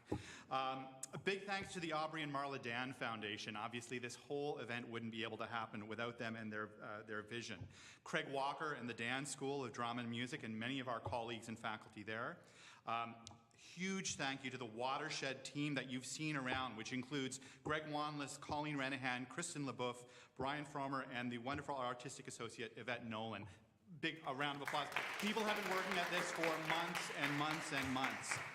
I want to thank the City of Kingston, Danica Lockheed, Jenny Pedler, Colin Wigington, and the wonderful staff and crew at the Grand Theatre. Grandmother Kathy and our incredible Indigenous performers from the Landings event that on Tuesday, which was just a couple of days ago, it feels like it was a lifetime ago. But those words from Grandmother Kathy have just been ringing in my ear this whole time, and it really transforms what a land acknowledgement is into something so much more meaningful. Calgary Opera for permission to share our outreach children's opera, The Brothers Grimm, to Kingston area students. You don't know this, but Kingston students across the Kingston area have had access to a free video film production of Calgary Opera's The Brothers Grimm. And so that's been shared at schools with our outreach program as well. Obviously, our wonderful performers at the Grand Theatre, the cast and crew of Musique Trois Femmes Solo, our incredible home team of Lancashire Lass that kind of presented this first incredible production, led as well by Darryl Christie and Tim Ford, in a production which is going to be a phenomenal red carpet premiere next year, and we look forward to having you all back. Obviously, our artist, our composer in residence, Leslie Arden, as well. And finally, Ursa, which is on stage tonight at the Grand Theatre, all the cast from Ursa. And Ursa made its first performance, or first premiere, exactly 1 year ago at the New Works Showcase, which leads us to where we are this evening. Last year when we were creating an online, we were required to create an online version of what Watershed was, we tried to think how, because we were all doing this, right? All artists were trying to find some way to make online meaningful and connections. And you know what, I'm a writer myself, I'm a composer myself, I've been through the whole New Works thing and trying to get things out there. And so what we decided to do was to offer the opportunity for 4 groups to create 15-minute videos of their works in progress. I'm sure you've seen New Work showcases where people come up, they'll do a little excerpt, and I said it can be wherever you are. If it's music stands and scripts and scores, or if you want to stage it, if you want to have costumes, if it needs to be in someone's bedroom, whatever.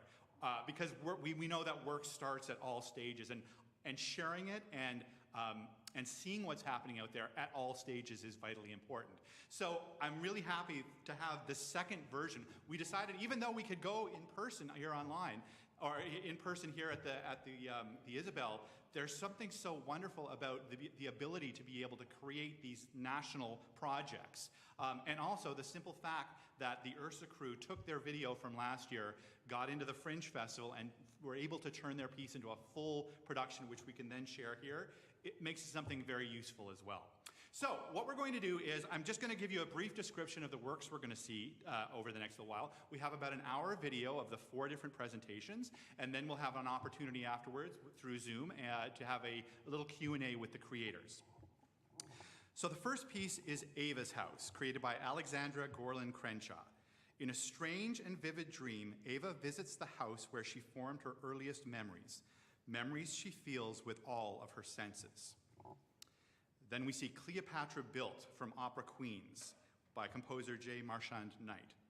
This shows 3 quartet excerpts inspired by the work of E.E. Cummings and describing the love and sexual attraction of Antony and Cleopatra, her connection with the Nile, and eventual death. Then we move to Typecastress by Bobby Lee Jones.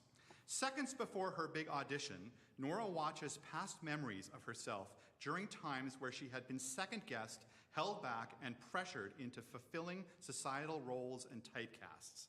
As these memories unfold around her, she comments in real time, asking why she's been trained to trust the opinions of everyone else over her own, and why we teach women to view themselves in such a limited way in the first place. And then we'll be ending with Denise's story from What Mommy Needs by librettist B.A. Marcus and composer Jason Noble. Our main character, Denise, grew up in the shadow of her mother, a strong Black woman, not only a perfect homemaker who could sew and always served vegetables with dinner, but a successful physics professor to boot. This scene takes us into the center of Denise's anxiety as she suffers panic attacks while navigating an imperfect life as a junior academic and as a queer BIPOC parent with a very messy house. Please enjoy the Watershed New Works Showcase.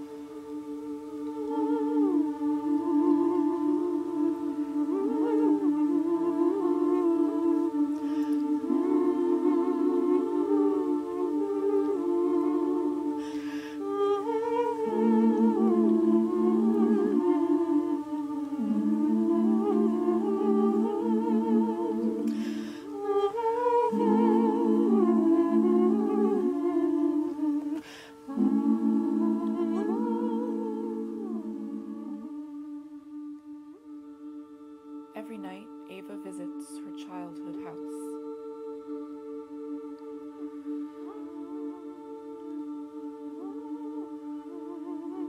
She grew to know that house from the inside out, as children do. Each corner and floorboard, the black and white linoleum cool on the backs of her legs, drawers lined with floral paper, and all the underneath spaces, undersides of cabinet shelves, and hidden doors that from time to time slid open to reveal new regions of the house, whole and undiscovered, unfolding like envelopes, curving banisters, sun-dappled corners, shadows looming in the attic where once Ava's father climbed up with a quilt to catch a wild bird flown in through a heavenly window.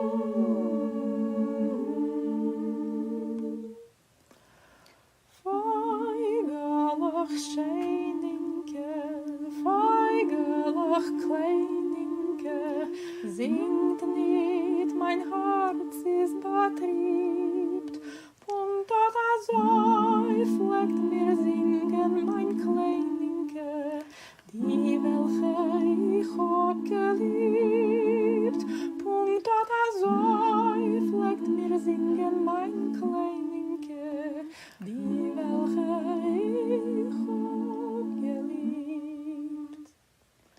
Sterndlich Kleininke, sterndlich Lichtige, scheint nicht, mein Herz ist verzockt, und da soll zwei lichtige Äugelich, hat mein Geliebter vermogt, und da soll zwei lichtige Äugelich, hat mein Geliebter vermogt.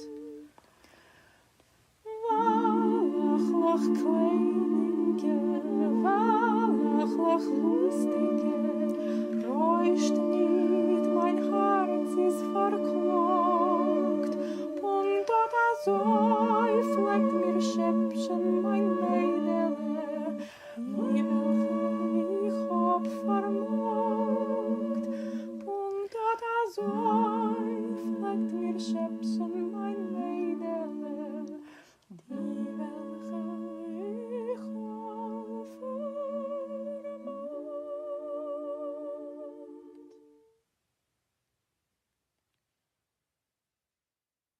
Ava dreams of the bathtub, a friendly, claw-footed creature, serene and smooth as a beluga's belly, a porcelain cradle clinking and sighing over life's trials, together with the radiator on the chipped blue tiles.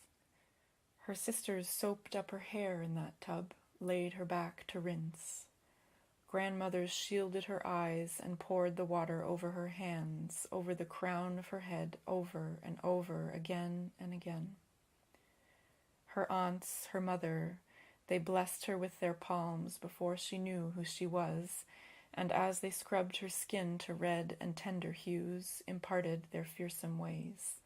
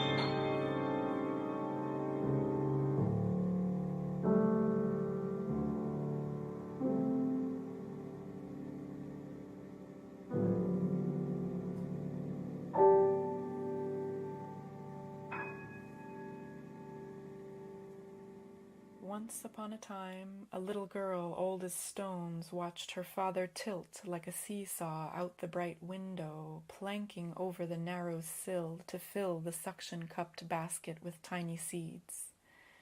She held tightly to his legs, lest he pinwheel into thin air. Jays come home to roost, and cardinals red as berries, bright chickadees, a beaky hawk, and the blackbird grief. They came to her at the kitchen window, high over the grapevines, the driveway tarry black, and the jumbled gardens.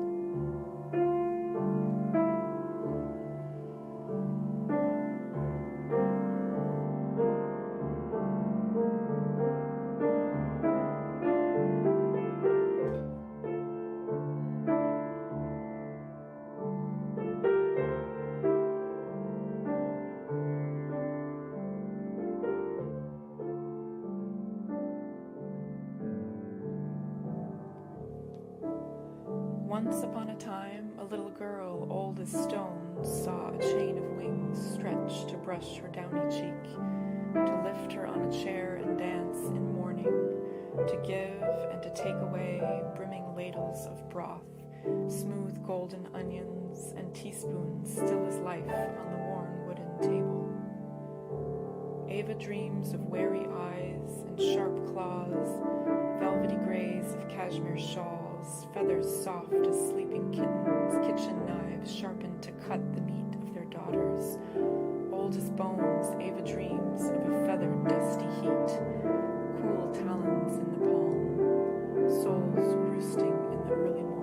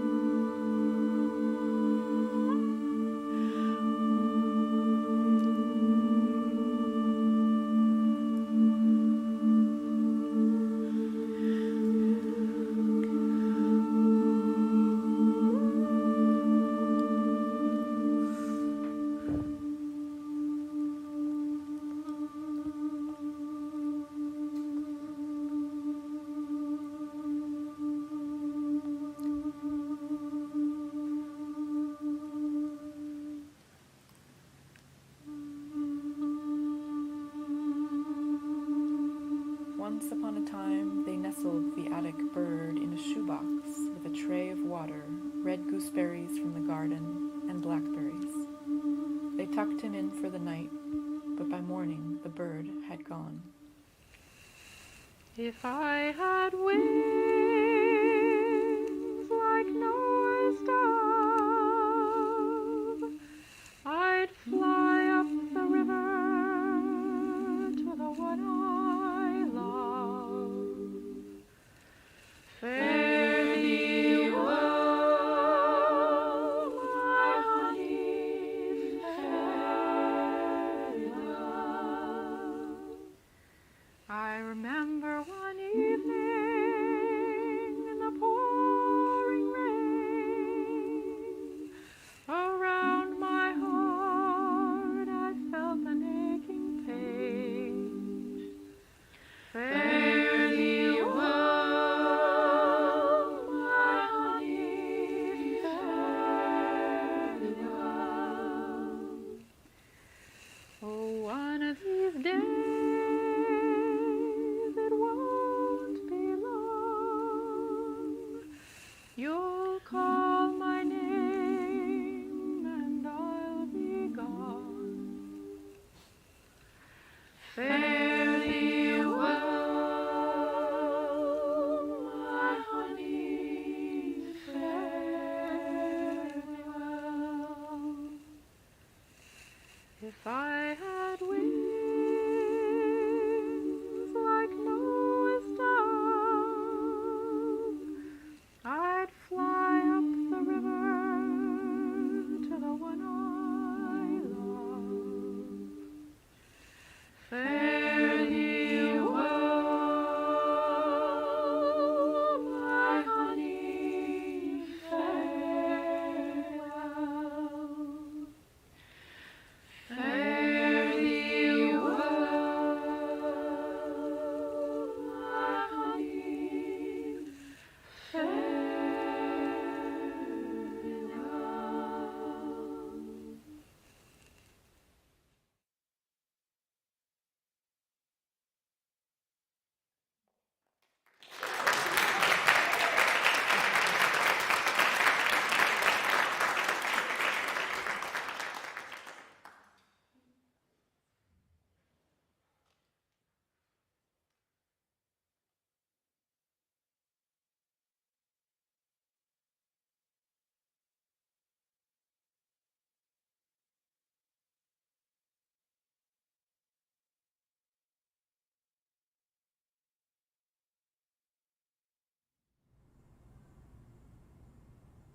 Cleopatra built, like a smooth arrow or a fleet pillar, is eaten by yesterday.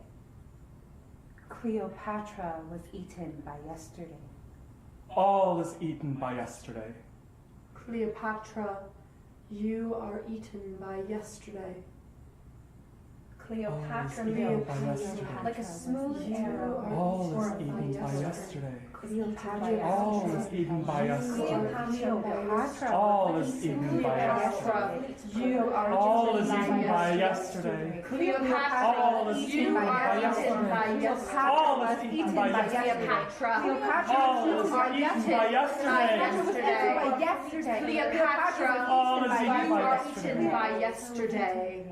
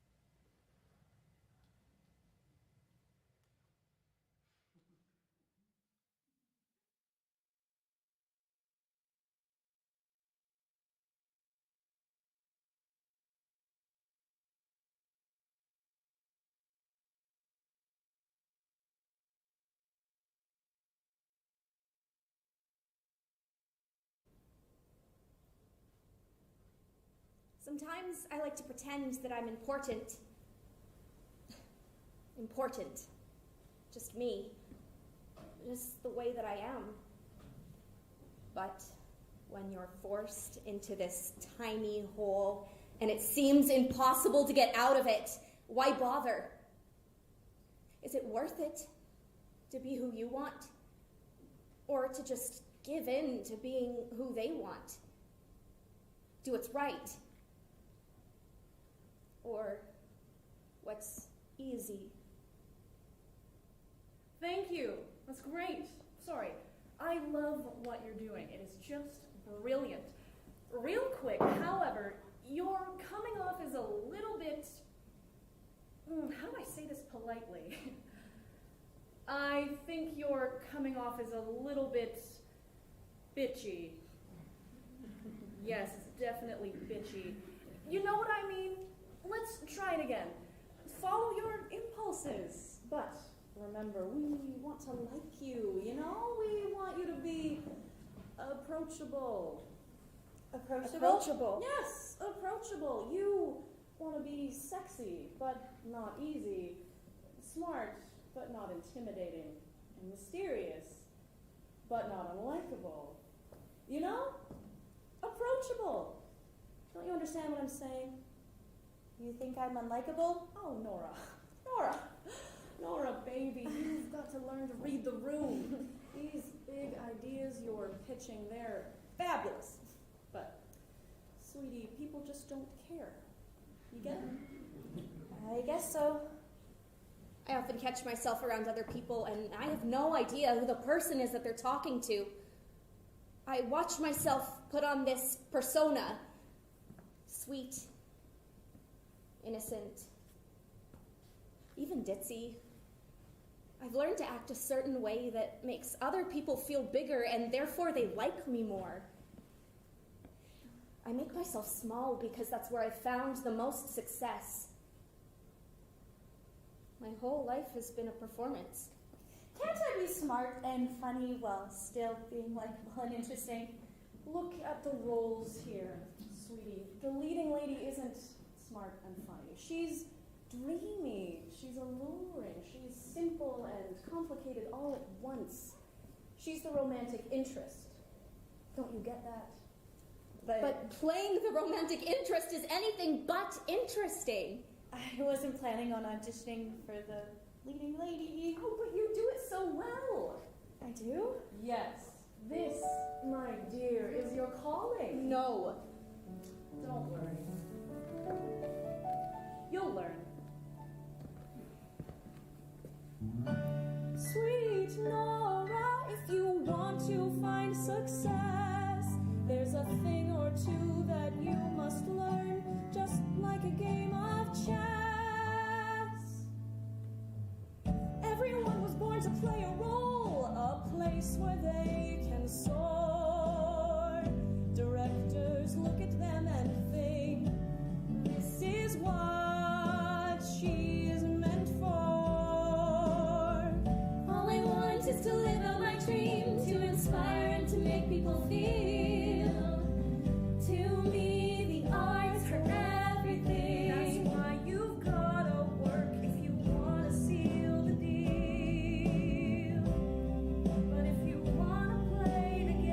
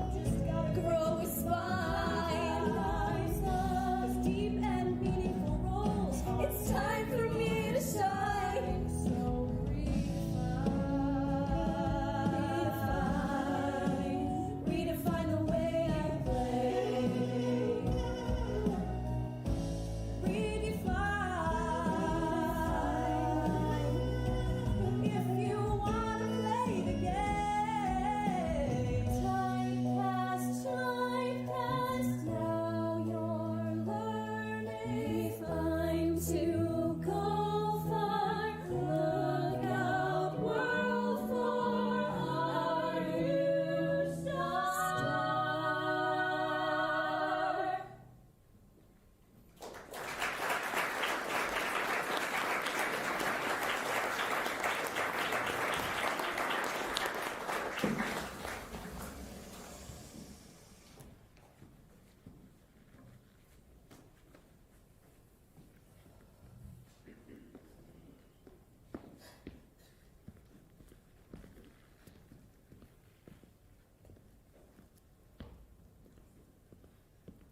need to go in there at some point. I've wanted this for so long. It's going to happen for us. It has to. I'm telling you, it is all in the way that we carry ourselves. We want to walk in there like we're a big deal, and they're going to treat us like a big deal. That's the secret. It's confidence. It's charisma. It's not wearing those god-awful shoes. Screw you, these are comfortable. Don't we want to make a good impression? I thought we looked pretty nice. We could probably be doing more. Skipping a meal once or twice isn't an odd thing to do. Puking up fattening foods. Already old news. We want to be ahead of the game, right? Look at all of these other girls. What makes us so special? I didn't think that was as important. Ugh, don't be naive. You know how important it is. I was 15 when I was told I have perfect blowjob lips. When boys treated me like I was nothing without my ass and tits. And if I wore a low shirt, I wasn't eligible to receive eye contact during conversation. So I wouldn't. You've always known. I was 12 when I was told that it's sexy when I wear my hair straight. We were in grade 6, by the way. Yet even at that age, I felt the need to obey. And by grade 9, I was straightening my hair every day because I thought sexy meant beautiful. They tell us, keep in line, don't dress like a slut because they'll treat you like one. As if wearing spaghetti straps in plus 20-degree weather makes you a slut. We were 10 years old when we were taught that our shoulders are more distracting than our brains. Boys can wear tank tops during those hot days. But God forbid I come to school dressed the same way. You were 15 when you heard them say, "Can you imagine her tits when she's pregnant?" You were 15, listening to them sexualize possibly the purest image available. A woman carrying life, breasts swollen to nourish it. Which, by the way, is the sole purpose of breasts in the first place. You were 15 and afraid of pregnancy, not because of the pain of childbirth, but because it might breed more attention. Attention. So much attention. You're an actress. You must love being in the spotlight. In the limelight. In the center of things. That's not the same thing. Look at me. Look at me. Don't look at me. I'm reading way too much into these situations. Patronized. Sexualized. Objectified. I put myself in most of them anyway. Sweet. Innocent. Ditzy. Why do I feel like I'm not good enough? Girls can't be funny. Girls can't be smart. Girls can't be strong. Why am I so focused on my appearance? Sorry, you don't quite have the look you have in mind. Are you sure you're up to the physical demands of this role? How are you supposed to match the leading man if he can't lift you in the dance number? Why am I so obsessed with what people When I think? was 15 years old. 12 years. When I was 10 years old. I want a career in performance, but I'm complaining about people looking at my body. Maybe you should look into education. Just in case. What do I have that every other girl doesn't have? I'm just me. Is that all I can offer? Look at me, look at me, look at me, look at me, look at me. Look at me, look at me, look at me, look at me, look at me. Look at me, look at me, look at me, look at me, look at me. Look at me, look at me, look at me, look at me, look at me.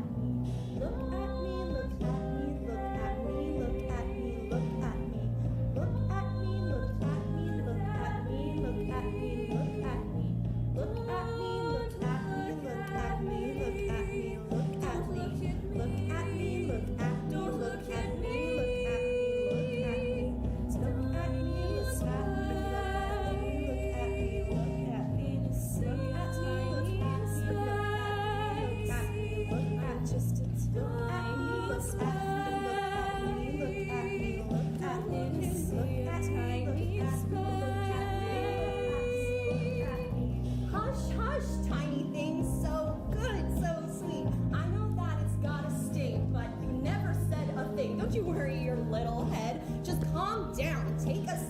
want us to be rude? Instead, hush, hush, little sweet.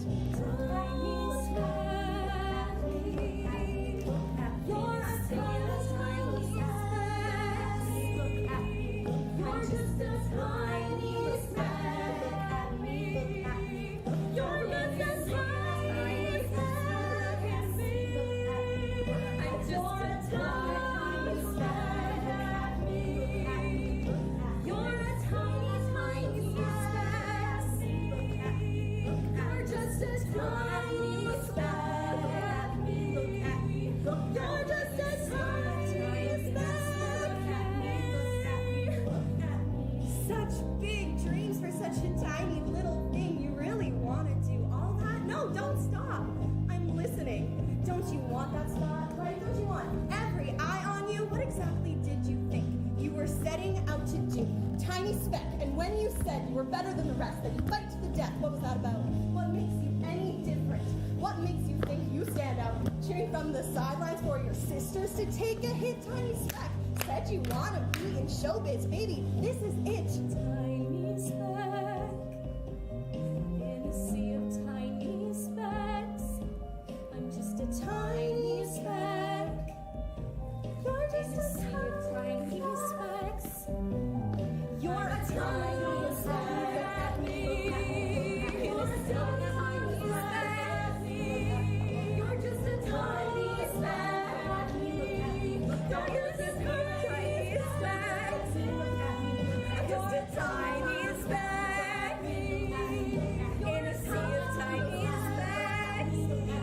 You're just a tiny speck. You're just a tiny speck. You're a tiny, tiny speck. Look at me, look at me. You're a tiny, tiny speck. You're just a tiny speck.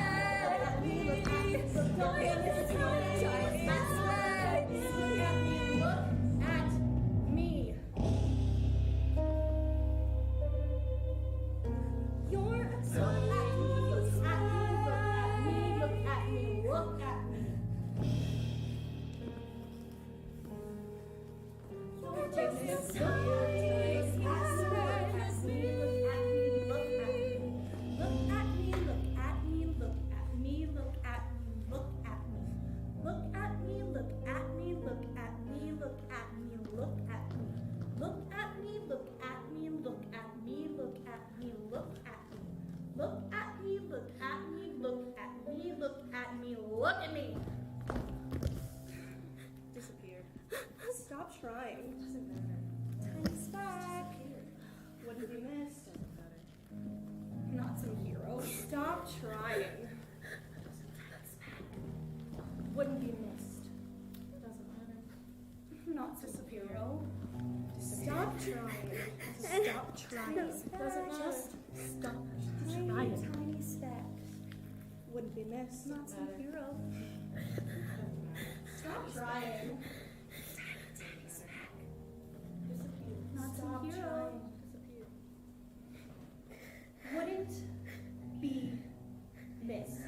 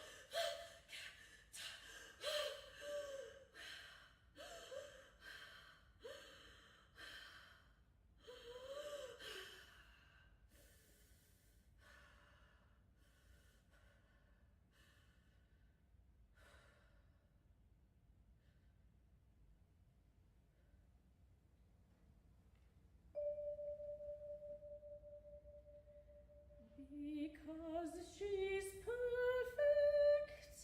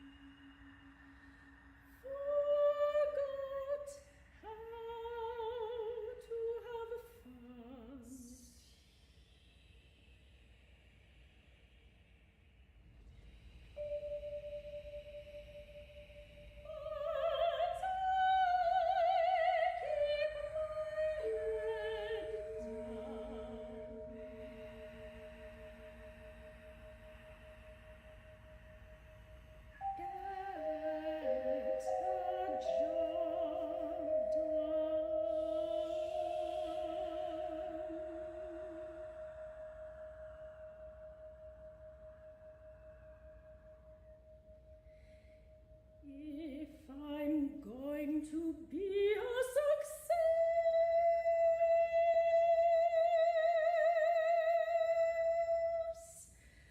I have to be the best.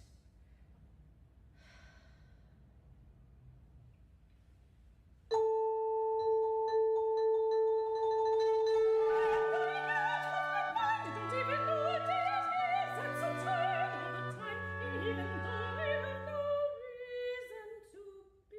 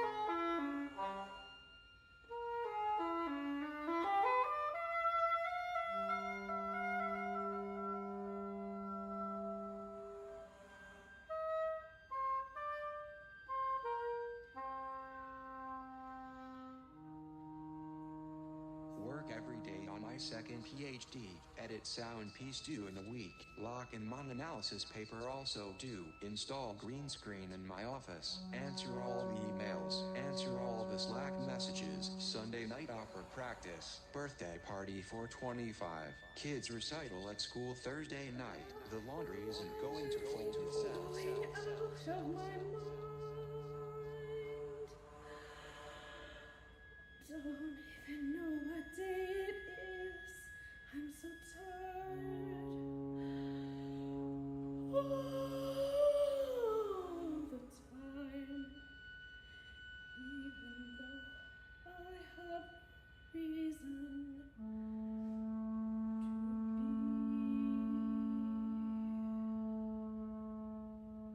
Take my daughter to speech therapy. Meet with teacher about the diagnosis. Take mom to her dialysis. Meet with supervisor about my thesis. Voice students Tuesday and Thursday from 5 to 9. Get exam marks in on time. Get it done on time. Get it all done on time. Get it done. Stop wasting time. Get it done on time. Get it done. Get it done.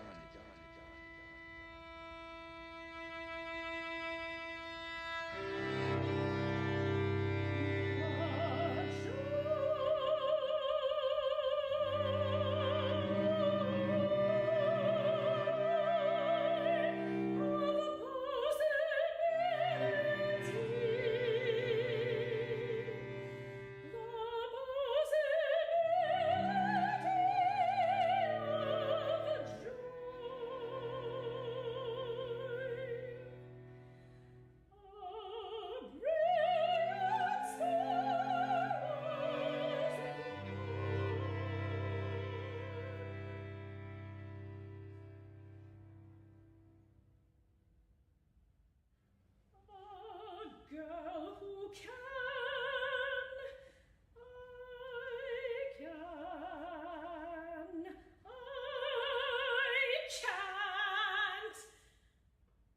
fail. A brilliant star.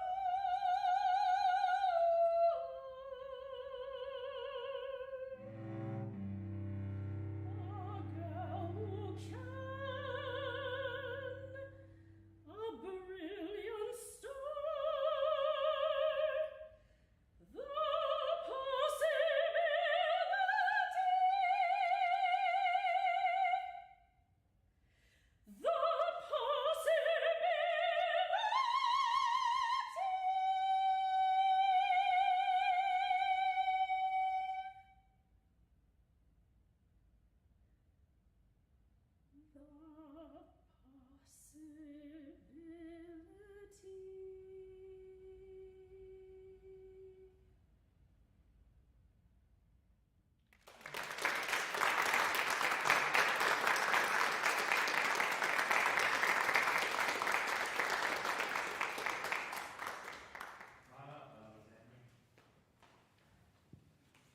Okay, so we should have everybody, I'm hoping, on Zoom.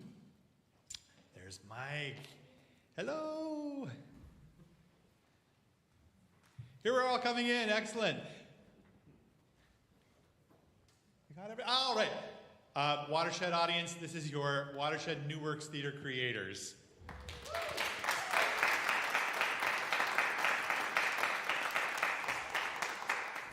Now I feel it's so great to see all you guys. I know we've kind of been on Zoom kind of over the last couple of months as things come together. I feel like I need about 3 hours to sit with you right here and go through all these things. And what we've got is about 20 minutes. So what I'd love to happen is I'd love everybody to talk a little bit about themselves and the work that you've created. And then we'll see if there's any questions from the audience. So I think since we started with Ava's house and we have Alexander right here. Alexander, could you start us off?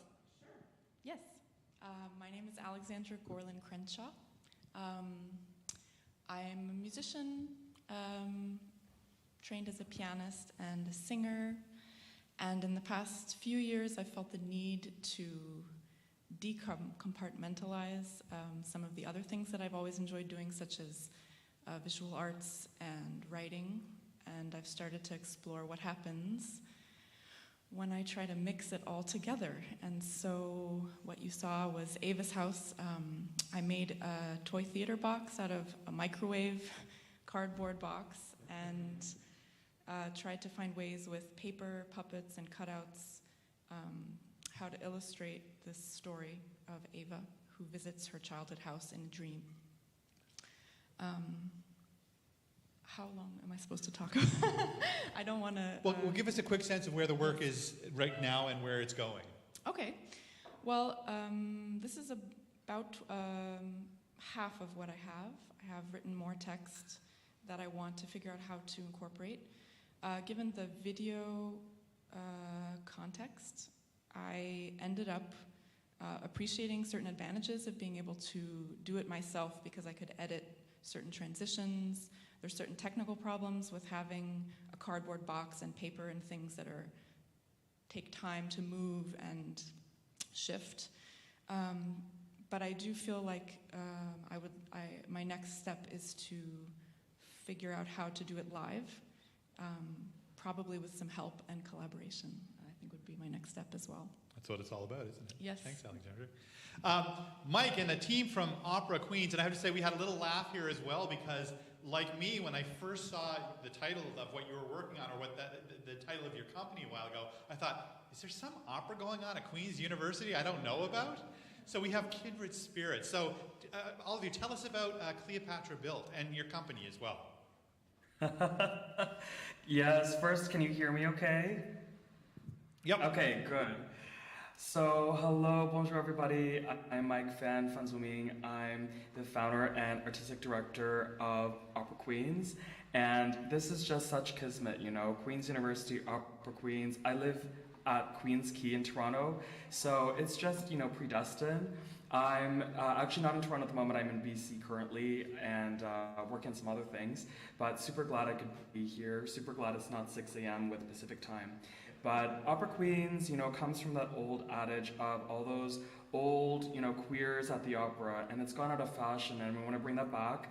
But also, you know, when we think about queer spaces, we really want to bring in BIPOC voices, people of color, Indigenous people, and so as you can see from our performance and those on the screen today, we have all these beautiful queer people, people of color who are also queer, and we're really lucky we got a Canada Council, Conseil des Arts du Canada grant for our Cleopatra production, A Night of a Thousand Cleopatras, which is premiering in 2023 in Montreal. And it's mixing all these different artistic renditions of Cleopatra, including, clearly, Cleopatra Built, composed by Jay, and as well as works by Handel and Massenet and Barber. There's so many throughout history. And so this is our first airing of a few scenes of this piece that will be part of a larger production next year. And we're so thrilled to have Thera and Christina here today who would join us, who were in the show. I wasn't actually supposed to be in the opera, but due to extenuating circumstances, I had to step in at 2 weeks' notice. Luckily, I was already working on the piece anyway. I was one of the only humans on Earth who knew it, so it ended up being fine. But and Jay was doing double duty, obviously singing in the gorgeous Denise, which we all saw. So it was a crazy, wild, wonderful time. But so glad we had this opportunity to perform it, and most importantly, as you saw, go shopping for some gorgeous costumes, which is really the front for Opera Queens. Excellent. So our singers that we have here as well, faces that I recognize from some of my own madness over in Italy a couple of years ago. What was the experience like creating this piece? What was? I mean, yeah, the costumes rocked, but beyond that. I can just say hi. My name's Thera, for most of you who don't know me. And I was singing the role of Arsinoe in this production. I think one of the major discussions that we had in sort of our last meeting together was concerning inclusivity, and also the notion that when you are striving to create an environment that is truly inclusive, that it kind of does away with a lot of the perfectionism, like the inherent perfectionism that can kind of run so rampant in our industry. So I know that for me, working with a group of old and new friends and coming together and being in an environment where everything really felt very open and very accepted, and it was already a really inclusive and for me at least, it felt like a really safe space. That really made a world of a difference, and it was for me definitely one of the top production experiences I've had. I've done like summer programs and school operas, and there can be sort of things that go awry and just places that don't really feel very safe and very inclusive. But this was easily one of the happiest and most stress-free and just most fun productions that I've done so far. So, yay team. And for me, my name is Christina Yoon. I am in Mississauga, although physically I'm not in Mississauga, in Ontario. I think sometimes when you, as a singer, you enter something that's like a new work, your mind immediately is like, oh my gosh, is there going to be a tonal center, you know? But in this case for J1, there was, so thank you so much. And so, but I think echoing what Thera said, it was very inclusive, but something that I really appreciated was that in the compositional process, they would always ask us, does this work for you? And if it doesn't, how can I adjust it for you? And we just felt that it could be malleable to us and what our strengths were, and what was really wonderful about our own voices that we were aware of, at least, and adjusting to our voices, so that by the time we reached the recording, it was uniquely something that our quartet could do, and that this piece can be changed and malleable to the next quartet that can perform it. So I think that's a really wonderful concept. It's the first time I've ever done a piece like that. So thank you, Jay, for making that space for us. And like Sarah said, we had new friends, old friends, and so it was just a really wonderful experience all around. Fantastic. Thank you. Bobby Lee, one of the great things about this kind of new works thing is that we have works at the very early stage of things.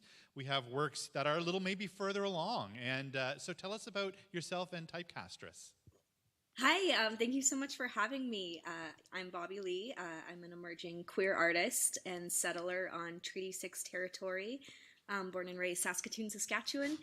I'm really excited to be featured in here. We just finished putting our show on beginning of April, and that was the first time that we got to do it live, and we actually also did a filmed rendition. We got to close down the Victoria Bridge in Saskatoon and film it there. It was just like a really weird serendipitous story that I don't need to get into right now, but it's all been a really crazy process, but it is still a work in process. We do want to hire somebody to go through the script and score. I'm the writer and composer, and I didn't follow any rules when I wrote my show. So the next step is to make sure that the next time somebody else gets to put it on, they can actually follow whatever I did there. So, but the next process for us is I'd like to get my master's and do it on reinventing gender representation in classical works, because my show is about a girl who wants to play Hamlet and why she feels nervous about asking to play that role, because she was taught that she can only strive for things that are catered to being pretty and delicate. We got to do a clip of our first ever live run, and our show is supposed to be put on live right when COVID hit, and so we're very, very thankful to be able to perform. I think that some of the best art comes from making mistakes, actually. So sometimes it doesn't really need to be fixed. So that's fantastic. And now the team from Denise. We have a big representation from Montreal. Excellent. Who would like to start off?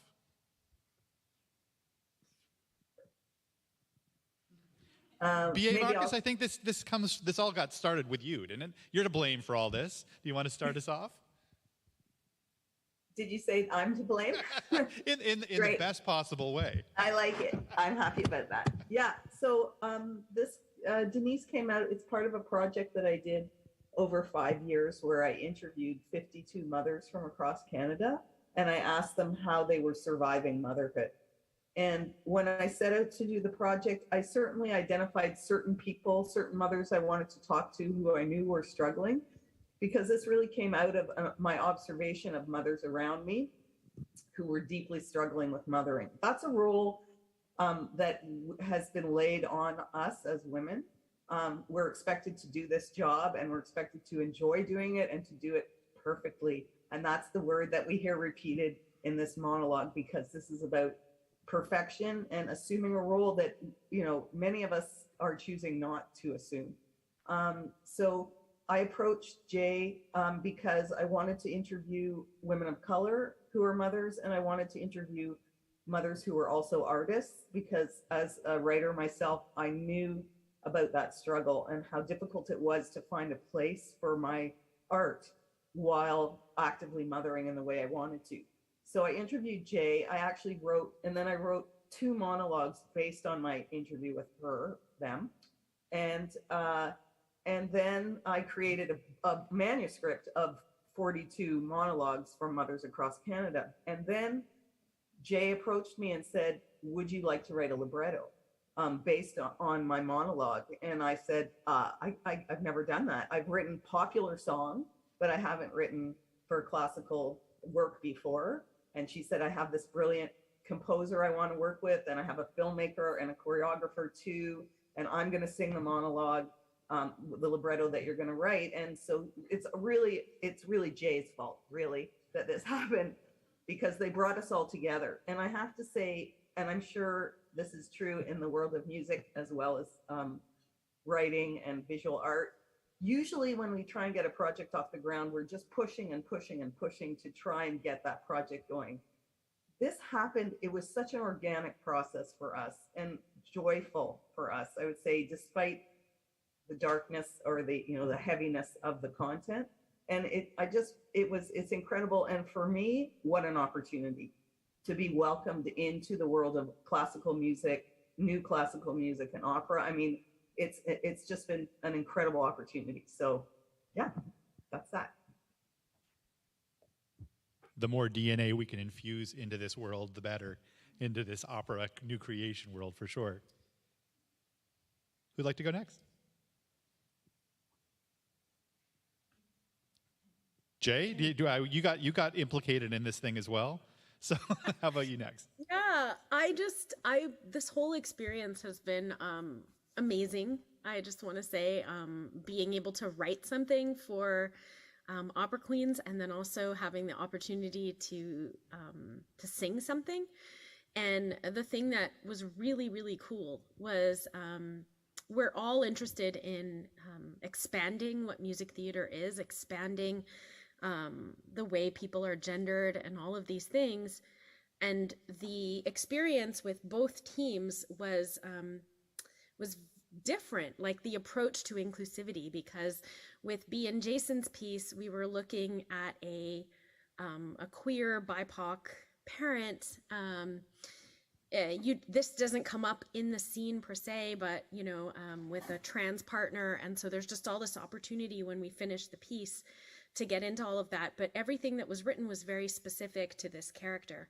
And then with Opera Queens, my whole intention with it, in working with Mike, was to have a piece that we could not repurpose, but like that's malleable, that we could rework as needed depending on what voice parts people were comfortable singing. Because if you have a trans woman in the cast or a trans man in the cast, it might be unpredictable what voice type they are and what gender they want to play. So the whole idea was that if we flip the lines around, the harmonies will still work, so that anybody can play any part. And that if the soprano line is too low at this point, it could be given to the alto, and so there are all these movable parts, kind of like Legos in a way.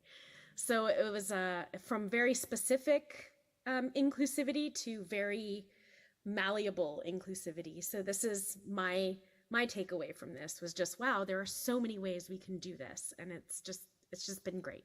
Thank you, everybody. Fantastic. Who's next? I guess I'm gonna go. Hi, everyone. My name is Bettina. I'm right now in Chichage, and thank you for inviting us and giving us the opportunity to kick off this project, because it had been a while that we're talking with Juanita about it. And honestly, the Watershed Festival was the thing of okay, let's get things moving and things going. So thank you so much for that. The process was wonderful. We had our entire team got sick at different times. It was it was a complicated challenge, but we still get it through. So I'm very happy about it. And I'm very happy that we got, a base material that then we can seek more support to do it in a more professional way. All of this video was done in the space of 3 days. So I'm really looking forward to be able to have a team to help us out and push it further. Also actually add some dance. My original practice is dance, is not just video, and because I got sick, then I couldn't dance.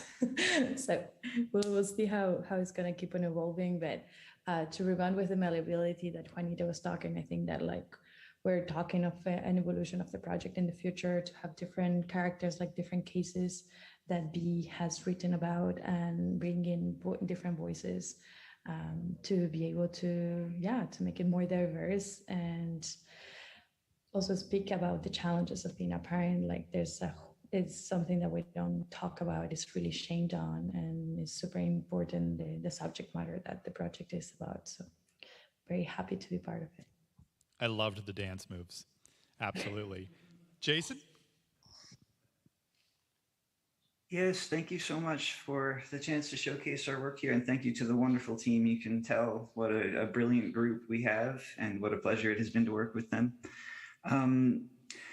It was interesting from my point of view as the composer, adapting to this particular character and this particular subject matter, because there are obviously some challenges of motherhood and of the identities that are represented in the character that I cannot directly relate to. But there are lots of things that I could directly relate to, and I really tried to tap into those musically. For one thing, I've been close friends with Jay for a long time, and there was this kind of interesting play between the great libretto that BA provided and also my knowledge of the person behind the interview, and I was able to draw on both of those things as a composer. And I would say that although I can't relate directly to all the things in the character, I do understand what it's like to try to cope with the weight of impossible expectations. I do understand the challenges of balancing career and parenthood. I'm a dad myself. And I do understand the difficulty of the contrast between the image we present to the world and the reality of what we might be going through on the inside. And I tried to dig into all of those things in this piece. I think Bettina did a brilliant job of representing it all visually. I do look very much forward to a staged version as well, because I think there are many, many things we can do theatrically in the piece. My idea is to have the instrumentalists on stage as well as the singers, and interactions between the instrumentalists and the singers as part of the dramaturgy that we imagine. And yeah, there's many directions that this could go. I'm very excited to be a part of it. Thank you so much. Yes. Well, we've kind of gotten to 5:30 here. I was going to ask if there was any questions. We probably don't have time for questions. However, we live in a world now where questions are only a Facebook click or a Google away. So I would invite everybody to follow these productions as they move along. If you have any questions for any of the creators, I'm sure they'd be happy for you to reach out to them. Also, if there are any producers or philanthropists out there, there's incredible Canadian work happening. We've seen some examples of that tonight, and we're just going to keep it going. Also, you're part of the Watershed family now. We'll be following what you're doing, and we wish you so much luck with the projects. Thank you so much.